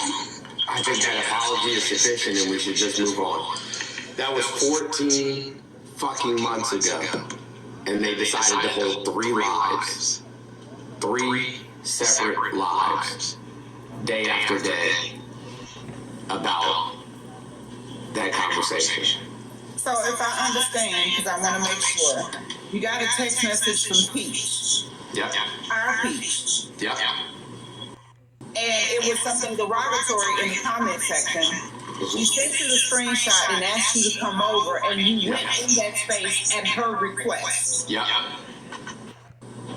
And I don't want to know what the comment was, but I'm guessing it was something derogatory and ugly. Was it directed towards Peach or just the black women on that panel? No, it was directed towards another woman of color. Another woman of color. So you went up to address the comment after Peach sent you a screenshot of what was said about another woman of color. And I just for clarification, are these 2 other white UK women that's Okay. You want to go first of all? Yeah, so first I'm going to point out again, there's the lie. There's the lie that I've held 3 lives. This was 14 months ago. And that I said that apology was sufficient, right? Like, I did say that we should just move on. Sure. But again, I don't know if like an apology under duress is something that should be taken as credible. I'll leave that opinion up to like the people watching, honestly. But I will say that 14 months ago and 3 separate lives day after day are just blatant lies. So I want to highlight a few things in here. I just want to play the beginning of the clip again. I'm sorry, I was screen recording. I didn't have time to like edit out the little things that I did that I didn't want, so just bear with me. But have you not done this? I know. I already said that. I said hello to Brussels first. But why did anybody stop me from the rest of the time? Why did I stop? How are you supposed to do so when y'all here coming in and fucking cops are just representing ass fucking women who actually fucking investigated a whole lot of black women who you don't want to just have no direct fucking accountability for that part. You want to come in here and have a whole other one. I'm sorry, I did that. I think that apology. I think that apology is sufficient, and we should just move on. I think that. How many of you think that she sounds satisfied with his apology? That tone to me sounds defeated. She is so emotionally drained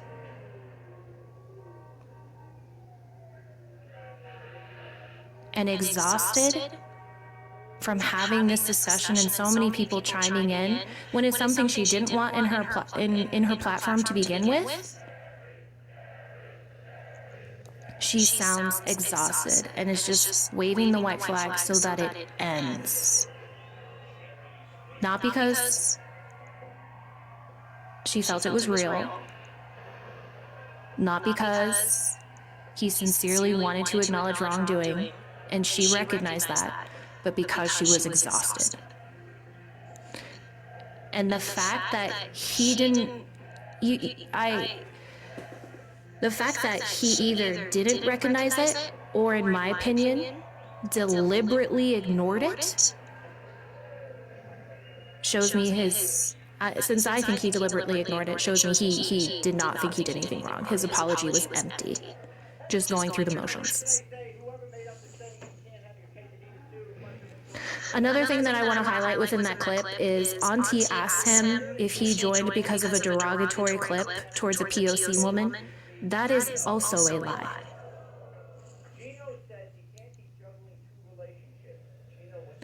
The clip in reference is from Irish saying, "Hey everyone, I'm going live in 90 minutes to talk about Ivory." The comment, I'm sorry, what'd you say? I was just going to say specifically the comment that was made. Yes, the comment that was made was not derogatory at all, just letting everyone know of a live about Ivory. That's it. So within this clip, so many deliberate lies. Why not talk to him? Why talk to him? Why talk to someone who will not admit they're wrong, who will not listen to you, who will invalidate you, who will gaslight you, who will manipulate you, who will use all these tactics? Why talk to them is my question.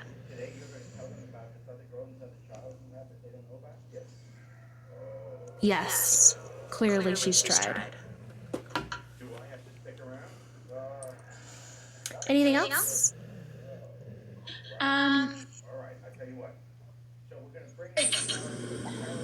What the hell?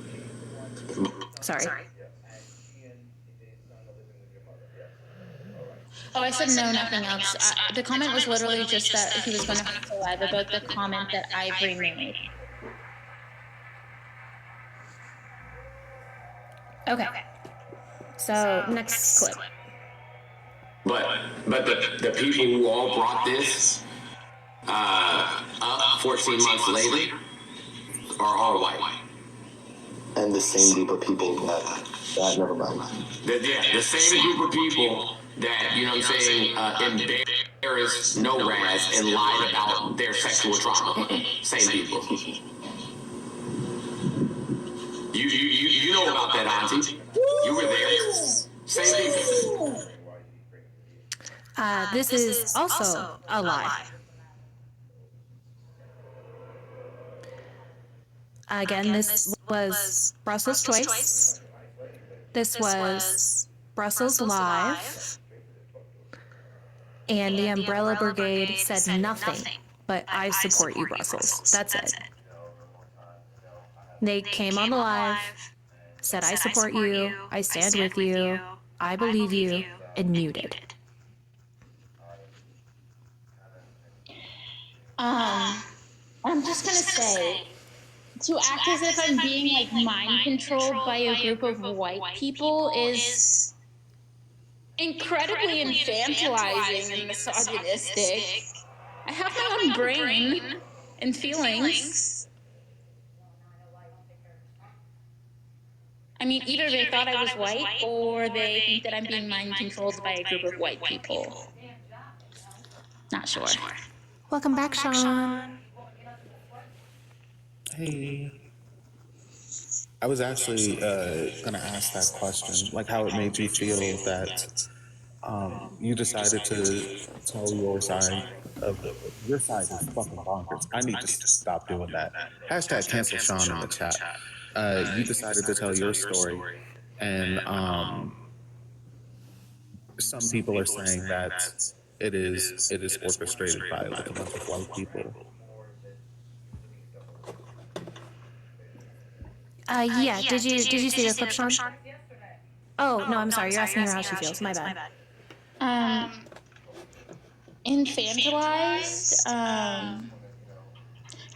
It's kind of patronizing, TBH. A lot of things. It's just kind of like, why? I feel like I'm a pretty intelligent black woman who knows like what sort of decisions she wants to make. Why would I not be able to do that?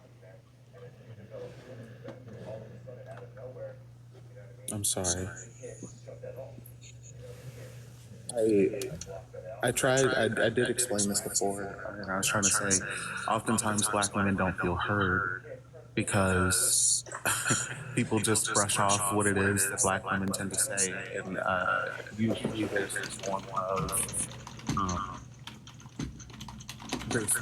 of just angry black woman trope that is there.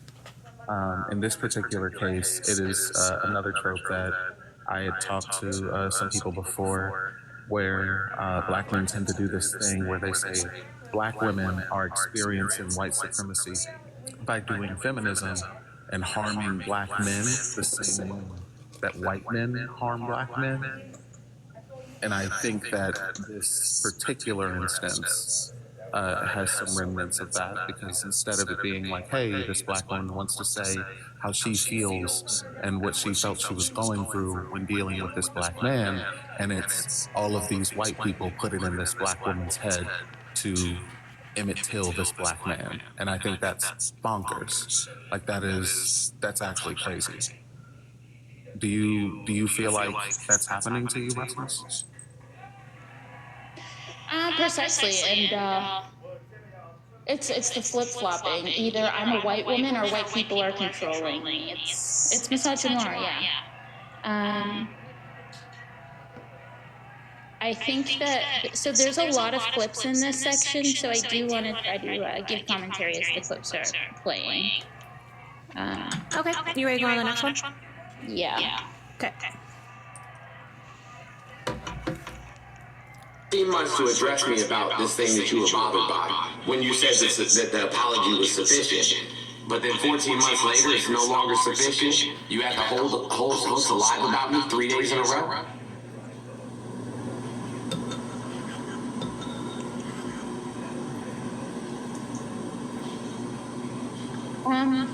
Yeah, there's the lie again.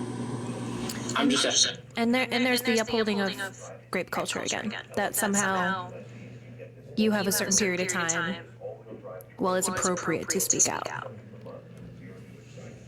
I do think that it's important to be honest that it's within the realms of like explaining before, like black women don't feel heard, because like I think people in general oftentimes don't have exactly what it is that they need to say right then and there. Like people have to like process their emotions. Like when something happens, like you come back maybe a week later, maybe sometimes a month later or a year later, and be like, hey, the thing that happened to me here is X, Y, and Z. There's stories that people don't tell. Like people hold back on telling like their grape story for one, and be like, yeah, I can't tell it right now, like directly after it happened, because sometimes they don't know it happened, or if they do know that it happened, they have to process everything around it that happened so that they can actually say something about it. So like the time limit is kind of crazy to me, but especially when it comes to black women, because we do talk about this, where black women will endure things at a workplace or at school or wherever else, and like later on when they feel safe in an environment, they'll say, hey, my boss has been sexually harassing me this entire time, or my coworker has been saying these things about me and it's been really racist, or all of you touching my hair and saying that I have such exotic hair is racist as hell, and the only reason why I put up with it is because I didn't want to get fired because I have to live. Like, these things aren't something that like is brand new, and to say it like it's brand new, I think is also kind of crazy, and especially with a Black woman with the intersection of being Black and a woman and facing those things and needing to immediately understand the emotion behind those things. I think that that is, it plays into that misogynoir. All right.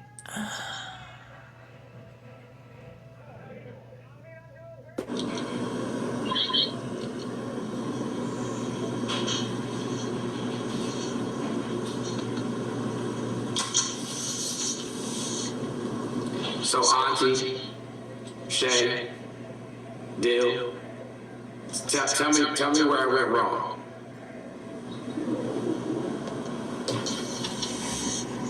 Oh, I don't know. It just sounded confusing. It just sounded like they were. I mean, I'm not trying to, like, what is the word I'm looking? I'm not trying to like say that her feelings weren't valid or anything like that. But it just Did I invalidate her feelings? No. Did I say I did? You didn't, not at all. But for them to hold, did they just go back and look for some shit so they can get views or more stuff? I hope to get you back over there. So it's not me that feels that just feels that way. You did nothing wrong, at least to me, and you know I could be a little bit biased, but it didn't. Even if I was over there just to review, I probably would. Did I crash out? Did I yell? Did I curse? Did I scream? Did I call anybody any names? Was I belligerent? No, but the other person was very much so. Based on the people involved and knowing these people for over 3 years or 4 years on this app, like knowing of them, I already see the situation clear. Are those the same people that was at me? Some of the same people that were at me?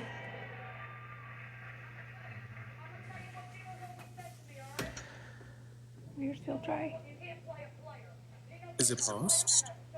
No, that's the end of the clip. So the reason that we're doing clips is, number one, like, obviously there's a lot of references to, like, partners and kids that we do not want to bring up again. And then as well, I mean, it is a 4-hour live, so we just kind of want to talk about the meat and potatoes. But the reason that I wanted to reference this clip is it's just kind of a setup to when, like, Sean comes on, because number one, there's a lot of misrepresentations of facts, and then I don't know why it's necessary to constantly bring up follower after follower who is not privy on the situation to have critiques on the situation. Stop.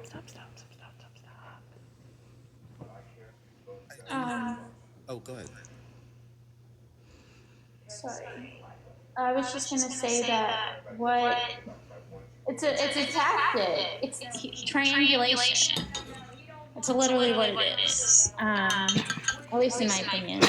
He wants his perspective to be validated, to undermine what other people are saying. It encourages people who have like proximity to him to defend him or confront people like me on his behalf.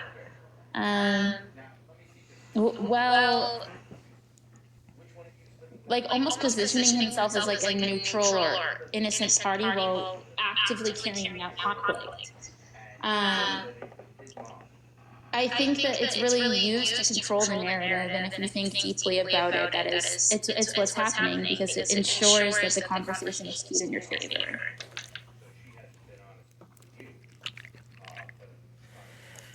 But before we continue, I just wanted to read a comment.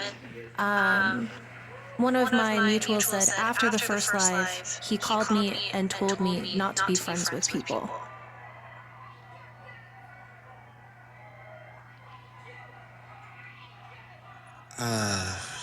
Yeah, I don't. Take that for what you will. Real quick before you started, Yeah. I do want to. No, go ahead. Start it. Never mind.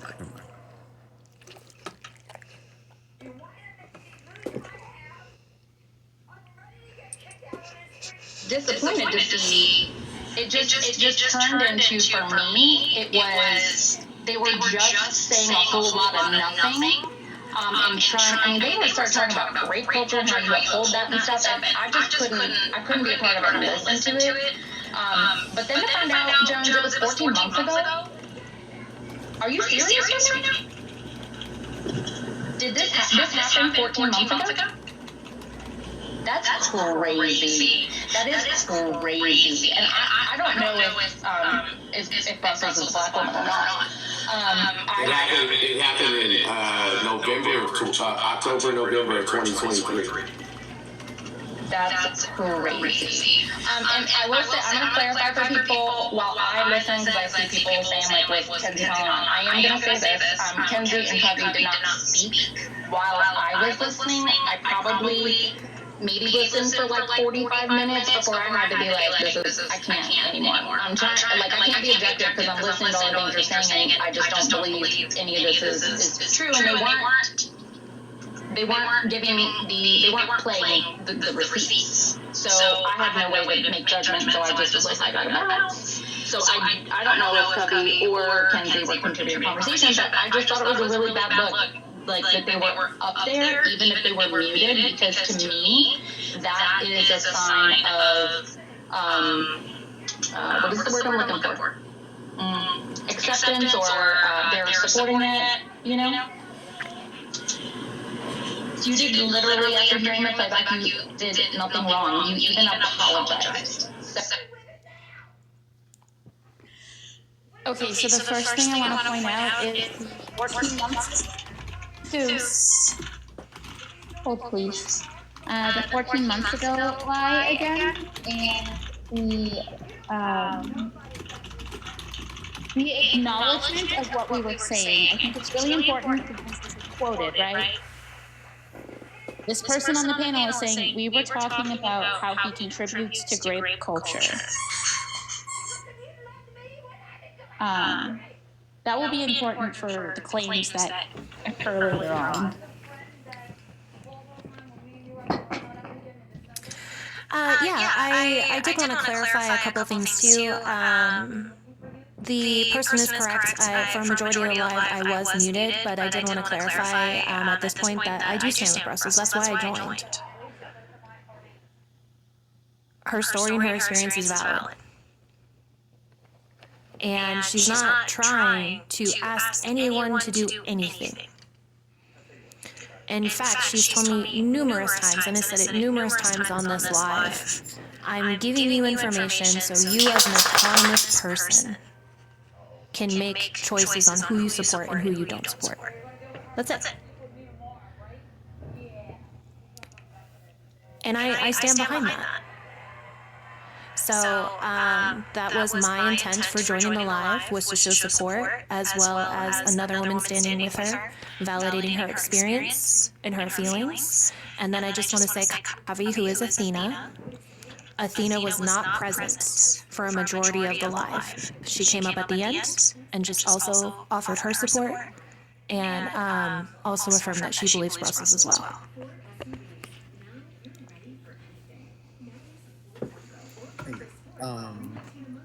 Real quick before you play the next one, I do Sure. The thing I was going to say before, but I wanted to point to, like, kind of sink into people what you had said about the comment, because that's a little wild. Was that saying, when someone says, like, did I invalidate someone's feelings? I don't think people understand exactly what that means, because you don't have to say, hey, your feelings aren't valid or whatever, right? I know if you've seen me on a panel, sometimes I'll tell people their feelings aren't valid because I just don't care. Usually they're a bigot. But, like, you don't have to say that. You don't have to, like, do the thing that I do to bigots and say, hey, your feelings are invalid. You can say, you could just say, hey, Or you don't have to say anything. I was going to say, you could just say, hey, I don't acknowledge that by ignoring it or not even understanding what was said. Like, to invalidate someone's feelings, all you have to do is not acknowledge what it is that they're saying or how it is that they're feeling. And in this particular instance, I think Brussels made it very clear earlier that her feelings were invalidated. And it was because when she said, hey, do you understand why I was upset with you before when I thought you were undermining me? And he did not acknowledge that. That is the invalidation. I just wanted to kind of like put that out there. I know I keep coming up and dropping down, and this looks really weird, but I do have something I got to do at work again. So I'm going to drop down again. If you want, I'll be listening. But if you want me to come back up, I'll come back up. Thank you, Sean. Love you. Love you.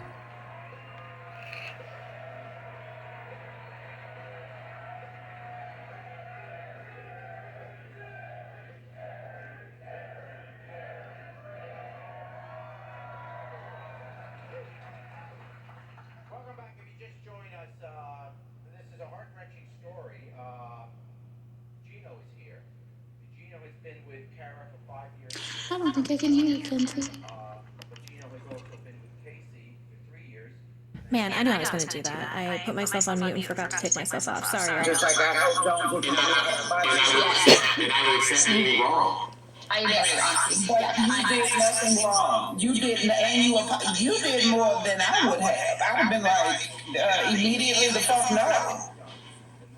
And like you said, I'm gonna ask, I'm gonna apologize, I'm gonna ask, but I'm not gonna beg for you to accept it.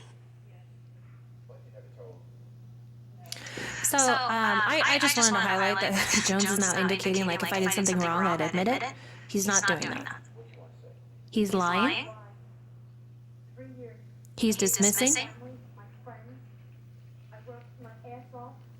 And he's bringing person after person up to affirm that.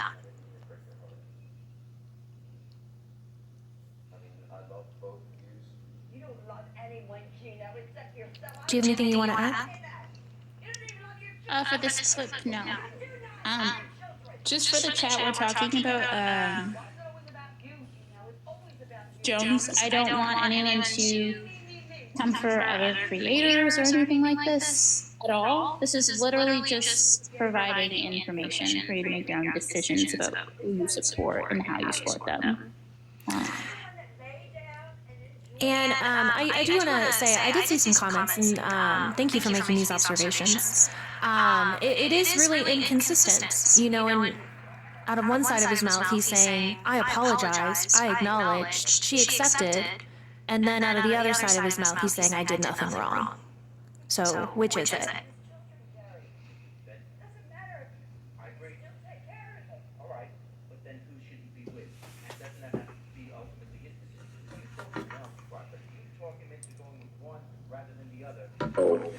Anything about you really, but I do like the work you're doing in the community. I think a lot of the times when things happen, people won't introduce the context in order to control the narrative, right? It's oftentimes what we see with MAGA, and I'm just very disappointed to see this happening in our community. I think these ladies, after seeing the context, I think they're very sensitive, and this reiterates that most people are not faith people. I'm not going to, me personally, I'm not going to minimize anybody's feelings, woman, man, child, $20 on Joe's head. I'm not going to minimize anybody's feelings. They are entitled to feel however it is that they feel. However, right, at the end of the day, oh, okay, that's crazy. At the end of the day, you know what I'm saying? It's a matter of, okay, yeah. Hey, Joel, they paid all the money. They paid all the money to make you be gone. They paid all the money to make you be gone. They said they don't want you here. Thank you, Skippy. Thank you, Joey. Thank you, Drea. Jupiter, you got a bunch of background noise. I'm not going to minimize anybody's feelings. if they felt that way, you know what I'm saying, about something that I said or did, then, you know what I'm saying, like, their feelings are valid. Their feelings are valid, right? However, comma, if that's the case, let's have a conversation about it. We don't have to have the conversation online or anything of that nature. The vast majority of them have my phone number. So if you had concerns about something I said or did, call me, text me, say, hey, let's have a Discord chat about this. Any of that. Right. Any of that would have been fine with me. And I'm not going to say no. Right. I have no issue. Shay has seen it, Dylan's seen it, Auntie has seen it. When I'm wrong, I'm fucking wrong. And I'm like, yo, I was wrong. I've called Jones. Do you want to go first? Yeah, sorry, my phone was weird. I think the idea that someone should approach him or reach out to him when he's behaved in ways that have already been articulated feel unsafe, it puts the onus on the person harmed to resolve the harm on his terms and ignores the fact that he was literally given the opportunity to communicate in a way that was acceptable to the person that was harmed and ignored that. This is very manipulative. And it shows like a need for control. He's wanting to control the situation.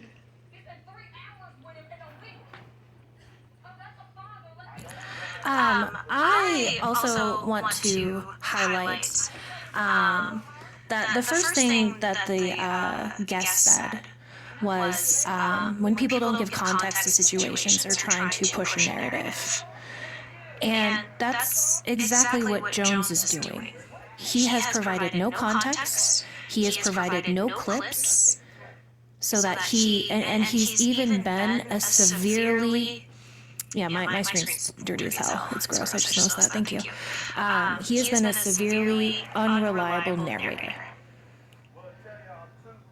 I apologize. I didn't do anything wrong. This is what happened. No, this is what happened. And then, when the man calls us sensitive, which again I would argue is misogyny, just saying that it's nothing than us being sensitive and that our feelings are valid, then he completely switches foot and says, I would never minimize anyone's feeling.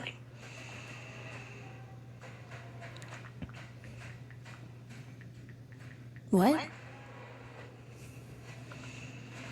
The video he played was the video I posted.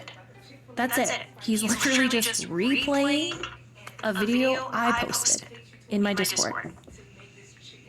Nothing for himself. Have family members who behave. It's snake shit. Well, it's snake shit. It's just sneaky. Yeah, I worked as a moderator for the better part of 8 years, and that's a tactic that people use to sort of paint a picture about someone. And I'm glad you played the context of it. That just clears the whole picture. But yeah, thank you for the work you do, man. Appreciate it. So it doesn't. Again, you guys can say that, oh, this is stemming from an apology he gave a year ago, but in reality, this has to do with the behavior after the fact as well. So I don't think the idea that he went on to a live and victim blamed me is excusable by saying I said sorry a year ago. I don't think the idea that he's participated in upholding tenets of grape culture recently is covered by his apology from a year ago. And just because you said sorry a year ago and it was honestly dismissive and did not, to me, indicate that you actually understood what was wrong, or why it was harmful, and the fact that these behaviors and the victim blaming occurred after the fact validates that in my eyes. I just don't think it's acceptable. If you're getting muted in the chat, it's because you're breaking rules. Yeah, I did see a couple people asking for a recap. Do you mind if we do that real quick and we'll go back to clips? Yeah, do you mind giving a recap? Yeah, no worries. So essentially right now we're just kind of going over specific events that have taken place this year. We've already gone over the events of 2024, but just to reiterate what happened this year in January, Brussels held a live January 17th, which was a week from last Friday. To share experience with Jones. That same night, Jones, that live, he joins and calls her clown, and a fraud, and a liar in the comments. Then that evening, he goes live himself to discredit her, and then he slams her at the TikTok Awards live. So because of Jones' actions on the 17th, on the 18th, she holds another live, and this is the live that I joined. After that live was over, he went on Pub's Live, where he told blatant lies and villainized and demonized Brussels. Between the 18th and the 23rd, he's telling mutuals and other friends of ours to isolate myself and Brussels, and to not be friends with us. And then on the 23rd, he hosts a 4 and a half hour live, essentially continuing his lies and slams Brussels. And then on the 24th, which was this last Friday, they were doxing, slander, and threats to Jones's server. So this live that we're hosting here is essentially to address all of the behaviors that Jones has exhibited this year regarding these issues. So right now, we are at the January 23rd live that Jones hosted, the 4 and a half hour live.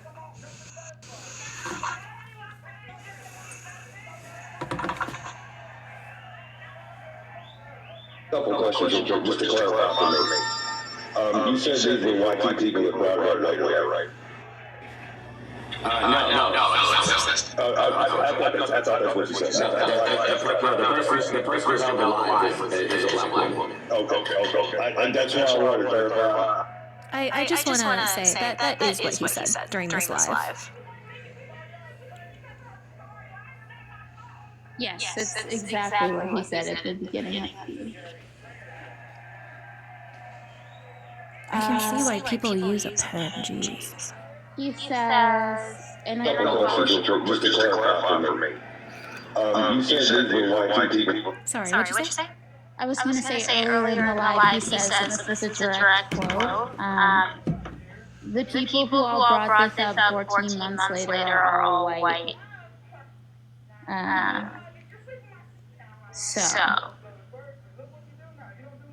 Well, it wasn't 14 months ago, number one. And what he's saying now directly contradicts what he said earlier.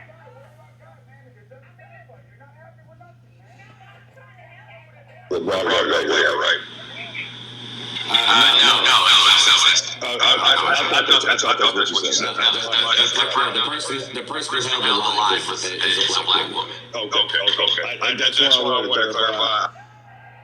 Okay, so I didn't know the clip was that short. So we just wanted to highlight his contradictions there. Depending on what the comment was. Yeah. Hold on. So for further context, because you know what I'm saying, like, I want to be as transparent as possible. For further context, the person who they were attacking was my partner. Okay. Yeah, I did that right there. I would have came in on him too. I wouldn't even blame you 100%. Like that's if you don't defend your partner, why you with him? That's the way I look at it. I'm a white T guy. I got that same belief. You come in my partner that way, I'm coming in hot until we figure out what's going on. But no, 100%. I don't see that you did anything wrong. Like straight up. And I was still chill about it. Yeah, I didn't cuss, I didn't scream, I didn't raise my voice. Like to me, A white man attacking a POC person on a POC person's live, on a black person's live, and I come in and I say something about it, and I'm the one who's propagating rape culture is crazy. Oh, 100%. Like 100%. That's crazy to me. So I wanted to highlight this clip because this is an example of toxic masculinity. Essentially, that he needs to come into someone else's space, another woman's space, and center his desire to protect his partner. And he did so with aggression. And he did so with threats.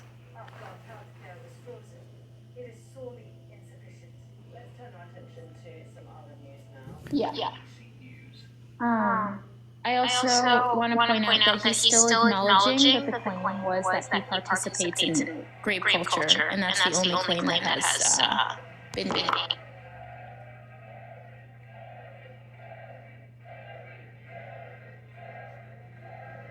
He participated in rape culture when he was dismissive of the. He trivialized.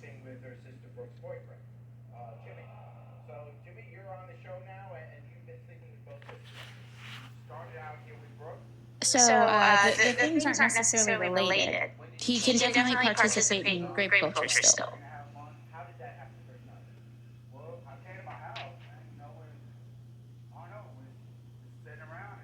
I'm sorry, I just want to make sure my connection's still good. Or is it? Okay, there we go. Did you want to go to the next one? Yes.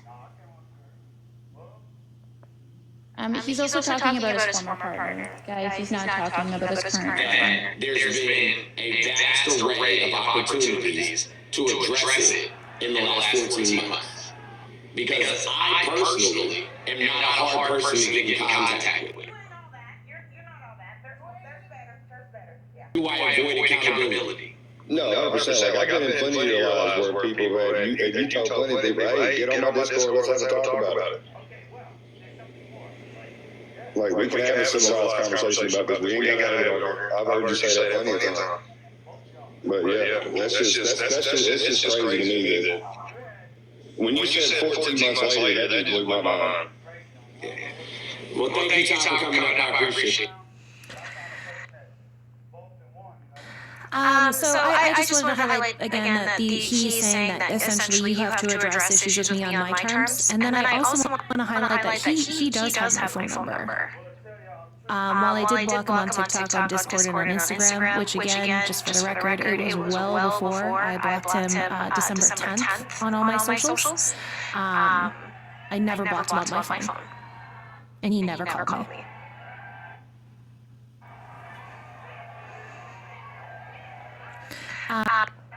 And then just a reminder as well, we are not accepting guest requests. So if you're in the box, we will not be pulling you up.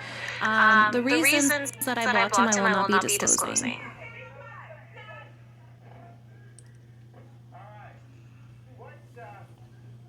But these people are definitely going to try to run Jones' name. Allow him.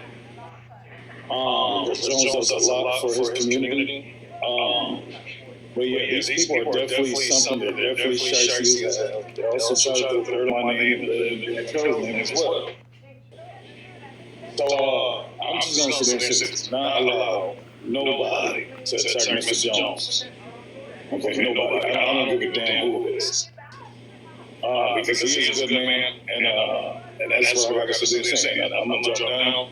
I just figured come up here and expose them for their fucking lies because they're raunchy. So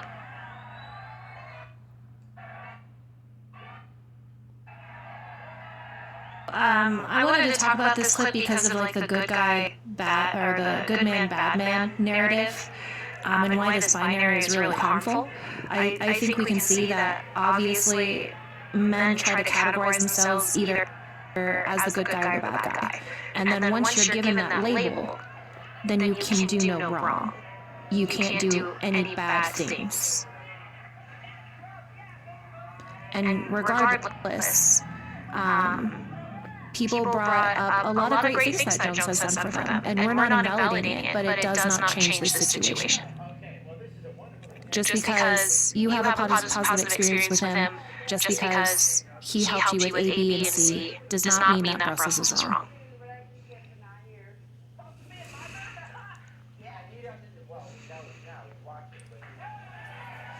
Leader of this group is dangerous, and I take that very seriously, and I just want everyone listening to take that seriously. I don't want to give detail to expose the person who let me know, but just for everyone listening who is upset about it, I agree, I'm upset as well.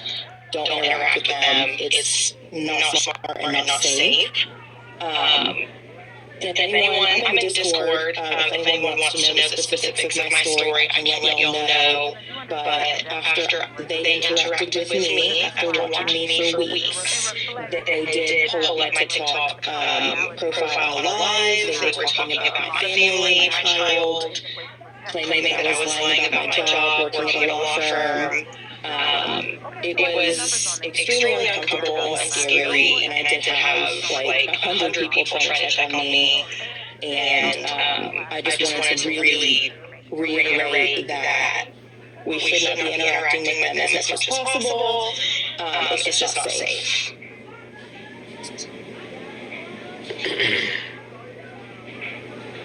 But again, if anyone wants to know the specifics, I can put that story in the Discord somewhere. I just wanted to clarify that, and probably just hop down in case one of them is like watching this or recording. I want them to shut the fuck up. Right. Yeah, I know they're watching. They always are. So, I wanted to clip this specifically because she's not talking about us. In no way are we following people. In no way did we do any of that. I don't know what group she's referencing. I don't know who she's talking about. But the way that was portrayed made it seem like we're doing all, and no, that it is not us. Like, I don't know who the leader is. I have no idea what they're talking about. Exactly. And in addition to that, she says what she feels comfortable doing, and he essentially asserts that he doesn't care. I found that interesting. Let me see where I'm at in clips. Okay, we have 2 more. Community that I am, keep my fucking name out your mouth. Because when I started on this app,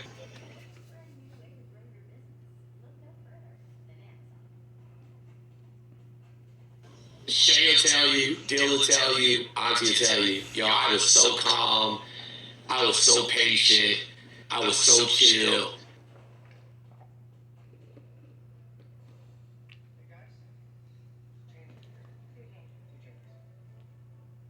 You know what I'm saying? I didn't do or say anything to harm anybody. Even when people were talking crazy to me, I was cool. I'm like, yo, I'm not even gonna, whatever, bro, whatever you say. The same way my son is.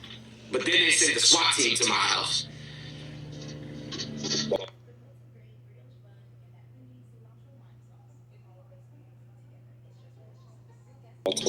Yeah. Not once. Look, not once. Right. And then they started putting my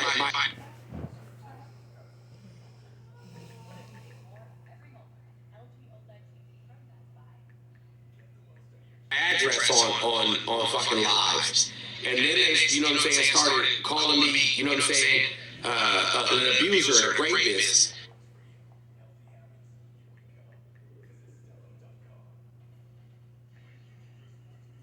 Then they started, you know what I'm saying, like saying stuff that about my children. At what point, like, do you expect me to just be like, oh, okay, it's cool? Like, at what point, like, at some point, bro, at some point, nuclear is the only option. Also, really quick, he is not saying they as in the people that we were speaking about in the other situation. He meant they as like just haters, like bad people. Oh no, I totally understand. I totally understand. And bro, I ride with you any day.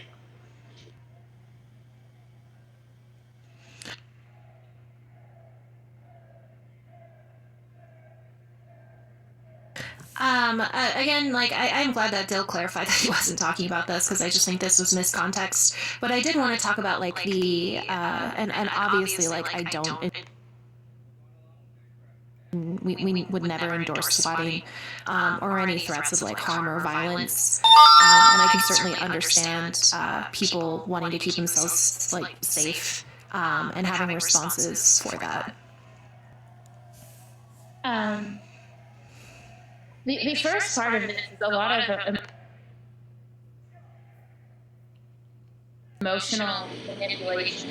You know, I'm sorry, I didn't mean you. Go ahead. I feel as if the using generalizations is used to garner sympathy and like just a broad sympathetic response, because the specific claims don't do enough. He paints himself as the calm one and then shifts to like, you people are making these accusations, and then it turns into they, and then using extremes. It's meant to foster, like, people do this when they want to make it like us versus them, which is why he uses the they language. This is just my interpretation. No, thank you for bringing that up, because it feels like the narrative is always shifting. You know, first it's Kenzie orchestrated all this, and then it's like this group orchestrated all this, and then it's like Irish are manipulating them. The villain has been consistently changing in order to avoid the idea that a black woman was harmed, and she wants to talk about that. Yes, and it becomes like, I'm one person. I'm a singular individual who is just trying to discuss this, and now it's us versus them, and they're the bad side, and it discourages people from like thinking critically or asking questions, because now these people are so extreme and dangerous. So I think we have one clip left.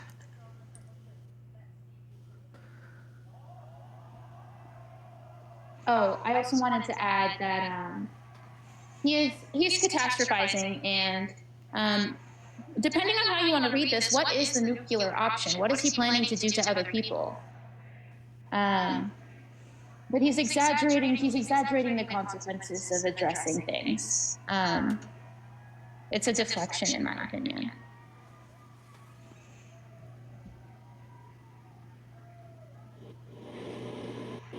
You know, I've offered them over and over and over and over and over and over and over and over and over. All right, Aaron, you're up.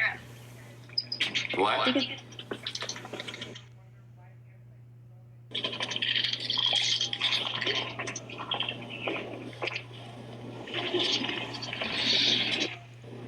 I offered them over and over and over and over and over and over and over and over again to come confront me. Like, I'll give you the platform. Like, literally, I'll shut up. As a matter of fact, I won't say a word. I won't even, you know what I'm saying, like, be the one who moderates it. You know what I'm saying? Let no Raz moderate it. Let Auntie moderate it. Let Dill moderate it.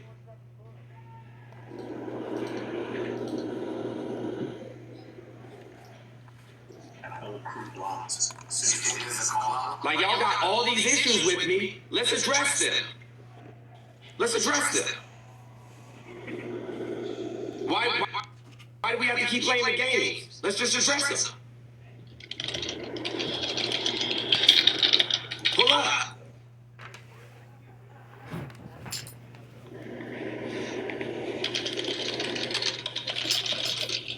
Nairo, I'm unbiased. If I'm hosting a space for people that had something out, I have no respect of person.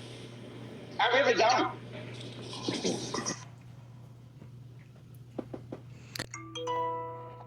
So the reason that I wanted to highlight this clip is I have been on the app I've been on the app since 2020, but I really didn't start having a platform till like December 2021, so about 2.5 years. And I've requested into a lot of lives that are not hosted by me to have debates regarding feminism, essentially regarding feminism. And I have learned over my experience that some men hold spaces on their lives so that they can have access to abuse women. A lot of the red pill, misogynists, anti-feminists, they want women to come up so that they can abuse them.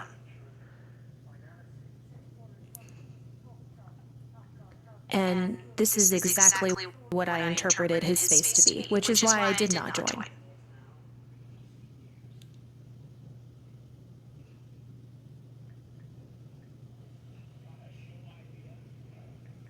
Do you want to say anything? No, I agree. It was just nothing productive. If you're going to say that you want to like reach a resolution or that you're a reasonable person to talk to, you're not positioning yourself as someone prepared to have a productive conversation. I don't think that a discussion can happen in just any tone that you want and it foster like reconciliation. I think that de-escalating situations is also important. That would not have happened in that space. So are there, I wanted to start when Sean and Jeff entered the live, but I know you have your notes highlighted. Is there any other clips you wanted to go to that are prior to that? Because I have that at 2 hours, 6 minutes, and 16 seconds.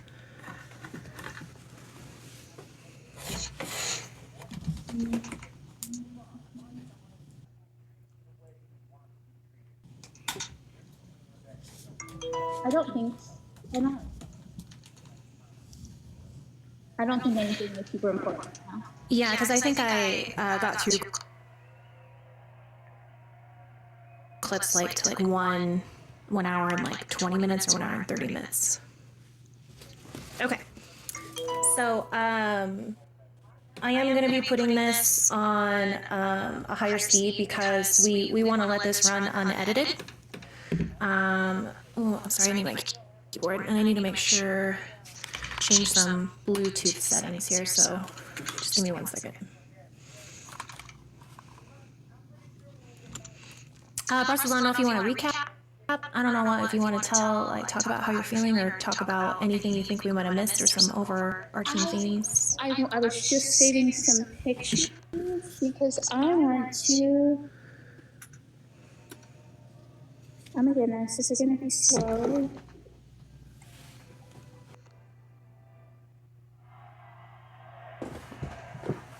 Now connected to laptop HM2T3FKL.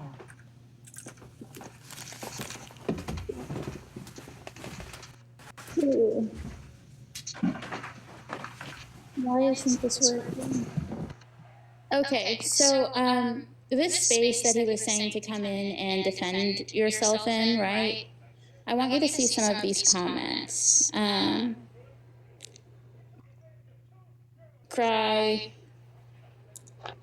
Crying. Brussels is such a child. What are y'all doing? This one is actually pretty. This one is. If you're a moderator, please stop changing settings. I think. Do you want to be the bigger box or do you want to be smaller? Big box right now. Okay. These are from his supporters in his space. They're saying things like she sounds like she's pulling a Karen.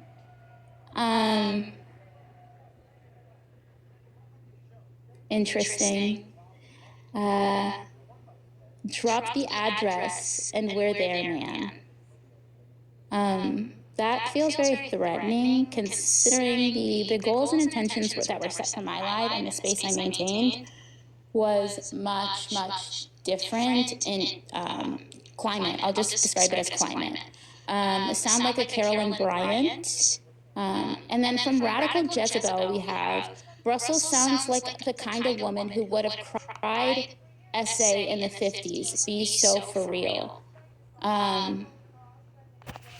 I don't think I've ever said that any of this conversation was essay.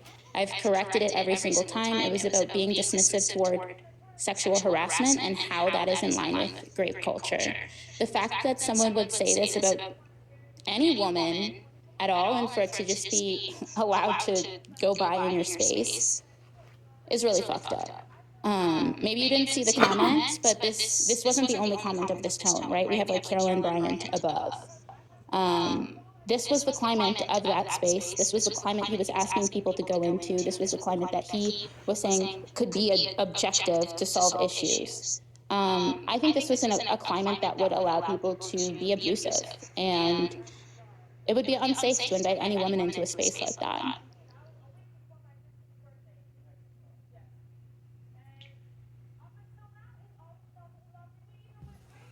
And I think we are going to all see that with this next section here. Can we give a brief explanation as to why I'm up here, just for a sec, so people will... Yeah, for sure. Go ahead.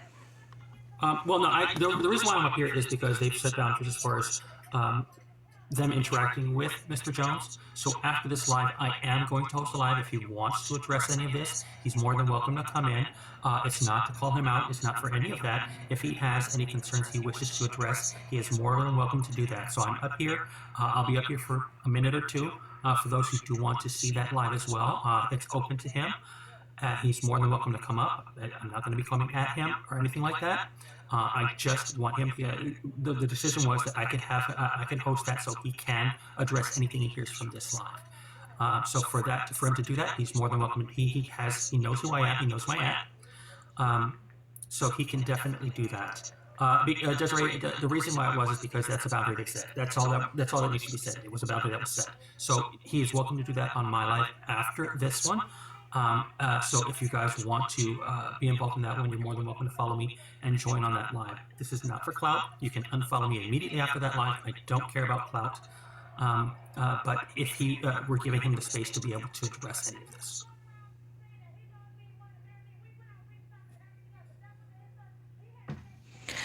Okay, so this is, again, Jones's live. I just switched to my computer because we're not going to clip anything out of this section of the live.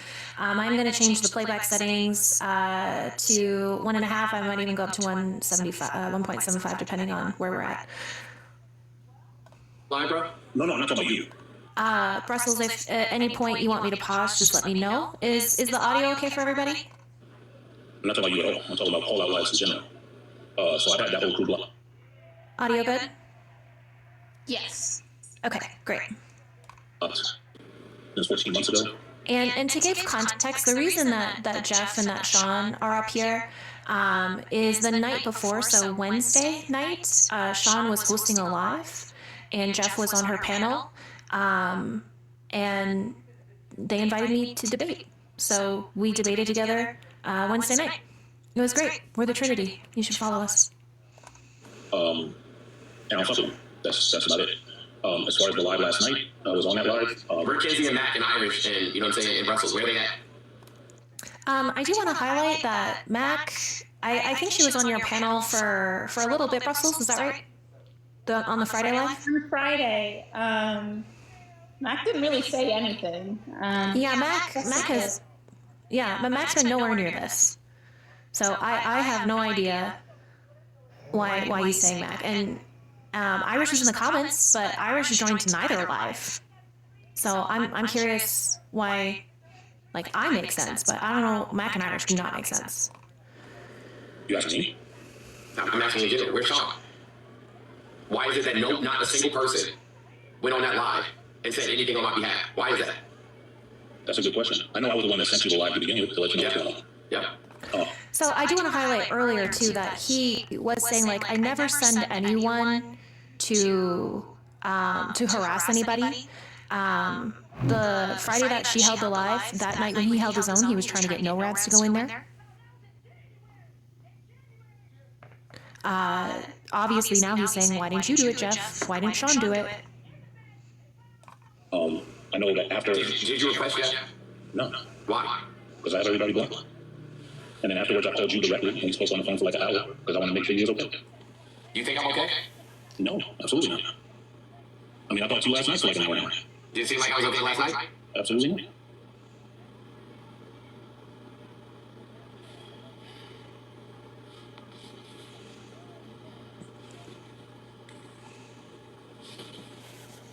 And just so you know, just for everybody's asking in the chat, it wasn't a link to the live. I shared a screenshot that somebody shared. So, like, I don't want it to be, like, mistaken that I have any, like, I don't say, I'm not going to say anything bad about Johns, about you specifically. If ever I need to talk to you, you know I'll call you directly and let you know what's going on. And that's it. That's how I work. All this extra TikTok stuff where people bring people's ex-wives into shit and people's kids and all that other shit, that's crazy work to me. And it shouldn't happen. It's So I'm gonna ask the question again, who the fuck was there to defend me? When I was blocked, when NORADs was blocked, when every other person that came up, you know what I'm saying, to try to defend me, who was there for me? Nobody went up for you. Nobody.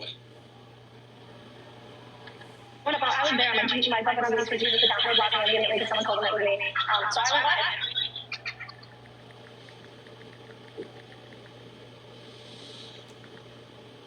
So I came up to address like where we're showing. I don't even know exactly what live you're talking about. So I do want to highlight here, again, is just another form of his entitlement. We've talked about how he's entitled to spaces that are not his, Brussels, pubs, and now we're talking about his entitlement for his friends to go up there and talk to someone about a situation they don't know about. Sean didn't know anything about this. NORADs didn't.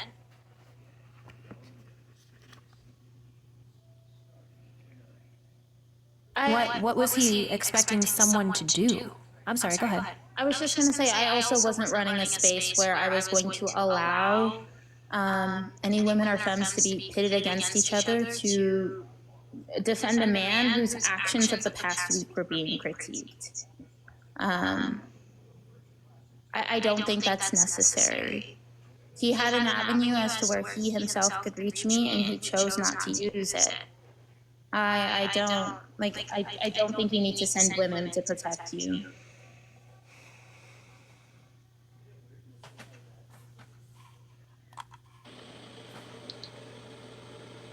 Can I be filled in?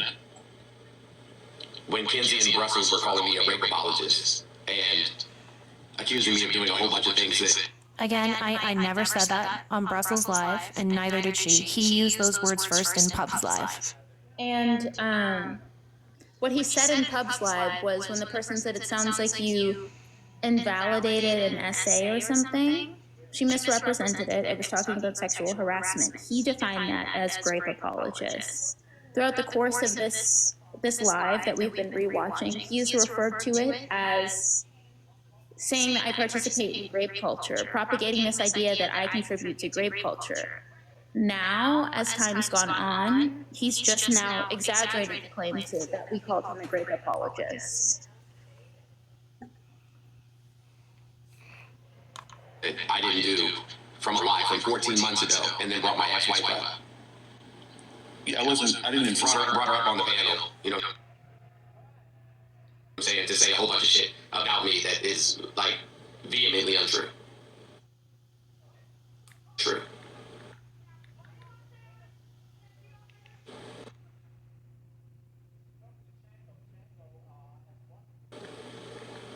Like I don't know what else to say. Like I hit you up when you hit me up last night. I told you, I love you, I love Kenzie, I hope y'all can work it out, and if I can do anything, that's whatever. What part of work? Okay, I don't want to say anything, you know, say crazy. No rest. How does one work this out? I mean, I don't know what there is. I mean, like for me personally, if somebody brought my ex up and he was talking crazy about me, and continued to hang out, like maybe Sean didn't know. I don't know. I can't speak to what Sean does and Sean doesn't know. I respect what Sean. And Jeff, like honestly, this kind of hurt my feelings too. Jeff, you were texting with us and talking to us. You know, a lot of cool stuff was going on, and I appreciated that. But like, I don't know. I was sleeping last night. Like I was knocked out, so I don't even know what happened last night. It's hard to trust people when you feel like people are violating your trust. You know, I don't know. I wasn't there last night. I have no idea what happened. What happened last night? I'm not even talking the conversation that you know what I'm saying. Like you had Kenzie on your live last night, and Kenzie literally orchestrated an entire live, besmirching my name, and had my ex-wife on there lying her ass off. So again, I do want to highlight it was we were not in contact with his ex-wife. I have never directly spoken to his ex-wife outside of that live when I just asked about the claims he made about his degrees. She was in the comments, and she wanted to come on. He has no evidence that I orchestrated anything. Zero. And I know he doesn't because there isn't any.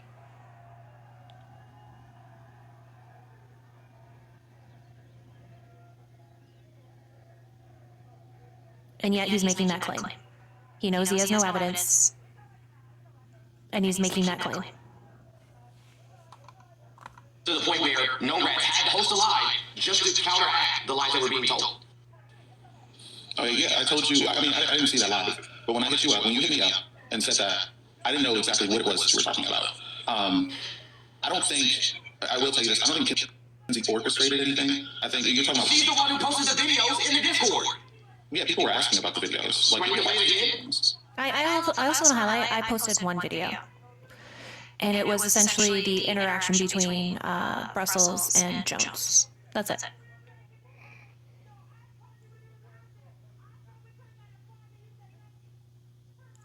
If y'all have a problem with his ex-wife joining, that's a problem that he needs to work out with his ex-wife. I'm going to be honest. If she wanted to join a live and share her story, do we really think it would be appropriate or even like optically sound for him to go up there and directly confront her if she's saying that this man has harmed her? I think it's perfectly appropriate that someone else hosted a counter live to address what was being said. I don't think that even logically speaking, you should necessarily join that live. That would just be my opinion. I personally wouldn't feel comfortable doing that. But there's no issue with clearing up the lies that were told about him. But he's also actively lying about other people. Brussels was holding a space for herself to tell her experience about Jones, and another woman wanted to come up and say her experience with Jones. I don't know why you think I would tell her. Jones has disclosed she's a black woman to not say her experience.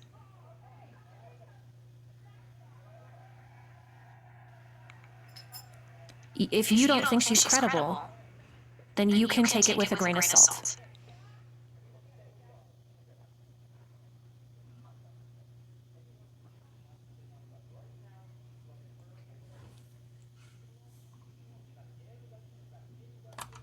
What the play what? The video. No, I mean the ones that were posted in the Discord. Yes, the ones you posted in the Discord. Yeah, people were asking about those. Where Comrade B and other people, you know what I'm saying, were like talking shit about No Rats. And, No Rats should hear this. I do want to highlight, I have searched through my Discord. Belle did not say those things. Those are also lies.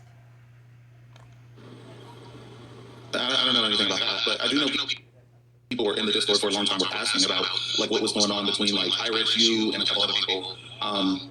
And like the videos and like screenshots were being posted in the Discord to like address people's questions. But like what Brussels has been saying is that like she just felt slighted by you because 14 months later? Well, yeah, she felt like she couldn't bring it up before. Sure, let's play it again. No, that's fine. Let's play the video again. And then you tell me, Sean. So I feel in a past clip that we have watched, he said, I'm not going to judge anyone for their timeline when it comes to coming forward or speaking about their story. And now that's exactly what he's doing.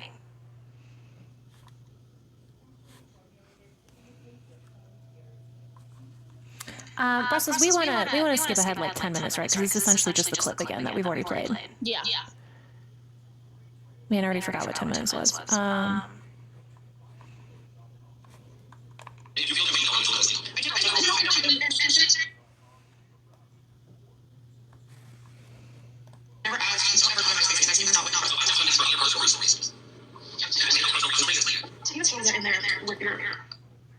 Sean, tell me what I did wrong. You want me to be honest with you? Yeah. On live? Yeah. There's a couple things. Go ahead. I ain't gonna hold you. So since you didn't know Brussels, I know Brussels don't know you, but your earlier thing where you were like, I didn't know that, I'm sorry, and you dropped it, that was a little dismissive. That felt a little dismissive. Like, some people know you. I said I don't know. I said that. In the conversation, I said, yes, I didn't know that. I apologize. Wasn't my intent. Had I known that, I wouldn't have requested. Said that. No. Well, yeah. I feel that. I'm talking about you. I'm just talking about your original first apology. That when you was like, oh, I didn't know that. I'm sorry, and just kind of dropped it. Like you didn't know what the live was about. It was like, oh, yeah, I didn't know what the live was about. Sorry, whatever. Yeah, I did.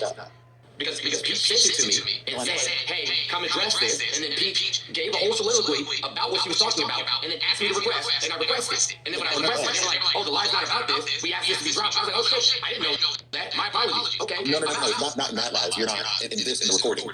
When she was that was in the recording. Yeah, in the original live. Wait, did you apologize? Okay, in the original live. Jeff was there. Jeff. Did I know what was going on prior to me requesting? Not outside of what's going on with Irish.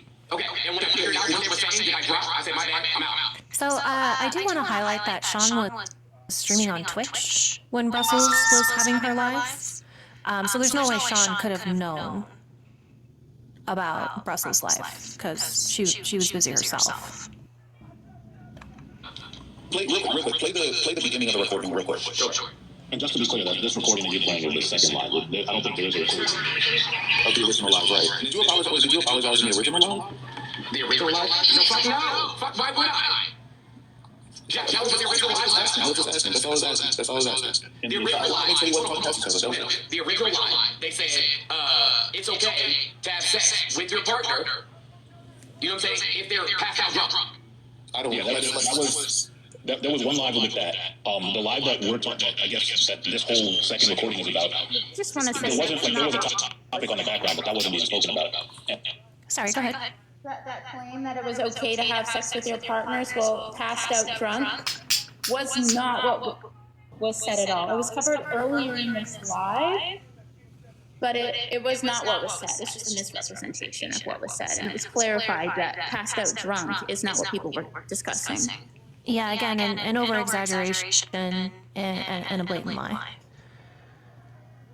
And then there was a lot of like all caps stuff being put by Irish about Ivory in the chat. And Peach said to Irish directly, cut that out.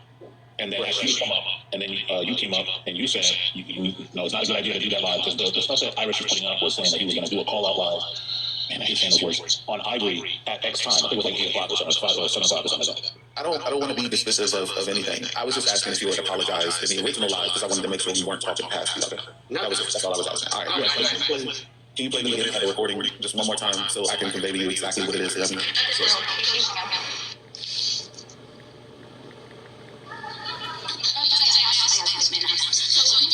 So I think we want to fast forward through this too, because again, it's just a clip again. We do also want to point out that Irish never said he was doing a call-out on Ivory. Another misrepresentation there.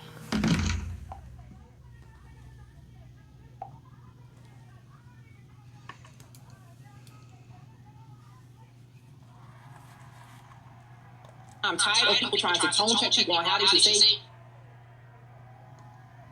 This live, no. Like, I don't want to talk about your apology. Yeah.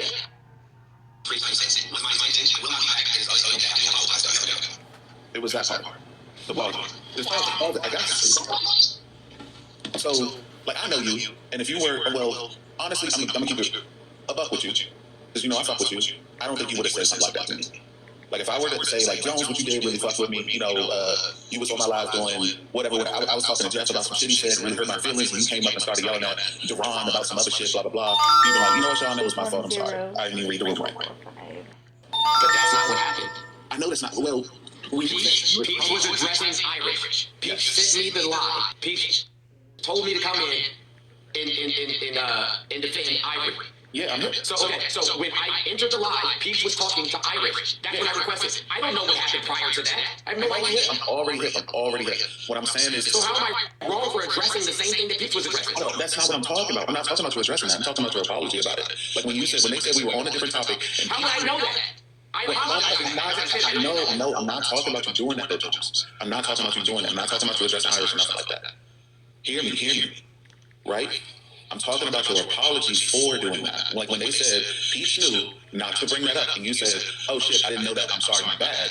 Like, I knew that you meant, oh shit, I didn't know that, I'm sorry, my bad. But to them, who were trying to, like, number one, it was a big misunderstanding at the very beginning, because it seemed like y'all weren't on the same page. She was talking about what was actually happening, what was being addressed, and you were talking about when you had requested, even though she was like, because in her live, she said she had already addressed it. That's what she had just told you. She said, I don't want to talk about this in my live, whatever. And then you had already requested it when after Peach brought it up. And then once you got up there, you had addressed it, and it was after she had already said, like, I don't want to talk about this, X, Y, and Z. That's what they were just telling you in that recording. And that's when you just said, like, oh, okay, did Peach know that? And she said, yeah. And you said, okay, my bad, I'm sorry. That okay, my bad, I'm sorry, seem to someone who wouldn't know you, it does seem a little dismissive, like, it's whatever, you know, shit happens, kind of thing. I said I will address Peach offline about why they sent me this live, knowing that they already asked for this not to be spoken about. Because had I known that, I wouldn't have spoken about it. I know that. You said that in the live. All I'm doing is telling you that the way that you addressed it towards them and people who don't know you could seem a little bit dismissive. That's all I'm saying. I'm not saying you were dismissive. I'm just saying that people who don't know you and don't know what it is that you're saying, that could seem a little dishonest. I gotta disagree with you. I'm sorry. This sounds like some bullshit to me. My only thing is... So, I do want to highlight, I mean, those of you that know Jones, that know me, that know Sean, like, Sean is such a pillar of the leftist community. Just so educated, and this is how he's treating his friend. She's being so nice. She's offering a different perspective.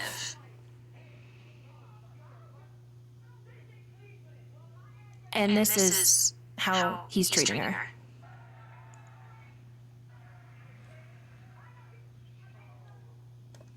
I'm sorry, we are grown-ass mother effers on this goddamn on this app. I'm tired of people trying to tone check people on how they should say something to someone. Everybody on here know I'm blunt as fuck, and I don't care. I'm gonna say how I say it the way I am. If you don't like how I said it, oh well. He said sorry. It wasn't even his bad. It was Peach's bad, because Peach is the one that called him to come out into the live to say something. So that was her opportunity when he started addressing me, like, you know what, Jones, it was my bad. I shouldn't have even told you. They said they don't want to talk about this. I apologize. And Brussels, that was my bad.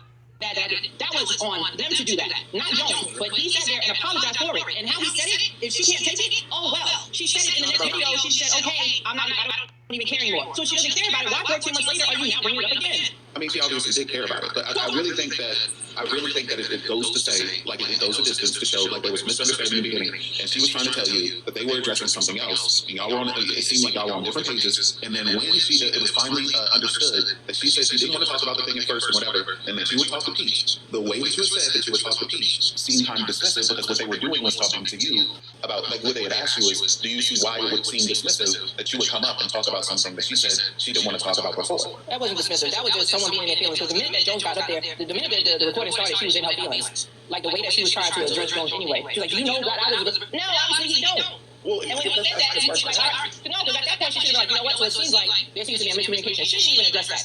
I think that's what she was trying to address. Right, but she said it like, once Jones really said, I don't know what you were talking about before I got here, at that point... So I just want to highlight for myself, I don't know why Jones is doing this. I don't know why he's bringing up random people, because you just see he just added someone else, to give commentary and comments on something they know very little about.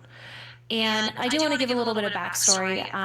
So I told you guys I was on the live with Sean and Jeff the night before. Sean called me after that live and we talked. And I told her on the phone, like, look, Sean, if you have any questions, I'll be honest with you. You can ask me whatever you want and I'll tell you what I think. But as your friend, like, I don't want you to get dragged into the middle of this. And it really made me upset to see Jones drag our friends into this. Because Sean didn't do anything. She didn't know what was going on. She was just kicking it all alive with me. Like, that's how little she had to do. And now, she's up here.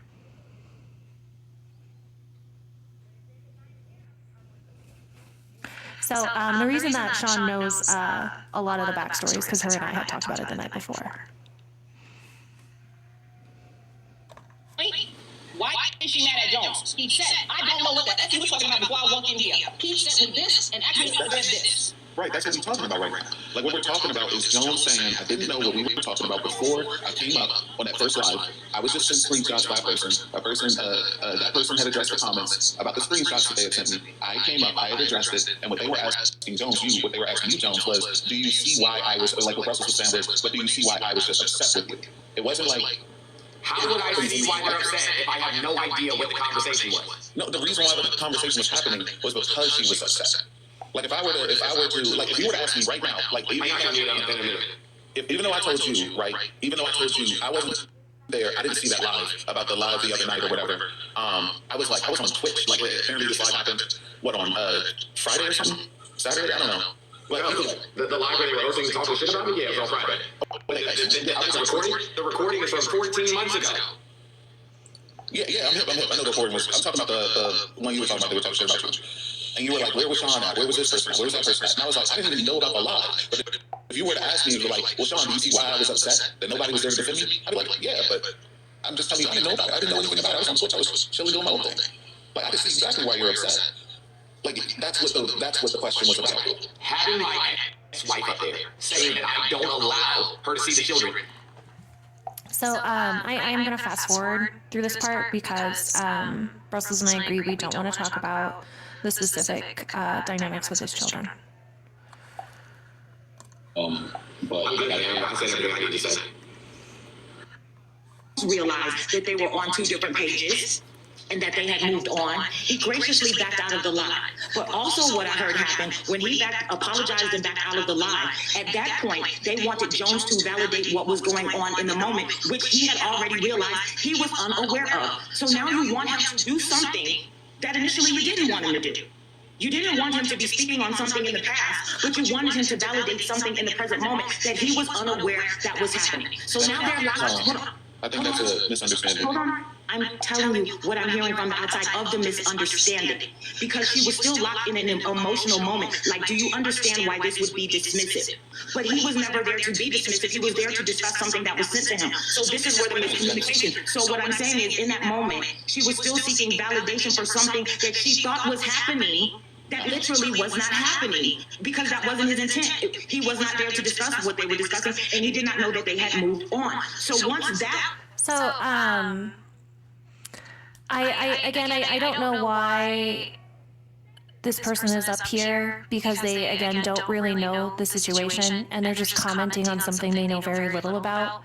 So to me, it just says he really is just hosting this live to affirm his own beliefs, that he didn't do anything wrong, or that he apologized and that was sufficient, and essentially engaging in Darvo.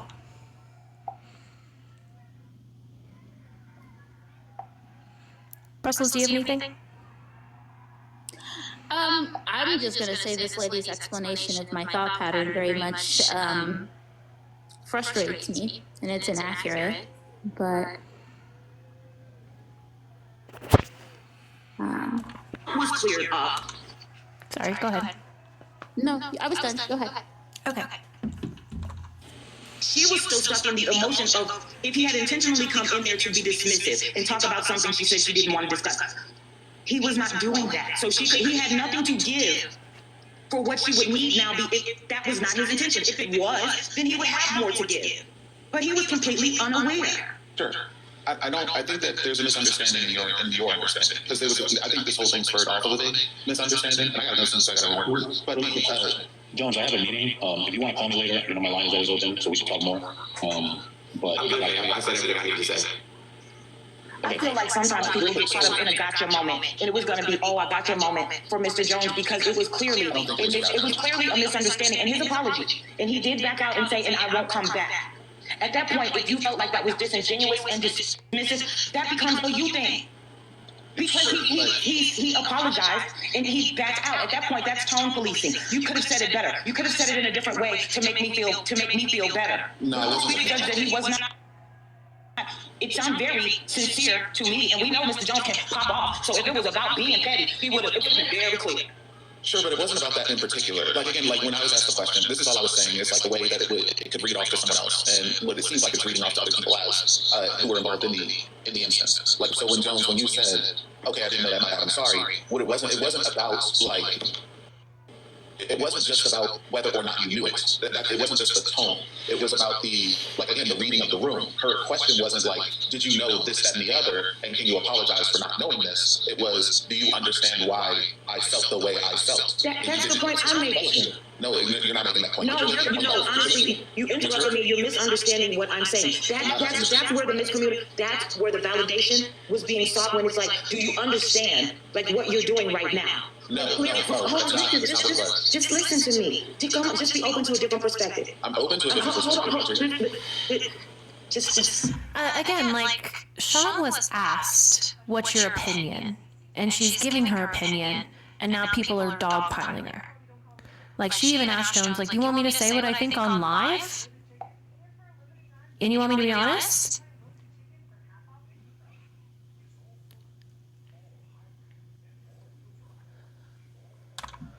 Just listen.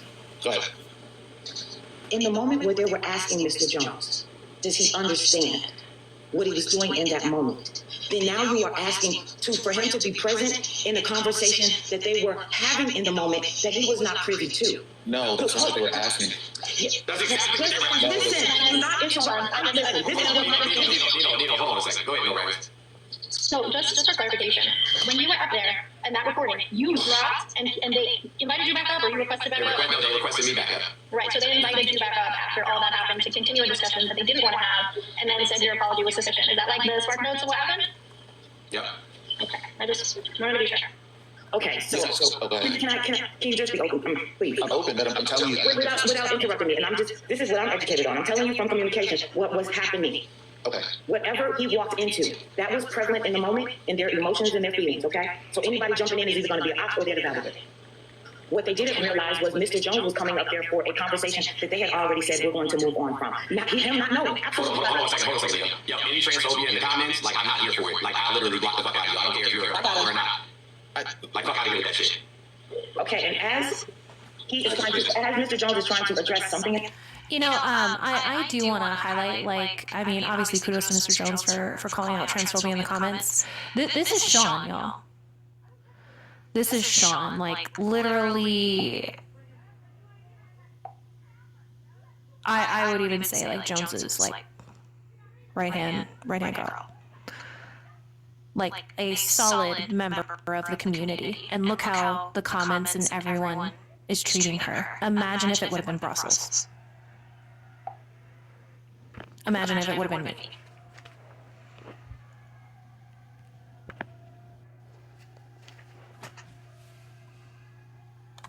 In the past, they are addressing what's going on in the present moment. You're interrupting the present moment. He was not aware that when he was up there for, that train had moved on. Yeah. But it had moved on. I literally requested, when Pete was having this discussion with Irish about the exact thing that I requested. We know this. I think what Nino means is that the host wanted it to move on. But I didn't know that.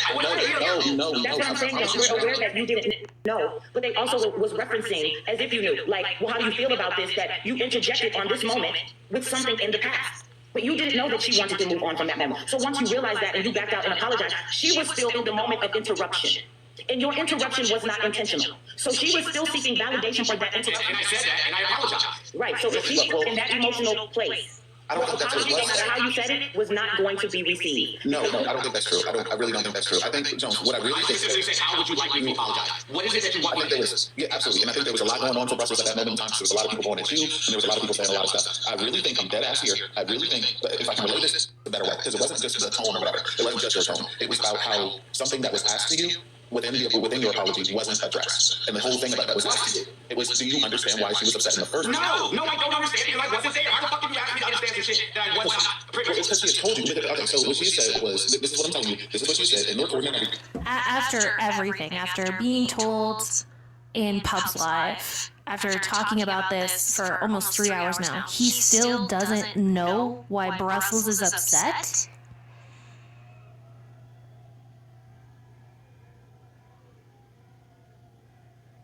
How?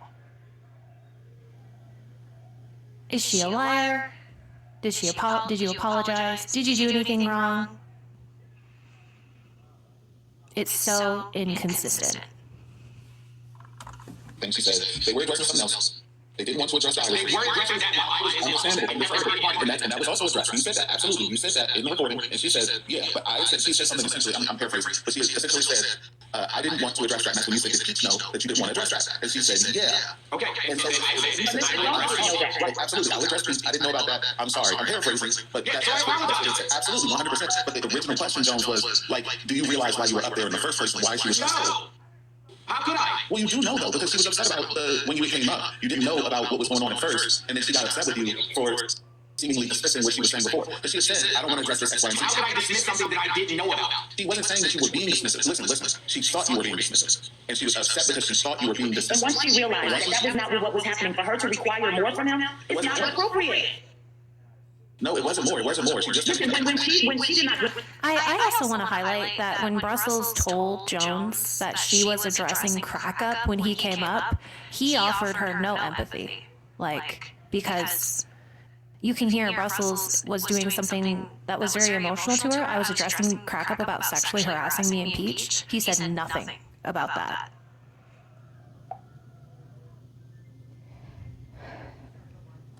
He didn't even say, like, are you okay or anything. Not that I'm owed that, but... I mean, he calls himself an empathy farmer. This is true. I would think he would have empathy for someone like, wow, I'm sorry that happened to you. I could see why you would be upset. Yeah. And I want to point out that, like, this level of escalation was, like, on Thursday. It was unprompted. No new lives occurred, no new events, nothing. I will say he was mad that I was on a live with Sean and Jeff. I think that's what prompted this. Oh, that's my opinion. When she now knew the truth. Now to go back, listen, just listen. For her to go back and say, well, now do you understand? At that point, when she understood that he was unaware, to then pull and say, well, now do you understand? That's where hold on, just please. What do you think she was asking if he understood? You will get all of what I think if you let me speak. Okay, go ahead. Okay? Once it was clear that his whole entry in there was it a woman of color against a white man? Absolutely. But that was no longer the moment when she wanted to move on. Oh, you're talking about you. Okay, go ahead. You know about that.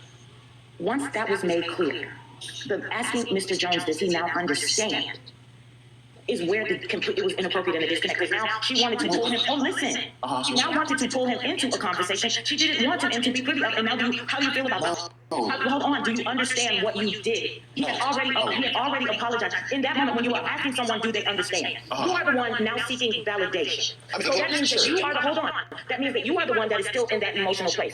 Mr. Jones got some clarity, apologized, and backed out. Right. Still in that but to ask him to carry that is not appropriate. That's where I think the real misunderstanding was. She wasn't asking him, Jones. I don't think she was asking you to carry that. I think she was just asking you why you. Not why. She was asking you if you understood why she was upset with you from what she had thought before. She was like, I thought you came up and was dismissing what I said about not wanting to discuss this. I said that wasn't the case. So I said it wasn't the case. I apologize. Yes. This is a part of the video. Your phone's fine. Hold on. I'm gonna make it real clear. When he apologized, that means wait, hold on. Let Sean speak to Jones. I think other things. There was some other things that did happen about the great apology, and we can get there. But I gotta go. I do have to go soon. Hold on, time out, just real quick, because I think this is mad important. Because I think this was just a huge. This part, at least, was just a huge misunderstanding. Where if she asked you if you understood why she was upset, it was just her saying. Huh?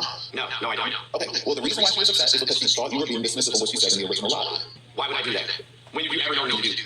And again, if he doesn't know, he's not listening, which is ironic because that's the whole reason Brussels went live, is because she feels like she hasn't been heard, and so he's admitting, I didn't hear you. That's the thing. It's like she's seen you around and she didn't know why you would do something like that. When it turned out that you didn't do something like that, she was like, oh, okay, that makes more sense. But then you were sent a screenshot. You remember at the beginning of the live when you said, I was sent a screenshot. I came up when Peach was addressing X, Y, and Z. And she said, oh, yeah, that makes more sense. But that didn't stop them from going on. It wasn't about what the other day. Well, look, but in this particular conversation, that's all I'm telling you she was asking about. So how can you tell me that apology is sufficient and then wait 14 months and decide that it was no longer official? That's what I was going to say. Why accept an apology if you feel that apology is not good enough? Because that's why I say it makes no sense. It sounds like she just had something to be mad about. Because he apologized, and if she didn't like it, she didn't have to accept it. She'd be like, I don't accept that. But she didn't. She said she accepts it. So then move on. I think that goes into what I was saying earlier about there was a lot happening at the time, and it was a lot to handle for Brussels, and she was upset. She couldn't get her point to be relayed. You didn't understand. Absolutely, I agree with this. I agree with this. I think that her friends were maybe amplified some things and made it harder for her to like talk to you or whatever. I feel as though on the phone this would have been like a very much easier conversation. I easily would have had a conversation. You already know that. I mean, but she didn't know you, bro. Like she doesn't know who you are. She said that I isolated her from all of her friends and I made my son stop talking to her. And none of those things are true. I'm gonna slide down. I think what's being missed here is when Mr. Jones apologized, that means Mr. Jones understood. And any discussions about Mr. Jones beyond that was targeted attack and was really some bullshit. And that's what should be being addressed, not this. This is some bullshit. I'm out. All right. Well, thank you, Nino, for trying to come through with asking clarity. I do appreciate that. But just to answer what you were saying before, Jones, and so we can go on to the next thing. What I believe and what I heard and what I'm seeing with whatever screenshots and Discord conversation, whatever, is that like this whole thing and with that recording you just played, and she was that like she was upset with you before because she thought you were doing something, and if you understood why she was upset when she thought you were doing that thing. Bro, she's not wrong. She could have requested it. We could have had a conversation. She could have invited me to her live. We could have had a conversation. Like this is horseshit, bro. Calling me a rape apologist and then having my ex-wife on there spreading a whole bunch of bullshit is not the way. Like, bro, I can't believe you're even defending this. I cannot believe you're defending this. I'm not having an ex-wife like that. I'm just talking about the recording right now. I'm just trying to answer you and tell you. Like, Maybe you asked me. Can you clarify this for me? Like, I don't understand how this conversation and misunderstanding about wanting or not wanting to have a conversation makes somebody a great apologist. Like, am I missing something? Is there? No, we're not on the great apology. We're not on the great apology. We're just going. Look. I got you. I promise you. Like, people are being nasty to me and saying that I'm defending somebody who's a great apologist. I'm like, I do want to highlight here, like, this is extreme deflection. Sean specifically talking about A, and they're like, well, what about B? What about C? I'm sorry, go ahead.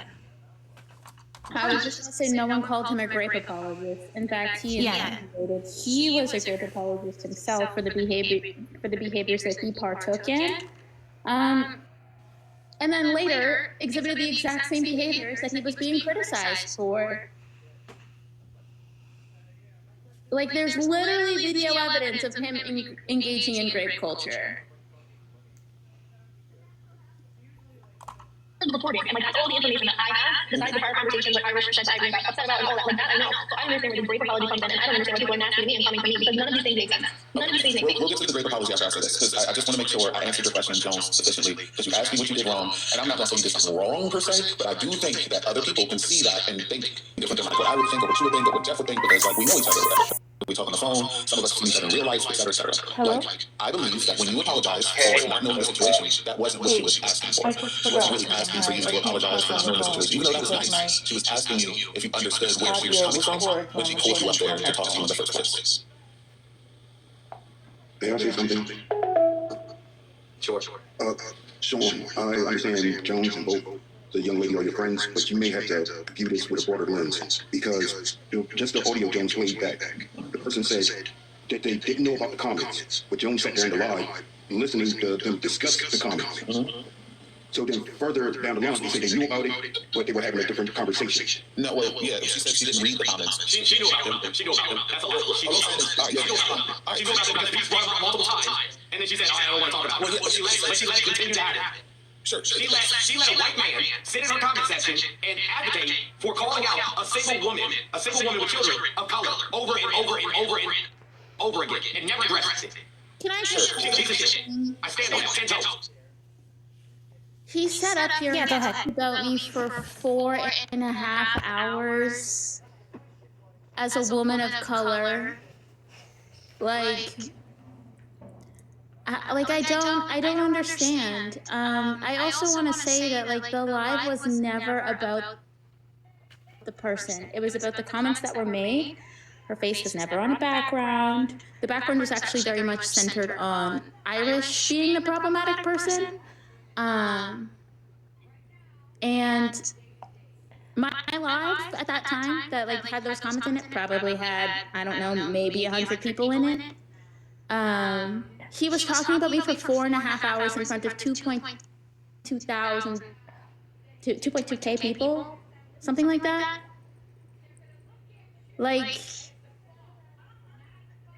Okay, that's a weird fucking comment. Sorry. I don't understand where your bar lies. It's okay to it's not okay when it's a woman that you like or attract, or that you're attracted to, or that can offer you something. But if it's a woman that you dislike or you find problematic to you, it's perfectly okay. I'm not understanding the distinction.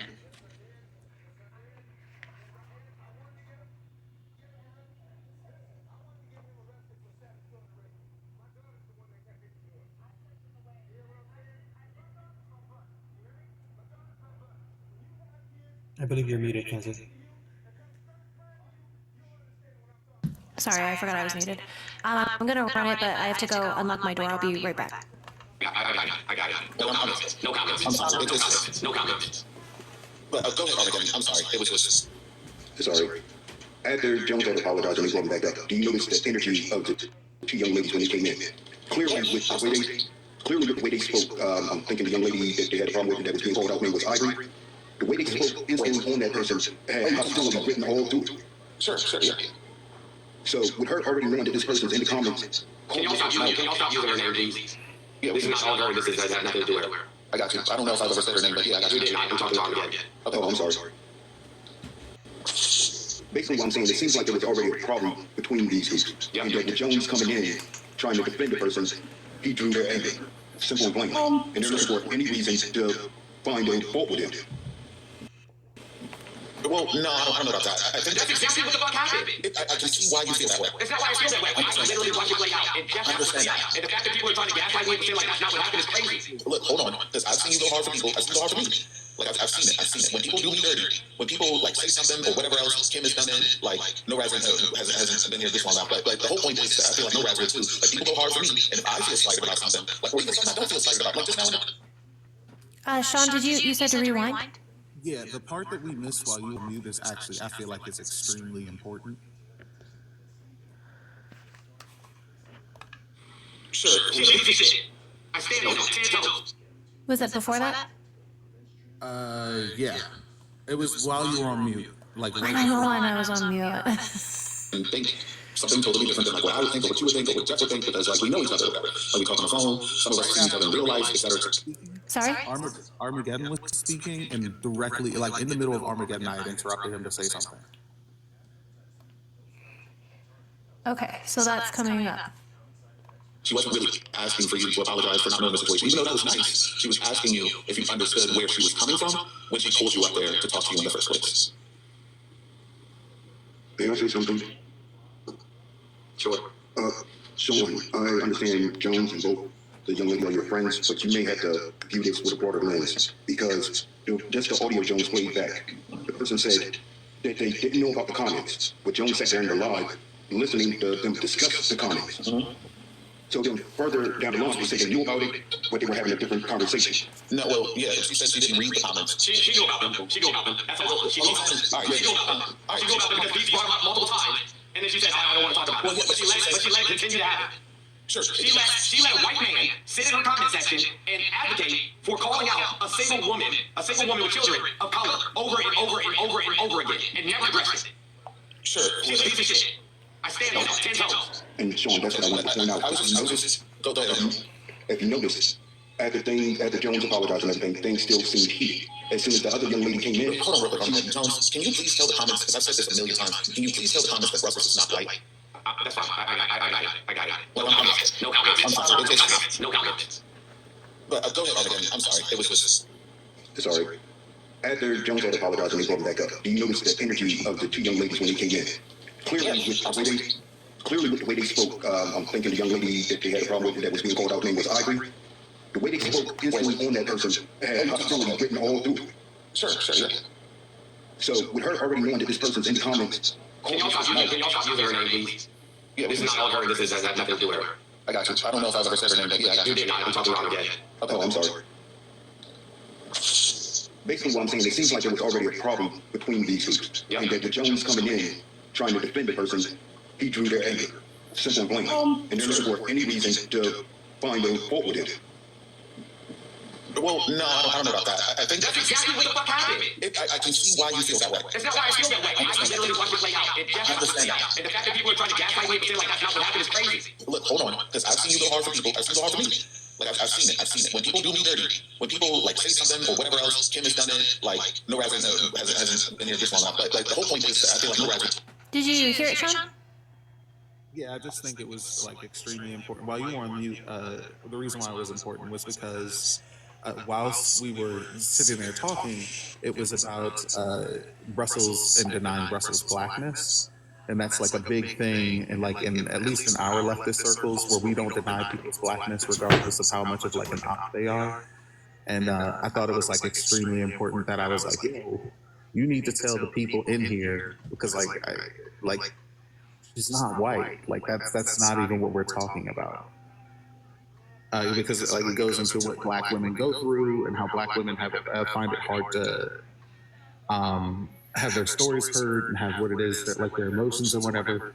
It also goes into that thought process of these black women are doing terrible things by embracing feminism, because feminism is white women's way of harming black men. And just calling Brussels white was fucking nuts to me. And to be honest, I don't know how I didn't crash out. To be honest, W me, I guess. I don't know. W Sean.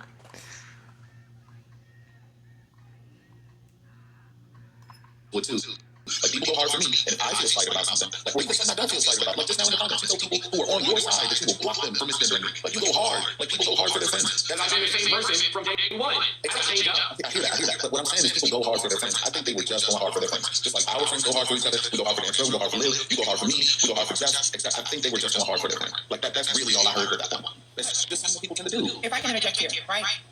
I'm so tired of fucking... Yeah, that's why it's crazy. I don't care if we're going hard for their friend, right? If I'm here, and I don't care if everybody in the space is friend, I'm sorry for the background noise, right? If I happen to scroll in the live, and two people are going back and forth, and then somehow Jones' name gets brought up, because one of these people are friends, I'm intervening and I'm going to say something. If two people are going in the live and your name, Sean, somehow comes up, and you ain't got nothing to do with the situation, and they talking shit about you, as your mutual, I'm going in there and shut that motherfucker down. It ain't about who said what and they said this and the misunderstanding. The question on the table is that why, as a mutual of Jones, when this was going on, anyone who could have or was in a position to go in that space and shut it down, nobody did shit. That's the question. It isn't about who said what. Did they say this? No, because this is the same thing we talked about earlier, right? And I'm only speaking loud because there's a lot of construction outside my home. We're talking about when you got the screenshot from Peach and Peach asked you to come up. We're talking about that situation, right? Right. So, we're recording about that, yeah. So the question is that if you or anybody else who professes to ride with Jones, when it was occurring, why nobody went up and shut that shit down? That's the question. I know. And I'm not yelling at you. I'm just talking because you can't have a lot of construction going on outside my condo. So I don't want you to feel like I'm attacking you. No, you're good. So that's the question, because there is no way I'm going to see anybody talking about somebody that I care about and consider a friend on and off the app that I don't just sit back and listen to the name being drugged through the mud without saying something and shutting that shit down and screen recording it and sharing for the world to see. The question is, if you were in a position trying to go in there and shut that shit down, why didn't you? Why didn't you stand up for Jones and be like, hey, don't beat me is winning. This is not right. Y'all need to shut this shit down and move fuck off. Well, Jones, I'm always the person who advocates for people to have private conversations first. Always, anytime, whenever. When I see this shit, I always say like, hey, like that was your friend, like whatever the case may be, like this is not appropriate, and this conversation should happen to me today. Always. Yeah, even if it happens with me, I try to have private conversations with people. I like that. When you call me publicly, you want to apologize and address me publicly. You got to slide your apology in on the back end, and then now we holding hands and singing hymns. So where's Bell? Where's Bell? Where's Kenzie? You know what I'm saying? Where are these people? Like, if you have beef with me, and you can host a whole live and talk shit in the Discord about me, come up here and talk about it to me in my fucking face. I think they prefer to talk to you. Like, fuck that. I do want to highlight that was not happening as well. In my Discord, I posted myself during Jones's live, not to make antagonistic comments towards his audience, not to defend me. Obviously, you're free to express yourself, but just to do so with care and consideration. Again, I already said I went through Belle's comments. She did not do that either. I'm just, y'all are a bunch of fucking clowns. But that's a problem that I have. That is a whole Discord that has been talking about him or sharing screenshots or whatever like that. And YouTubers that are in there that are watching these screenshots and seeing it, and nobody is checking these people. And then you have this live. I will say this: no one is in there just like trash talking Jones. They're like, people are just asking, like, what's going on? And people are like, oh, it's from this situation, from here, and this is, you know, these are the screenshots from this situation. I need to find information. Still, even if they're shit talking, you guys know that they're sitting there putting this in. So you think if they're putting it in that Discord, they're not doing it in another Discord? I'm not 100% sure. But that's what I'm saying. Like, if somebody started posting some shit about Jones, I'm like, what the fuck is this? Why are y'all posting this shit? People were asking about it, and a bunch of people were now I'm learning about it from today. Because people are posting about it in there today because they're coming and seeing this. But this is why I tell people Discord is a fucking devil. Why not join it? It's because of shit like this. Because people talk their shit on Discord, whatever like that, but they ain't got the balls to stand 10 toes down and come confront people. That's the problem I have. People are watching this shit go by in Discord and saying nothing. Nobody's saying nothing. Jones or nothing like that. And then having this live and shit like that, and people are watching it, sending comments, making comments or whatever like that, not saying nothing to them. I'm sorry, that's some two-faced ass bullshit. I hear you. I don't know. I just know people ask about it, and they're just posting about it and saying, like, it's served from this. And they're like, I will say, there are people in there who are encouraging, like Kenzie is encouraging people not to just like shit talk or whatever. But to answer your question, Auntie, I didn't have the opportunity to do that. But also, everyone knows how I move. Like, I steer clear of like dramatic, like drama shit. And so, like, I just tell you, hey, these people are saying whatever, or they got your screenshot in the background, like they screenshot one of your lives, that's in the background. I've done that. I've sent stuff like that to Jones before. Jones, have I done that before? Yeah. Listen, man. Like I said last night in the text message, and I remember I said, we're done, bro. It's a done. It's sad to hear, but I'm sorry. I don't know. You're not. Why am I not sorry? Why are you when I'm sorry? Because, like, you came up here and were simply an apologist for people, you know what I'm saying, who harmed myself and my family and put myself, no rats, and my children in harm's way. That's what you've done right now. And no rats, am I wrong in what I'm saying? Am I wrong in what I'm saying? If I'm wrong, tell me I'm wrong. I mean, it's been a while the last couple days. We don't bring shit to the internet because it's just not fucking okay. Like, I know what people. Sean, do you want to comment on that?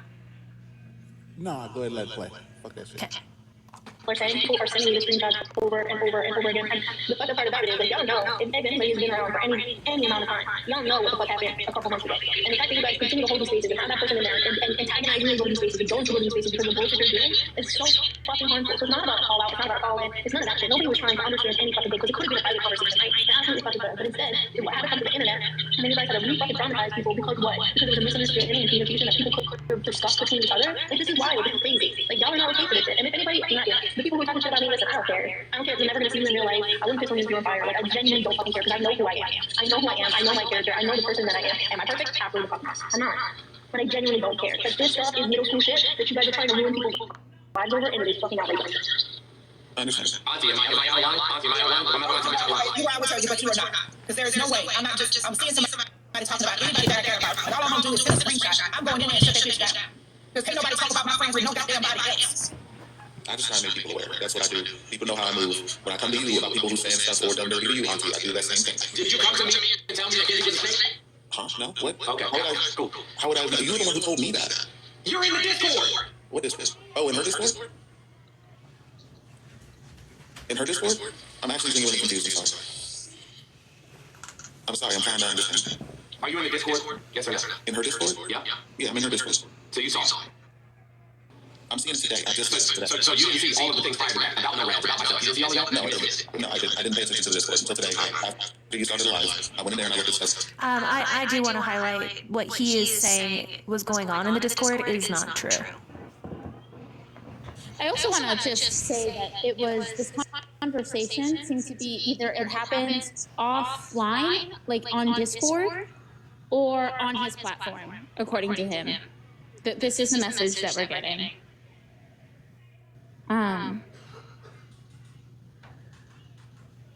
I think that sorry, go ahead. No, I'm sorry. I thought you were done. Go ahead. I was. Okay.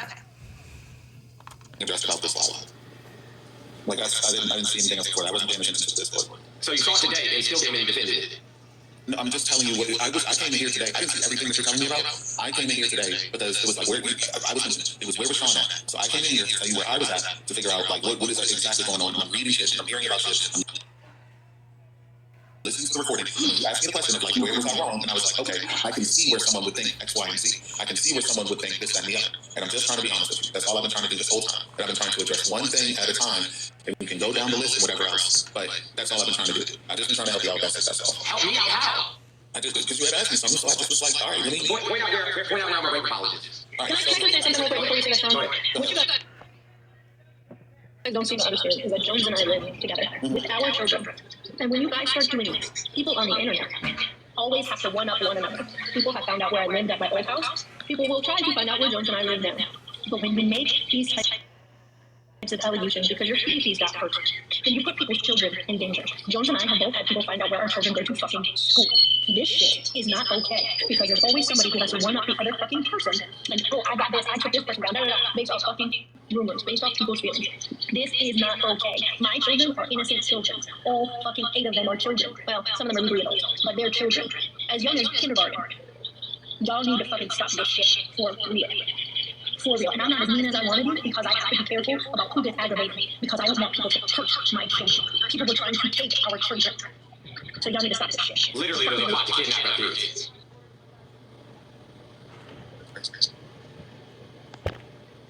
Look, I am sorry that that's happening.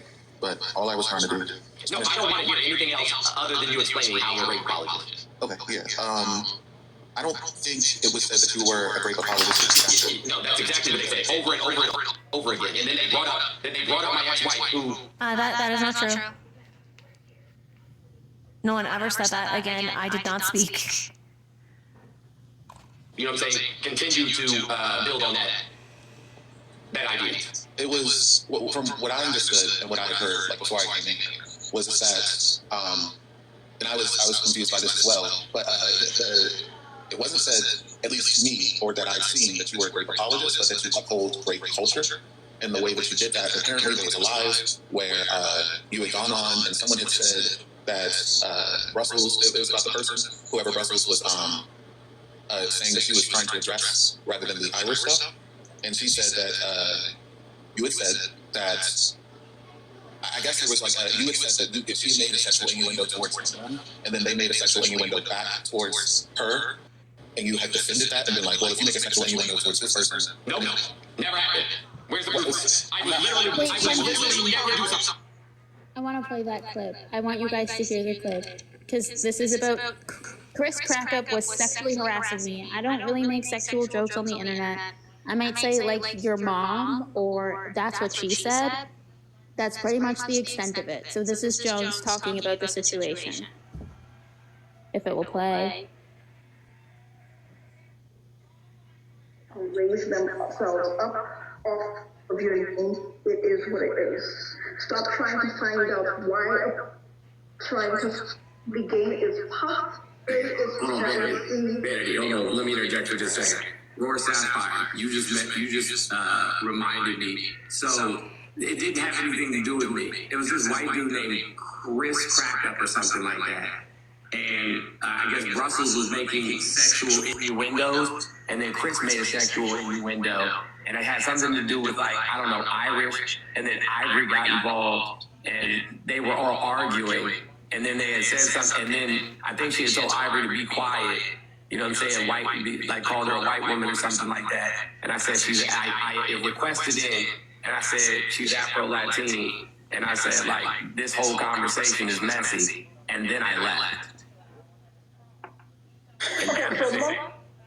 So he quite literally did do that and engage in victim blaming. I also want to say that Jones, like, as a leftist, would have the philosophy of, like, believe victims. And Brussels had her story of his dismissal and of his actions towards her, and then his ex-wife had her story. And now he's saying not only don't believe those victims, but that their testimonies of me are weapons against me. And they are harming me and putting me and my family in danger. Like that is literal Darvo. That I am the victim.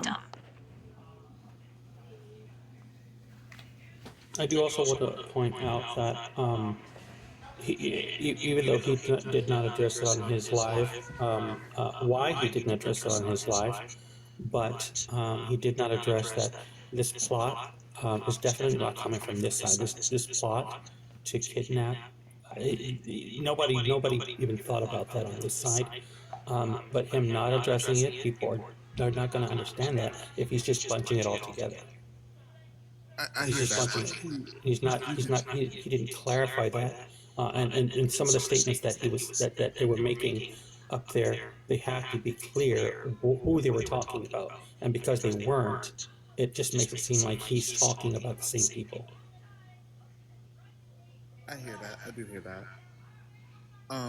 Brussels, real quick, I do want to ask you something, because we went over this earlier, and some people, I guess, weren't here, or maybe they just don't know.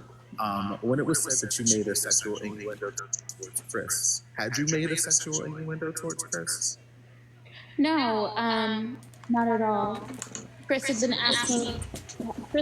sexually harassing women, tokenizing them, like tokenizing Black women, and just making inappropriate comments towards people and blaming it on his autism, which is why I was trying to have a conversation with him about sexually harassing people.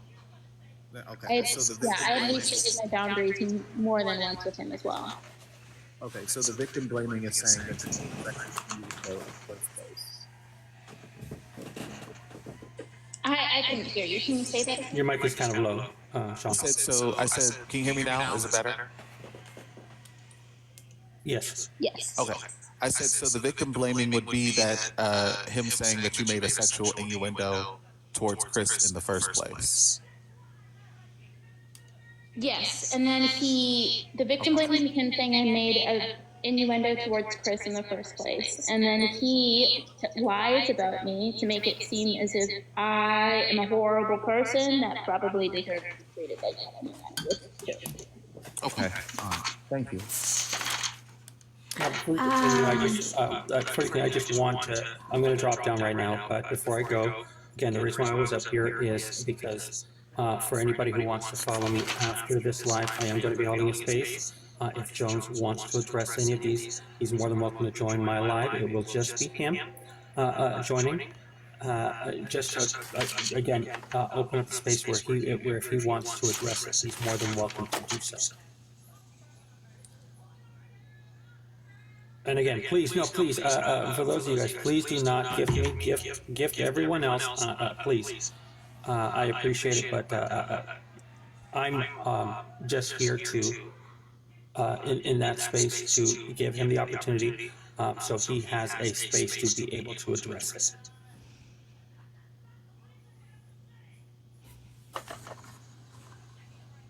Something like that. As a matter of fact, hey, hold on one second, Amanda. Anytime you make sexual innuendos about anything, do I get uncomfortable? Every fucking time. Even if it's between me and you get uncomfortable. Auntie, Mute, anytime people start talking about sexual innuendo. I just personally find this really weird. I feel like he's tokenizing the women on the panel to, again, try to characterize himself as the good guy. Like, none of this is relevant. On my live, do I get uncomfortable? Every single time. And I always gotta hit him with the immediately no. And it's not because I'm trying to be funny. I know it makes you uncomfortable because I notice how your body language changes when stuff like that comes up. Kim, how often do you hear me make sexual innuendos? You don't. You don't. We used to have our late night talk, and we used to sit up here and talk some shit. Jones would back up like, Yeah, he's like that. yeah, he would never sit there and say anything. You weren't the one being said to make the sexual innuendo. Yeah. It was someone else who made it. Russell said something along the lines of, I don't remember which one, something along the lines of, she had made a sexual innuendo towards someone. The dude, what's the dude's name she was trying to address? Chris. It was Chris? Chris Crack is what they told me. Okay, so I guess it might have been him. Apparently you had said she made a sexual innuendo towards him. Wasn't me who brought it up at all. I never spoke about it at all. It wasn't me who did. Okay, I'm just saying that this is what was said about you, or this is what I heard about you. So I'm just trying to answer your question.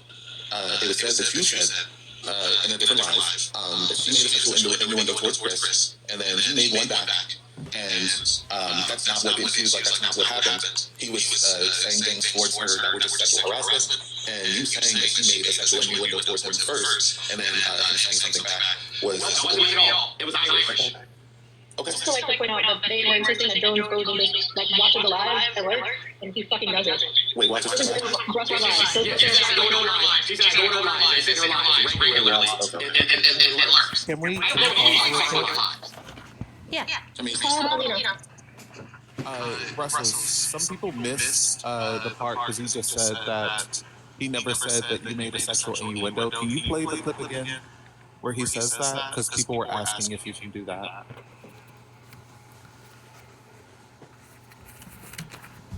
I think I have it here. No. You can go ahead. What are you saying? All I said was, it's 3 days in a row. Yeah. People in my name Oh, okay. that person. I would rather, what I'm comfortable, I want to know what the fuck they don't know, but I don't know. Once again, I just think that, I don't make anybody, I never once would ever tell anybody, go have this person, go in the comment. Brussels said, when I went in there briefly, she said that she had a conversation with Jones about her having a essay situation, and I don't know if he dismissed it, downplayed it, or whatever.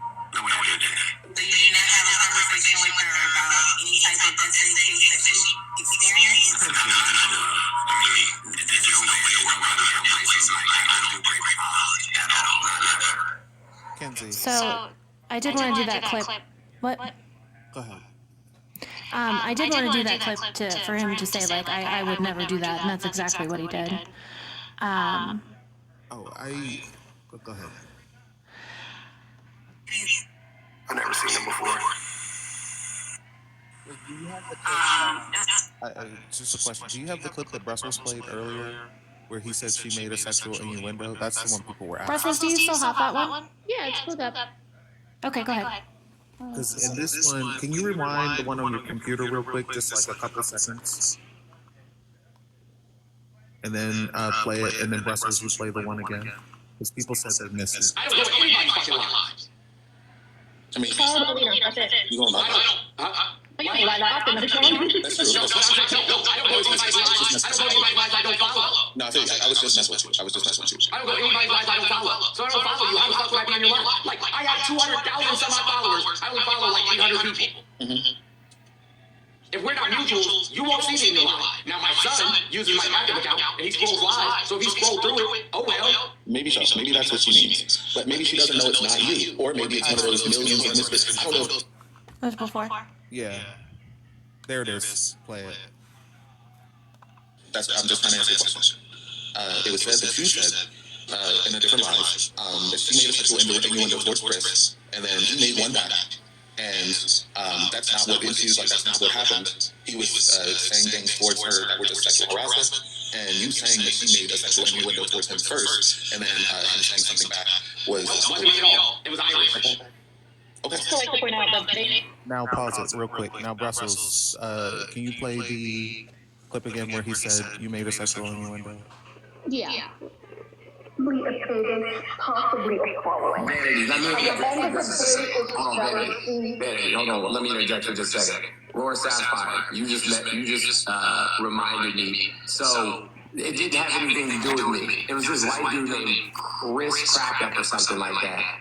And I guess Brussels was making sexual innuendos, and then Chris made a sexual innuendo, and it had something to do with, like, I don't know, Irish, and then Irish got involved, and they were all arguing, and then they had said something, and then I think she had told Ivory to be quiet, You know what I'm saying? White, like called her a white woman or something like that. And I said she's. Thank you. People wanted to hear that part again because they had missed that. No, that's great. Yeah, definitely want to clarify. He did say that on Pubs Live. And now he's saying, blaming that on someone else. They were insisting that Jones goes and just like watches the live at work, and he fucking does it. Wait, watch this. Brussels live. So Yeah, she said I go to her live. She said I go to her live and sit in her lives regularly and lurks. I don't go to any fucking lives. I mean, Todd Alina, that's it. you going live? Huh? But you don't live that often, though, Sean. That's true. No, I don't go anybody's lives. I don't go anybody's lives I follow. No, I was just messing with you. I was just messing with you. I don't go anybody's lives I don't follow. So I don't follow you. How the fuck would I be in your life? Like, I have 200,000 some odd followers. I only follow like 800 people. Mm-hmm. If we're not mutuals, you won't see me in your life. Now, my son uses my backup account, and he scrolls live, so if he scrolls through it, oh well. Maybe so. Maybe that's what she means. But maybe she doesn't know it's not you. Or maybe it's one of those millions of Mr. I don't know if you know. Yeah, I know. There's a bunch of There's like, yeah, exactly. So maybe it's one of those. So then why go through all the trouble to say that I'm stalking you in your lives? Because she doesn't. And then have Kenzie, you know what I'm saying? Validate your bullshit. It's because she doesn't know it's not you. I just want to point out, notice how it went from lurks to stalking. He had been in a few of my lives, sitting in there, not saying anything, despite me saying, hey, you said you wouldn't be back in my space. I don't want you in here unless you reach out and have a conversation with me. That's not stalking. I said, as it sits in there and doesn't comment, doesn't tap, doesn't do anything. I would also like to highlight that I didn't block him until I think like December 10th. So prior to that, we were mutuals. And I was in Brussels Live. So very much he could have clicked on my profile, seen I was in Brussels Live, and it would have appeared. But as someone who was on her panel list often, I do remember several times her calling that out. Don't sit in here and watch my live. She never called him by name. She would just randomly say that. Is that my problem or her problem? I don't really think it's anyone's problem. I think it's just like a making accusations about a person when you don't have, like, bro, that's no different than the shit we argue with Trumpers about. You can't just say shit and not have, you know what I'm saying, proof that this is true. Well, no, I'm not saying. That's literally what he's been doing. Through Pubs Live, through this live, that's literally what he's been doing. I'm not saying like anything like that, but like if there is, because there is like fake accounts of you that say Mr. Jones and have like copies. Real accounts or not, though, you can see how many followers those accounts have. Like, those are really harsh claims to make. You can check those accounts and see if it's actually crazy. That is sure, and she probably should have handled that a little bit better. And I think she said that before, or she said because when she said things about it, she's like, there's things I could have handled better and whatever else, but like. I just think that's a circumstantial thing where, saying that you. I'm sorry, do you know yourself right now, Sean? Like, understand where they're coming from. I'm sorry. I feel like this woman is getting so many excuses for everything that she does. She misunderstands this. She doesn't do this. She got her feelings. Maybe her friends with me. I'm sorry. That's a grown-ass woman. A grown-ass woman who is doing some high school-ass bullshit that has real consequences for the other people on the other side. That is Norad and Jones' lives. That is their kids. I don't play when it comes to people and their kids. Because I've seen stuff that Jones has had to go through on this app with his kids. And now you're involved in NORAD and her kids. That's some fucked up shit. Because I know what the hell I would do if it had to do with me and my child. So who quickly? Oh, no.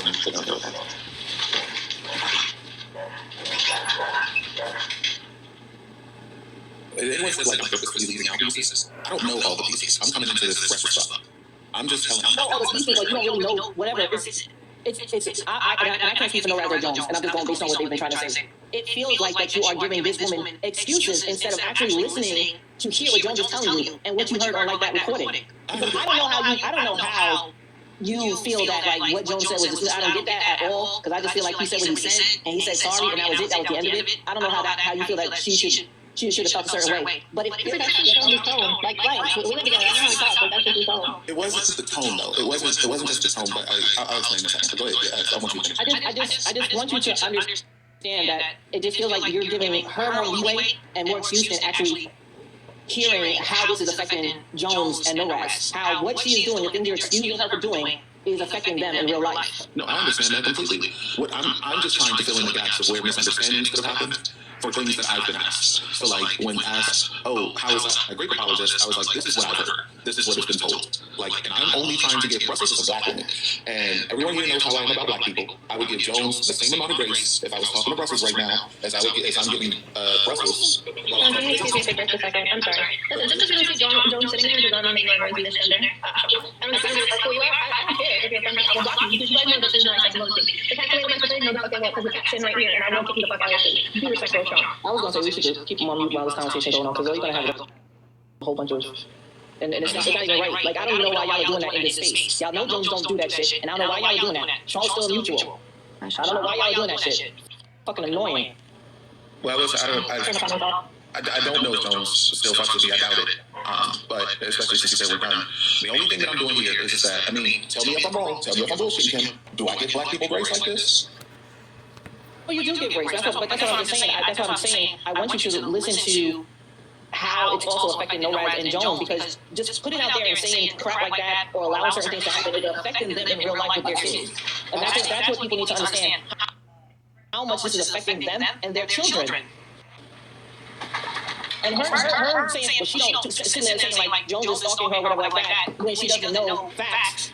That's harmful. Just saying that. That is harmful to sit there and say that. To sit there and say somebody is a great apologist. That is harmful. So putting that out there, and if people make an excuse like, well, maybe she doesn't know, or maybe because it is, I feel that's a problem. I feel like it's accusing a grown-ass adult for stuff that she knows can be harmful to other people. That's just what I'm trying to say. I'm confused. Kenzie's black now? No, we're talking about Brussels. No, we aren't. You are. I'm just telling you, me and Kim, we're talking about Brussels. Okay, cool. Kenzie's black now? No, Kenzie's not black. Okay. So what's the excuse for her and her behavior? I think Kenzie was just like there at the time, I guess. And so posting videos about me, inviting Sarah out there, and then blocking me. I know she blocks it. But, again, I do want to clarify. I did join the live. I stayed on mute 95% of the time. I did not coordinate for Sarah to come on the live. I was just there to support Brussels as a guest. I had no idea even what Brussels was planning to do on the live. I had blocked him on not only my main account, but also my backup account back in December, and he never noticed. And then earlier in this live too, he said he unfollowed me. So I don't know how he could unfollow me if I blocked him. It's really confusing. No. Cool.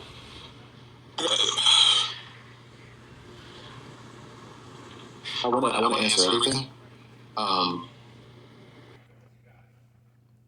It is. Sean, as a black woman, I don't think that you should be able to answer questions for Kenzie. I think Kenzie should answer questions for themselves. Like, I don't think that that's fair to you. I don't either, Nods. Maybe you should ask Jones why he's dragging Sean into it. I didn't ask Sean to go up there. She doesn't even want to talk about me. She wants to talk about Brussels. Jones is dragging Sean into answering questions about me. I will not disclose what I blocked him for. I'll make some statements after, but I'm not disclosing. Hey, I'm not. I wasn't even talking about Kenzie though. I'm only talking about Kenzie because Jones wanted to talk about Kenzie. And Jones, like, even though you might not fuck with me, but I fuck with you, so I want to give you what you asked for. Like, to the best of my ability. And just tell you the things that I've been hearing. I would give you the same amount of grace if I talk to anybody about you. And we've had situations where I've given you grace when we talk to other people, and they were upset about you about it. Because I prove receipts, that's the difference. No, well, sure, but like you do oftentimes have proof from receipts. But I'm just telling you, I'm just trying to give people grace. I'm sorry. Sean, did I miss it? What receipts has he given? The one that you provided. The one that I provided? Is that it? In this one, I mean, he did play the recording, but other than the recording, I didn't see too much of anything else. Honestly, at this point, I was just trying to be pragmatic. I say you honestly should just let it play at this point. Okay. That's all I'm trying to do. I don't need grace when the truth is on my side. That's not what I mean. Sorry, I just want to say that. I'm just trying to tell you. I'm just trying to answer your questions. I'm trying to bridge the gap where miscommunications should happen. Like, I get that y'all are suffering. I get that y'all are like going through some shit. I'm not trying to justify nothing that nobody did to you or to them. I'm just trying to get you to see, like, yo, I think this is where they're coming from. I don't think, maybe some things may have been malicious, like maybe ex-wife said some malicious stuff, obviously, and whatever else. And yeah, I don't know what she said at all. She most likely said something, based on what she told me and all that, she most likely said something that was definitely harmful or whatever. I'm just trying to talk to my friend. Someone who I consider my friend. And I'm just trying to tell you what I think is like inspiring from the situation. Well, cool. Here's the thing, Sean. So right now in the Discord, they're calling me a pick-me. Bitches, I'm not a pick-me. You dragged me the fuck into it. You dragged me into it. I was minding my business, posting my last little TikTok live before it went dark. Sorry, Sean. I do want to clarify that is not true as well. There were not multiple people calling her a pick-me. I saw one comment that said pick-me and didn't even say no rats. You dragged me in. I'm not a fucking pick-me. Leave me the fuck alone. I don't care about y'all. I don't want to have shit to do with nothing. Neither does Jones. You don't want your high school drama. You dragged me in, so how the fuck am I? I was minding my business. Mind yours. If these people want this private, why is there a whole ass Discord? Hey, there was the Discord before this happened. And why are they discussing it in a Discord if they want it private? So why weren't they coming here? Why are they hosting lives if they want it private? Why aren't they here? Why are they talking about Mobaz, you know what I'm saying, in Discord? Why aren't they here? Why aren't they requested? Why aren't they requested? I think they're not. Is there the whole trying to hold phone account on people's behavior? No, I'm just saying, like, we can get on that, but I understand the trying to mediate. Sean, you're in Discord. Why don't you tell them to request? Trying to be slicker than that, honestly. I appreciate you, no rights. I don't know why they're not requesting per se. All I would know is that like if someone felt intimidated by another person and they felt like I'll leave the room. I'll leave the room. I'll let Mobaz, you know what I'm saying, and Auntie and the rest of these people talk. No, I think that's. Don't have me Auntie in here, because I swear to God, I'm gonna cuss somebody the fuck out. I don't think no. I have no desire to talk about them, and because people don't understand that I have been open about things that I have received as trauma. Those traumas happen off this app, and for some reason they don't like to leave alone. They like to recognize that shit, and I'm not going to be involved in that. And I certainly do not want to see that particular person in this fucking life, because I swear to God, there will be issues. Like, I will go to this shit. I don't want to do this shit. I don't care about this shit. These people are insignificant. They're miserable. They don't love themselves. They need to learn to love themselves. This is wild. If Brussels had a problem with it, they could have addressed it with Jones. They could have, and they did not. So to hold the whole lie and have his ex-wife up there crying out, this is crazy, and dragging me into it. I'm dragging me into it, that I was there and you blocked me. If you wanted me to know what the fuck was going on and you were such a bad person, then why the fuck did you block me? Like, this is crazy. Crazy work. It's just for attention. If it's not for attention, prove me wrong. But they can't. They can message me. My DMs and Discord work. They know that because one of them has messaged me, and they will sit there and fucking request. I read what they had to say and I had no interest in reading it. So if he's like a bad person, why the fuck are they all just talking on Discord for me and saying all this shit? I'm just as bad as he is. What's the fuck on? Look, I'm sorry getting called a big thing. I'm sorry for that. I'm not reading the Discord right now. I don't know what people are saying, but to answer you, Jones, I think that Brussels may be intimidated by you and intimidated by like the platform, because we do talk about power imbalances. They can talk to me offline. I'm hit. That's what I was just about to say that.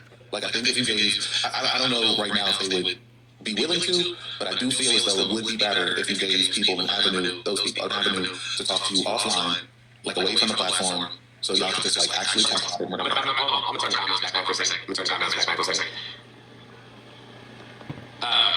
Hey, listen, anybody in the chat, you know what I'm saying, that is talking to me offline, texting me offline, raise your hand, and then feel free to request. I'm already up here. May as well. We use Instagram still, and I've been here from the beginning. Yeah, because now I'm just scared right, exactly that. Yeah. Okay.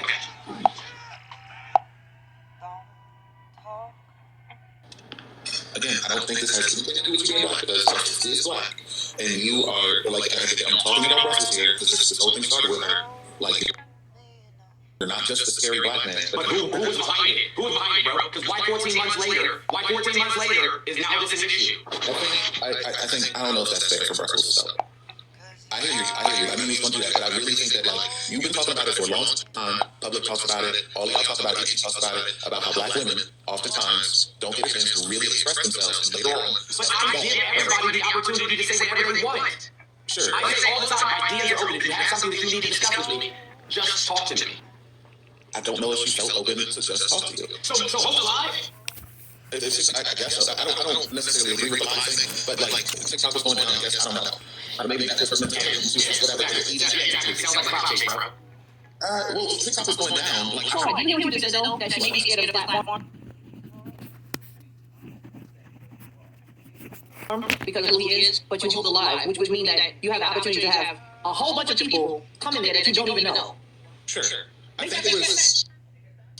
Yeah, but it was on Friday, right? No, Wednesday, Thursday, Friday, 3 days in a row, back to back. Well, what I mean is it was last week. The whole point is that on Sunday we got the app back. Like, we thought the app was going away Sunday. So I'm just saying what I think her mentality may have been. I don't know for sure. I'm just guessing that it was like, well, TikTok's going down anyway. We're going to lose this stuff anyway. So I might as well address some of the things that I wanted to address. So let me put out false allegations about somebody and just leave it there so that you don't know what happens after that?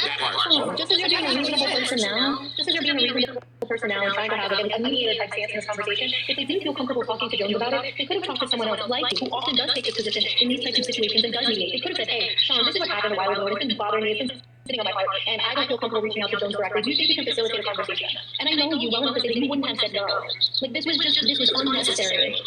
Yeah. I mean, sure. Brussels doesn't really know me like that. But, like... Kenzie does, and Kenzie could step in.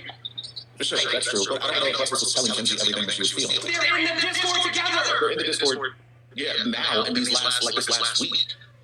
Like, it's only been talked about for, like, the last week. Chelsea, you've met me in real life multiple times, yes? Oh, yeah. You spent time with the whole week. Yeah, whole week, yep. Right? Am I abrasive in any shape, form, or fashion? No, when it comes to having a discussion. Tati, you met me in real life, yes? I have. Do I seem abrasive in any way? Not from the interaction that we had, no, you did not seem abrasive. I mean, for me, this is wild because he literally threw his headphones down and slammed the desk, but... Great interactions we had in real life, no, you're not abrasive. You're just direct. I'm hanging out with my mom right now, so I gotta go. But the interaction we had in person, you were not abrasive. No, just, I mean, you're direct, you're not abrasive, and, like, we had a great time, and lots of conversations, and different conversations, capacities, and even when you were here, like, I see the work you put in and all the stuff, but just being with you in person in my home, your phone constantly goes off, and not that I was mad or anything, but it's an observation that people are always trying to communicate with you, get in contact with you, and I know that's not just gossiping, it's work. Can we also stop acting like everybody is going to sound the same or act the same? Like, come on, like I tell you, this is me. I'm blind. Jones, you know from being in New York. How are we? People tell people all the time, New York people are rude. Are we rude or are we just very blunt? Like, there's a difference. Like, we know and we speak what we want to say. We don't sit there and sugarcoat it. Just because you don't like it don't mean I'm going to change how I say it. People have to stop sitting there thinking that people have to change their tone because of who the hell they're talking to. I'm not going to do that, and Jones shouldn't have to do that either. If you want to sit here and pussyfoot around or whatever like that, do it with someone else. He's going to be who he is. If you want him to be fake, I'm sorry, that's just not how it is. That part. Yeah, I do want to reiterate those. I don't think it's about Jones being, like, I don't think it's about your tone. I think it's about your platform being intimidating. Like, for them to, like, come up here and whatever else. And the only reason I was saying was, like, you hold alive the last couple of days that you have TikTok. And like I said before, we talked about this before, Black women oftentimes don't get a chance to really express themselves, to say what it is they really want to say. And they come through, like, a little bit later and be like, I've actually been wanting to talk about this for a while, but I didn't feel comfortable because of X, Y, Z. And people are like, listen, they said that my apology was sufficient. I asked specifically, how would you like me to apologize? In addition to that, I shut people up on my platform regularly so that Auntie can speak, so that Kim can speak, so that No Rats can speak, so that Adora can speak, so that you can speak. I literally say, shut the fuck up, let them talk. Regularly, so that Shay can speak. I'm not saying that your profile actually is a bad, or your platform actually is a bad platform. I'm just telling you that when you look at your platform, how many followers you got? 226K? I don't know, 250, something like that. I don't know. There's some microphone right there. While he's doing that, I'm gonna be on pause. I'm listening. I just gotta text my boss because I'm very early.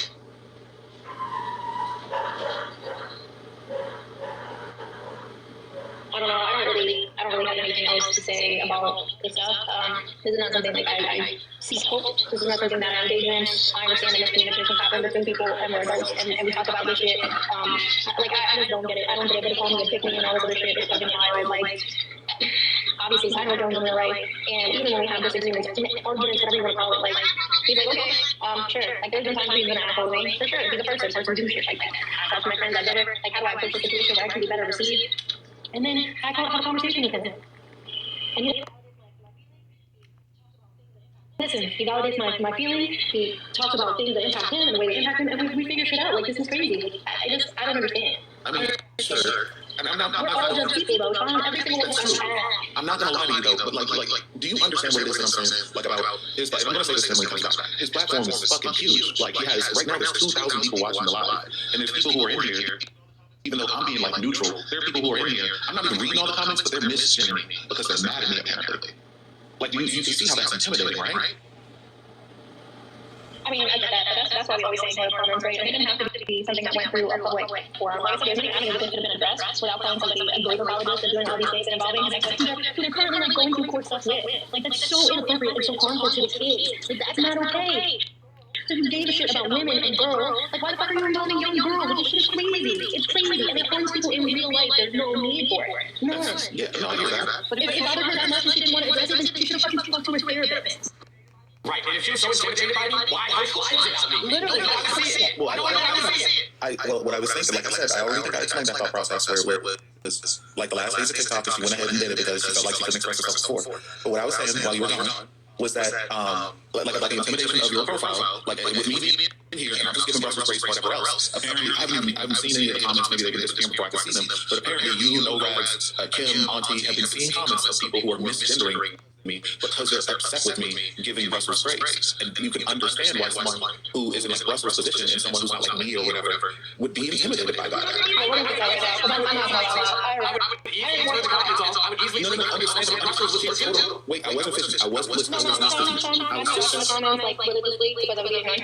But I already warned them that they kept doing this to the comments were going away. So now my little friends, you can sit in timeout until you learn how to make better choices. Because that's we don't do anything that way here, period. I've muted and blocked a lot of them. I do appreciate it. I wasn't fishing. I was just trying to show, like, when someone has a huge platform, there's 2,000 people watching live, there will be intimidating factors that you even yourself, Jones, cannot just control. You can't stop people from misgendering. You can't stop people from calling whoever out of their name. You can't stop that. Like, you just don't have any control over other people that way. Like, there's literally nothing you can do about that. Well, Jones does try to protect people that come up here. He literally drops everybody, turn comments off, and let a person have that one-on-one conversation with him. And allow him to have that peace. Even people I don't like. Yeah. I know this, but I'm just showing, or at least saying, how it could be intimidating for someone to not feel comfortable in that kind of environment and not even want to go there to do that. They felt like they could say things like really trusted Bobby D's live. Like, am I wrong about that? People go to Bobby D's live and their grievances there. Bobby D's live, I don't know them. But from what I understand, is not a great individual. Kenzie posted things in their Discord and participated in lives that harmed myself and No Rags and potentially will harm my children and did not care. And then you put them on your platform. Yeah, Kenzie's one of my mods. Like, I didn't know anything about this yesterday. I didn't know, like, I heard bits and pieces in different areas, but I didn't know most of these details about what I've read in the Discord, about what you've been telling me about any of this until today. You knew about it yesterday because I texted you yesterday. Well, I knew you were upset about something yesterday. I knew you were upset about yesterday. So you were just oblivious to everything that was going on. I knew bits and pieces, but I didn't know everything. I didn't know anything about, like... And then all you've done since you've been on the platform today is be an apologist. I've been giving grace. That's all I've been doing. Gotcha. So wait. Doing black one. I've been talking about Brussels this whole time. And that's not what I was talking about. That's never what I was talking about. That's why I'm telling you that's who I've been talking about this whole time. And when you talk about Kenzie or whatever else, I go, when it comes to Kenzie, what Kenzie has been doing, has been posting screenshots or whatever because people have been asking questions. It's always in response to someone, and this is what I've been seeing. Like, and she has encouraged people, like from what I've read today, she has encouraged people not to talk shit about you and all of this other stuff. That's all I said. I don't know about any of the other stuff. All I'm telling you is about Brussels and what I've been reading about Brussels and how, like, Brussels is a black woman, what she could have been feeling like she was going through because we talk about black women going through these exact things and why she may have did some of the things that she did. I don't know for sure. I'm just trying to help out where I can help out. That's all I've been trying to do. Well, why would Kenzie be posting it and then tell people don't talk shit about it? Why are you posting it then? Why are you encouraging it? Why are you adding on to it? Why are you saying anything about it? If it has nothing to do with Kenzie, why is she even speaking about it? Why is she on platforms that are speaking about it? Like, if she is friends with Jones, why is she not calling people out? Like, why are y'all asking me about what's going on? Why are y'all discussing this? Why are y'all even speaking about No Rags and Jones? That's none of your business. Why are y'all having communication with his ex-wife when it has nothing to do with you? That's what I'm talking about. Why is nobody questioning why people are even asking about it, talking about it, or even like going on platforms about it? It seems like everybody's saying, well, they might be doing this, or they might have did this, or because, why?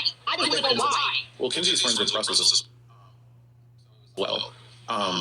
So it was like, I guess we were just talking in the middle of the thing. He does a lot of lives with Brussels in general.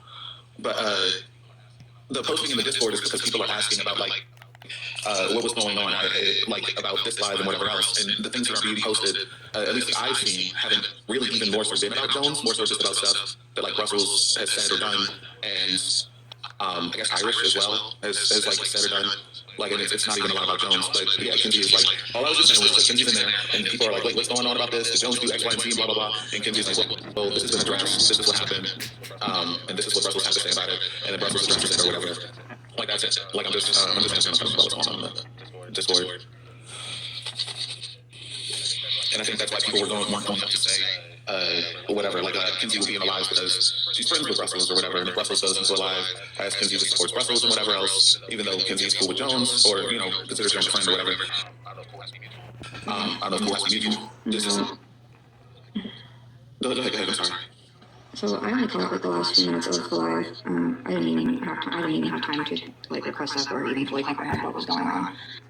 But Kenzie was definitely in there with a list of questions for Jones's ex, and it was really weird. It wasn't a support role whatsoever. It was definitely questioning. Like I heard several questions about his education, and basically just questioning. Like it was very much given the vibe of invalidating who Jones is in his entirety. That's the part of the live, and then the live was ended, or it looked like it ended.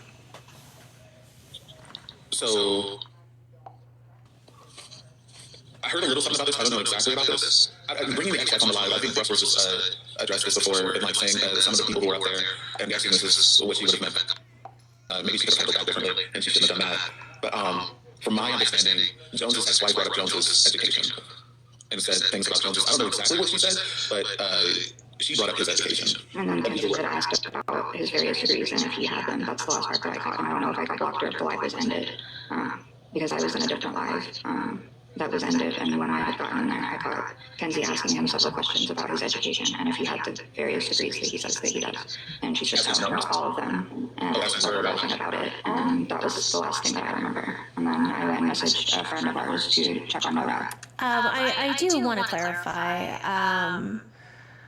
I did ask, because Jones has made claims about what degrees he's had. I did ask, does he have this degree, he said. This degree, he said. And then I said thank you and I muted. We were not laughing about it in any way. It was just to confirm statements Jones has made. And Jones, and that's all I know about the whole situation. I didn't even know what any of this is about. But yeah, that's what I know about this life, is Kenzie literally leading the whole thing, asking questions about Jones's education. I don't care if she asked that woman if the sky was blue. If you are so-called a mutual of someone, and someone is trying to be messy, why are you in that live? Why are you not speaking people that, no, that's you thing. I know someone. Why are you not speaking about, I'm talking about Kenzie. Kenzie, someone that sits here and comes on Jones' platform. Why are you sitting there allowing mess? It was I would have not been on the platform if somebody brought up Jones' ex-wife and thought that they were going to have the I do want to say I don't think I've been on Jones's platform since November, and like I've stated many times, I blocked him in December. conversation. Because everybody in there would have been cussed out, mutual or not, and I would have blocked anybody in there that thought that it was okay.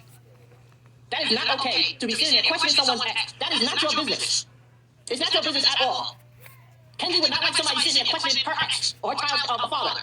She would never allow that. But she thought it was okay to sit in that live and sit there and question. So I didn't hear the end of what you said, and Kim, I didn't hear what you said to the end. I'm tired of the excuses. There's no excuse as to why Kenzie is sitting there having a conversation with Jones's ex. There's no excuse for that, because she wouldn't want somebody doing that to her ex whatsoever. Yeah, and I was saying what? Oh, go ahead. I was saying the live, the live was Kenzie asking Jones's ex multiple questions about his education. And what I was getting at is that it wasn't given friend. I don't know if I was blocked or if the live was ended. I was pretty sure it was ended. And then after that, I went and messaged the mutual of ours to check on NORAD. So I didn't even know what the whole situation was about. But my point is Kenzie was definitely asking questions as though she doubted anything that Jones ever learned about his education. And his ex was like answering his questions and laughing about it. And she wasn't like saying anything as though she was being neutral in any way. Okay, I didn't hear about that, but I did hear about Jones's education being questioned. But I heard it was not questioned, being brought up and said that he didn't have like the degrees he said he had or whatever else. But it was brought up by his ex-wife. That's what I'm hearing. Like it was brought up by it. I don't know if she brought it up, but Kenzie definitely asked about his various degrees. Like I said, I only caught that a little bit. And my point is that she wasn't there to shut it down or to be like on his side or vouch for him or be neutral. I wasn't giving neutral is what I'm getting at. And that's what Ken's also definitely saying more directly than I am. It's not giving that at all. Recording it live. I just had a lot of questions. Sorry, I'm going to go to the bathroom. I have the live recording. They blocked me. They didn't block everything, so people recorded it. Okay, good. I don't know. I was just giving a maybe thing. What I heard was different about the education thing. I don't know. A friend of mine just said something to me that's a good point. Why do they feel so comfortable saying this in their presence? That's a great question. What do you mean in their presence? Why did this person feel so comfortable like spewing all of this in Kenzie's presence? These things to Kenzie or saying all these things about Jones to all of these people. Like, what did this person do or say to them in the past that made them feel so safe to put all this information out there? Like, it's pretty wild. This is what a friend, that's not very friendly behavior. I think Jones is, well, I don't know about that one because I've been hit up about by Jones' ex-wife and tagged in like videos like about Jones to try and say that Jones was like a terrible person or whatever else. I feel like she'll just tell anyone anything like that will listen and she tries to get it out there. Like even knowing like I was friends with Jones, I was still like tagged in a post about like Jones is dangerous to women. You need to beware of Mr. Jones, blah blah blah. I think she just will tell anyone who will listen.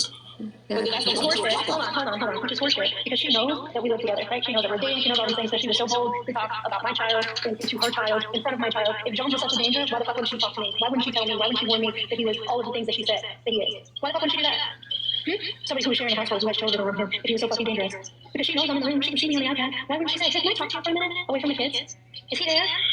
Something, anything. So if he was so dangerous, why the one person on this app who they have access to, who is around him in real life, would they not talk to? So, Brussels, I have noted in my notes that this is where we decided to stop. Did you want to keep going? That sounds, I think that was the end. Yeah, we're at 408 and there's 423 yet left, but I think the rest is just essentially like a repetition. Yeah. That was a very long clip, but I think something notable to point out is the escalation. The escalation from Jones contributes to rape culture and uses like manipulation tactics commonly associated with like psychological abuse, we could say that, to like now he's saying that I've said that he's a rape apologist and a stalker. That's an insane misrepresentation.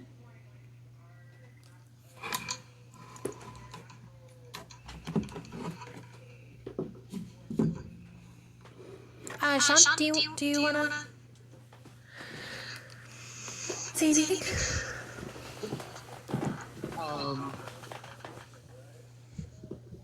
No, not really. I think like if we're not going to do this, I'm sorry, you're really muffled. Oh, how about now? That's better. Okay. I was like, nah, I don't really have anything else to say. I really only just came up to say, to rewind it earlier. I think it's, I do think this is important. I want to ask you, because we went over this earlier. You didn't bring up Jones's education, right?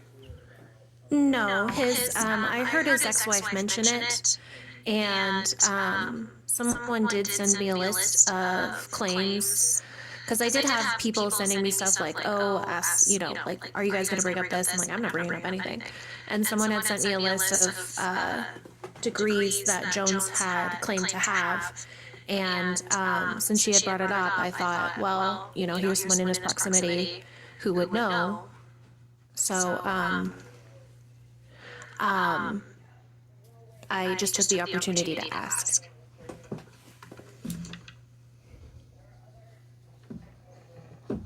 Essentially because I just wanted verification. So I saw someone who knew Jones. I knew that the only way we would get verification is essentially I thought would be the only opportunity I would have.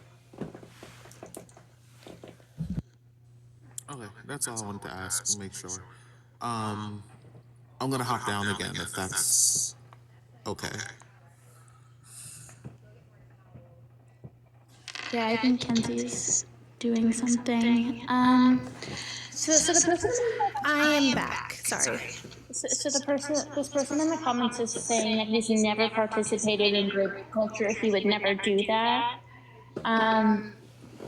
So I would just say that group culture is minimizing or trivializing sexual violence, including the idea that thinking that rape is inevitable. Those include things like sexual harassment. So he's literally in a clip saying that basically I deserve to be sexually harassed because I made sexual innuendos towards someone first. That's not what happened. Somebody had been sexually harassing me on the app. I called them out for it. And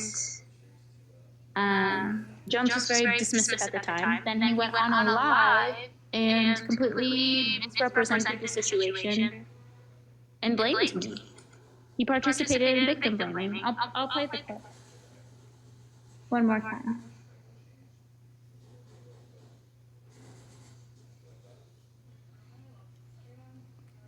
A payday, possibly a following. Vanity, let me interject. Hold on, Vanity, hold on. Let me interject for just a second. Roar Sapphire, you just reminded me. So it didn't have anything to do with me. It was this white dude named Chris Crackup or something like that.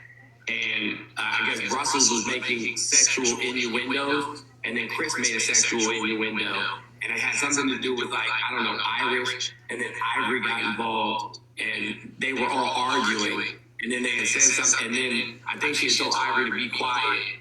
You know what I'm saying?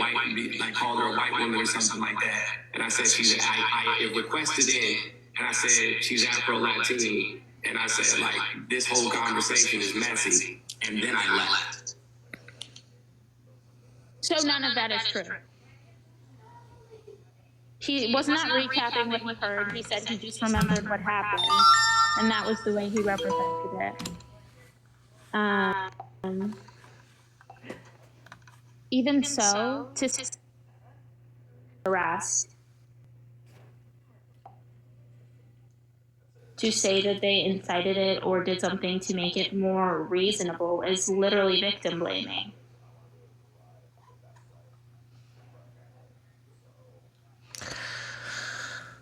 I also do want to highlight kind of the isolation aspect now that we've seen Sean's clip. I did talk to Sean that day. I mean, essentially after the live happened, I was on the phone a lot. And she had told me that Jones had unfollowed her that morning. Simply because she had me on a live and wasn't aware of the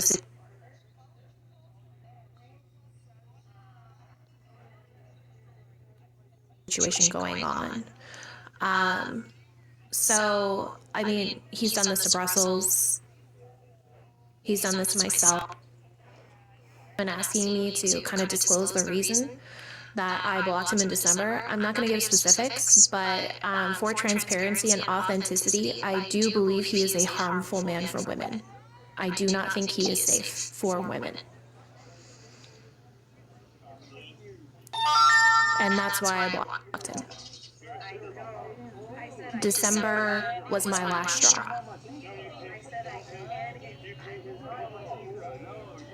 And I think we can see through that this behavior of gaslighting and manipulation and victim blaming and saying that women's testimony of their experience with him is harmful and escalating it to false allegations and escalating working to stalking, intentional misrepresentation, intentional lies regarding the situation. I don't know how anyone else can't come to that conclusion. And based even on the experience that Brussels had, that's why I decided to support her. I mean, my whole platform is feminism. I don't know, like, we support women.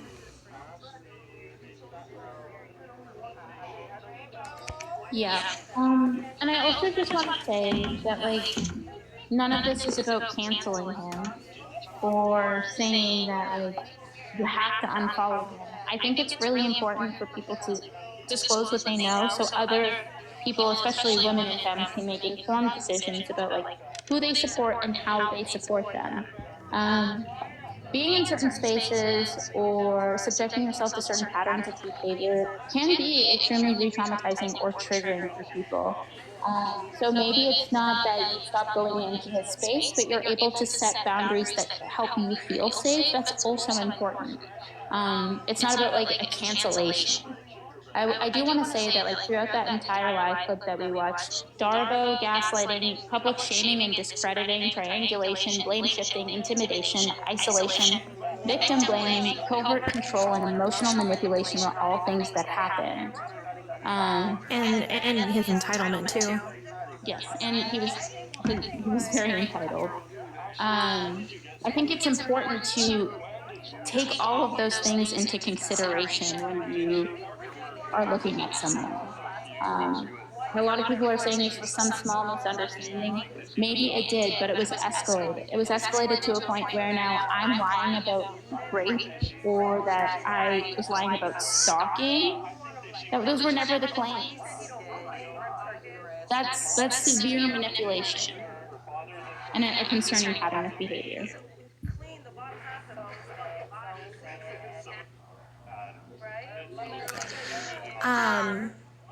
And you know, it really is interesting to me for someone who claims to be an advocate for women. I mean, even within that live that he held, he said women should be the leaders, that men shouldn't.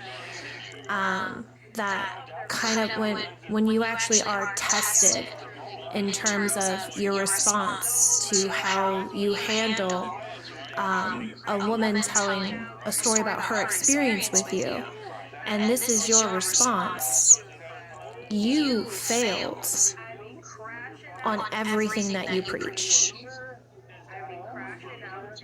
You literally did the things that you criticize all the time on your platform.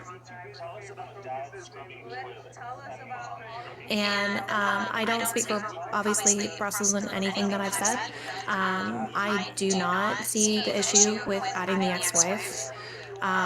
She's her own person, and it was a space where you can tell your testimony, and that's what she did. You can find her credible or not. It certainly wasn't my place as a white woman to tell her to be quiet, a black woman, about her story. I just want to clarify that we did not coordinate anything with her, and Sean was correct. She showed up.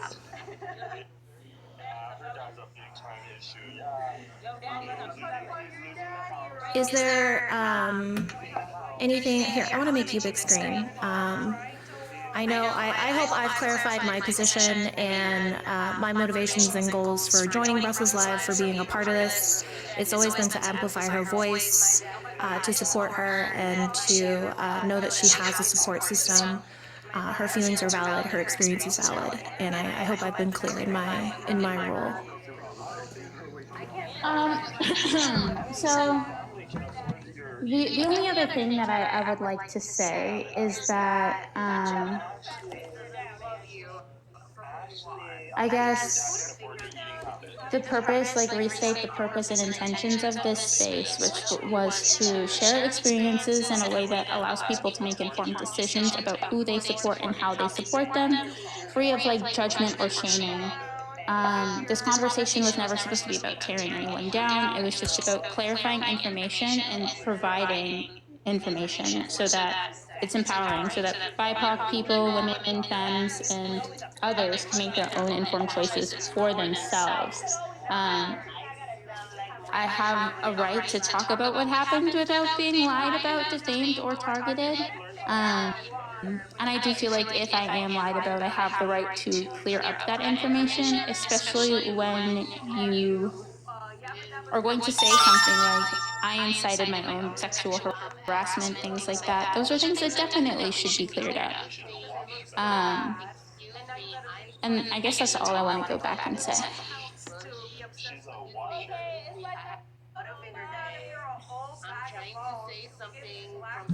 All right. Oh, I moved my mic. Do you know if Ernesto's wife? Is Ernesto still here? Let me see.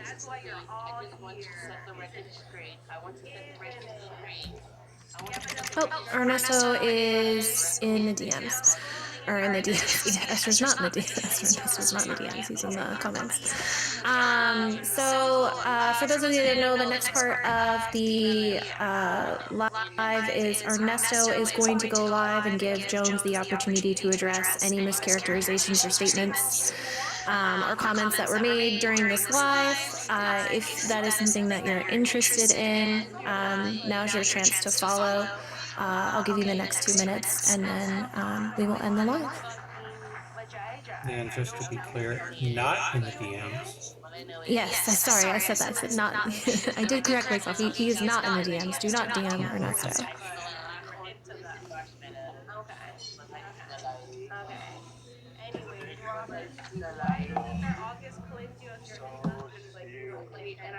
I just want to say thank you to everyone who stuck around and listened to everything.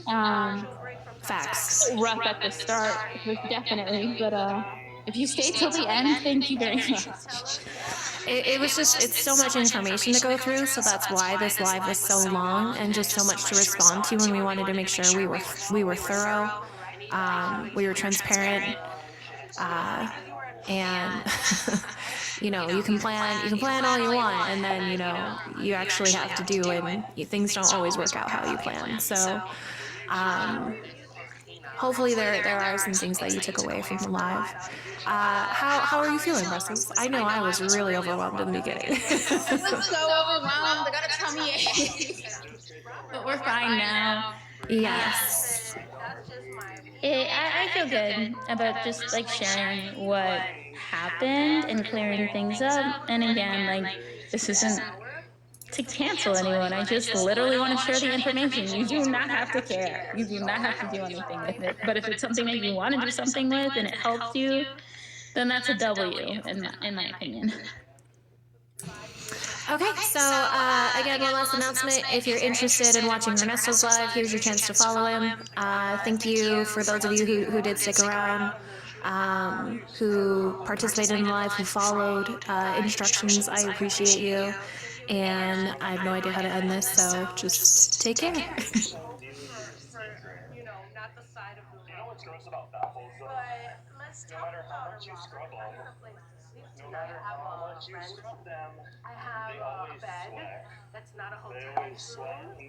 You said insanity? It is, sister. It really is.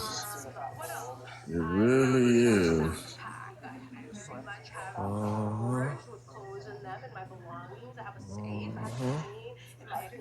Bray said they don't care if they don't care. They know if they have a child with them, they are good financially. Exactly. So they chasing the bag. They don't care about nothing else.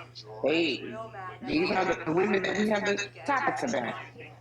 Mm-hmm. Right. You're not talking about the good ones? No. And that's where a lot of people get twisted. It's not about interview. If this don't fit you, listen and learn.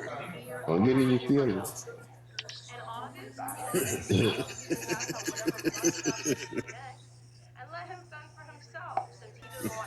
Don't get in your feelings. That is the truth. Yeah. That is the absolutely truth right there, my friend. Because if you get in your feelings, you won't get hurt. This emotion you got to deal with yourself, because the next person that got you in your feelings, you don't know about the business. Here it is, you're all upset. You know, waste of time. It is. Yeah. You're absolutely right, Melanie. You're absolutely right. You know, I cannot find a charger. I'm trying to find a charger for my, I got a tractor, and my battery, I bought a brand new battery, but it died. But I want to get a charger for it, but I can't find the charger that I want. I think I might have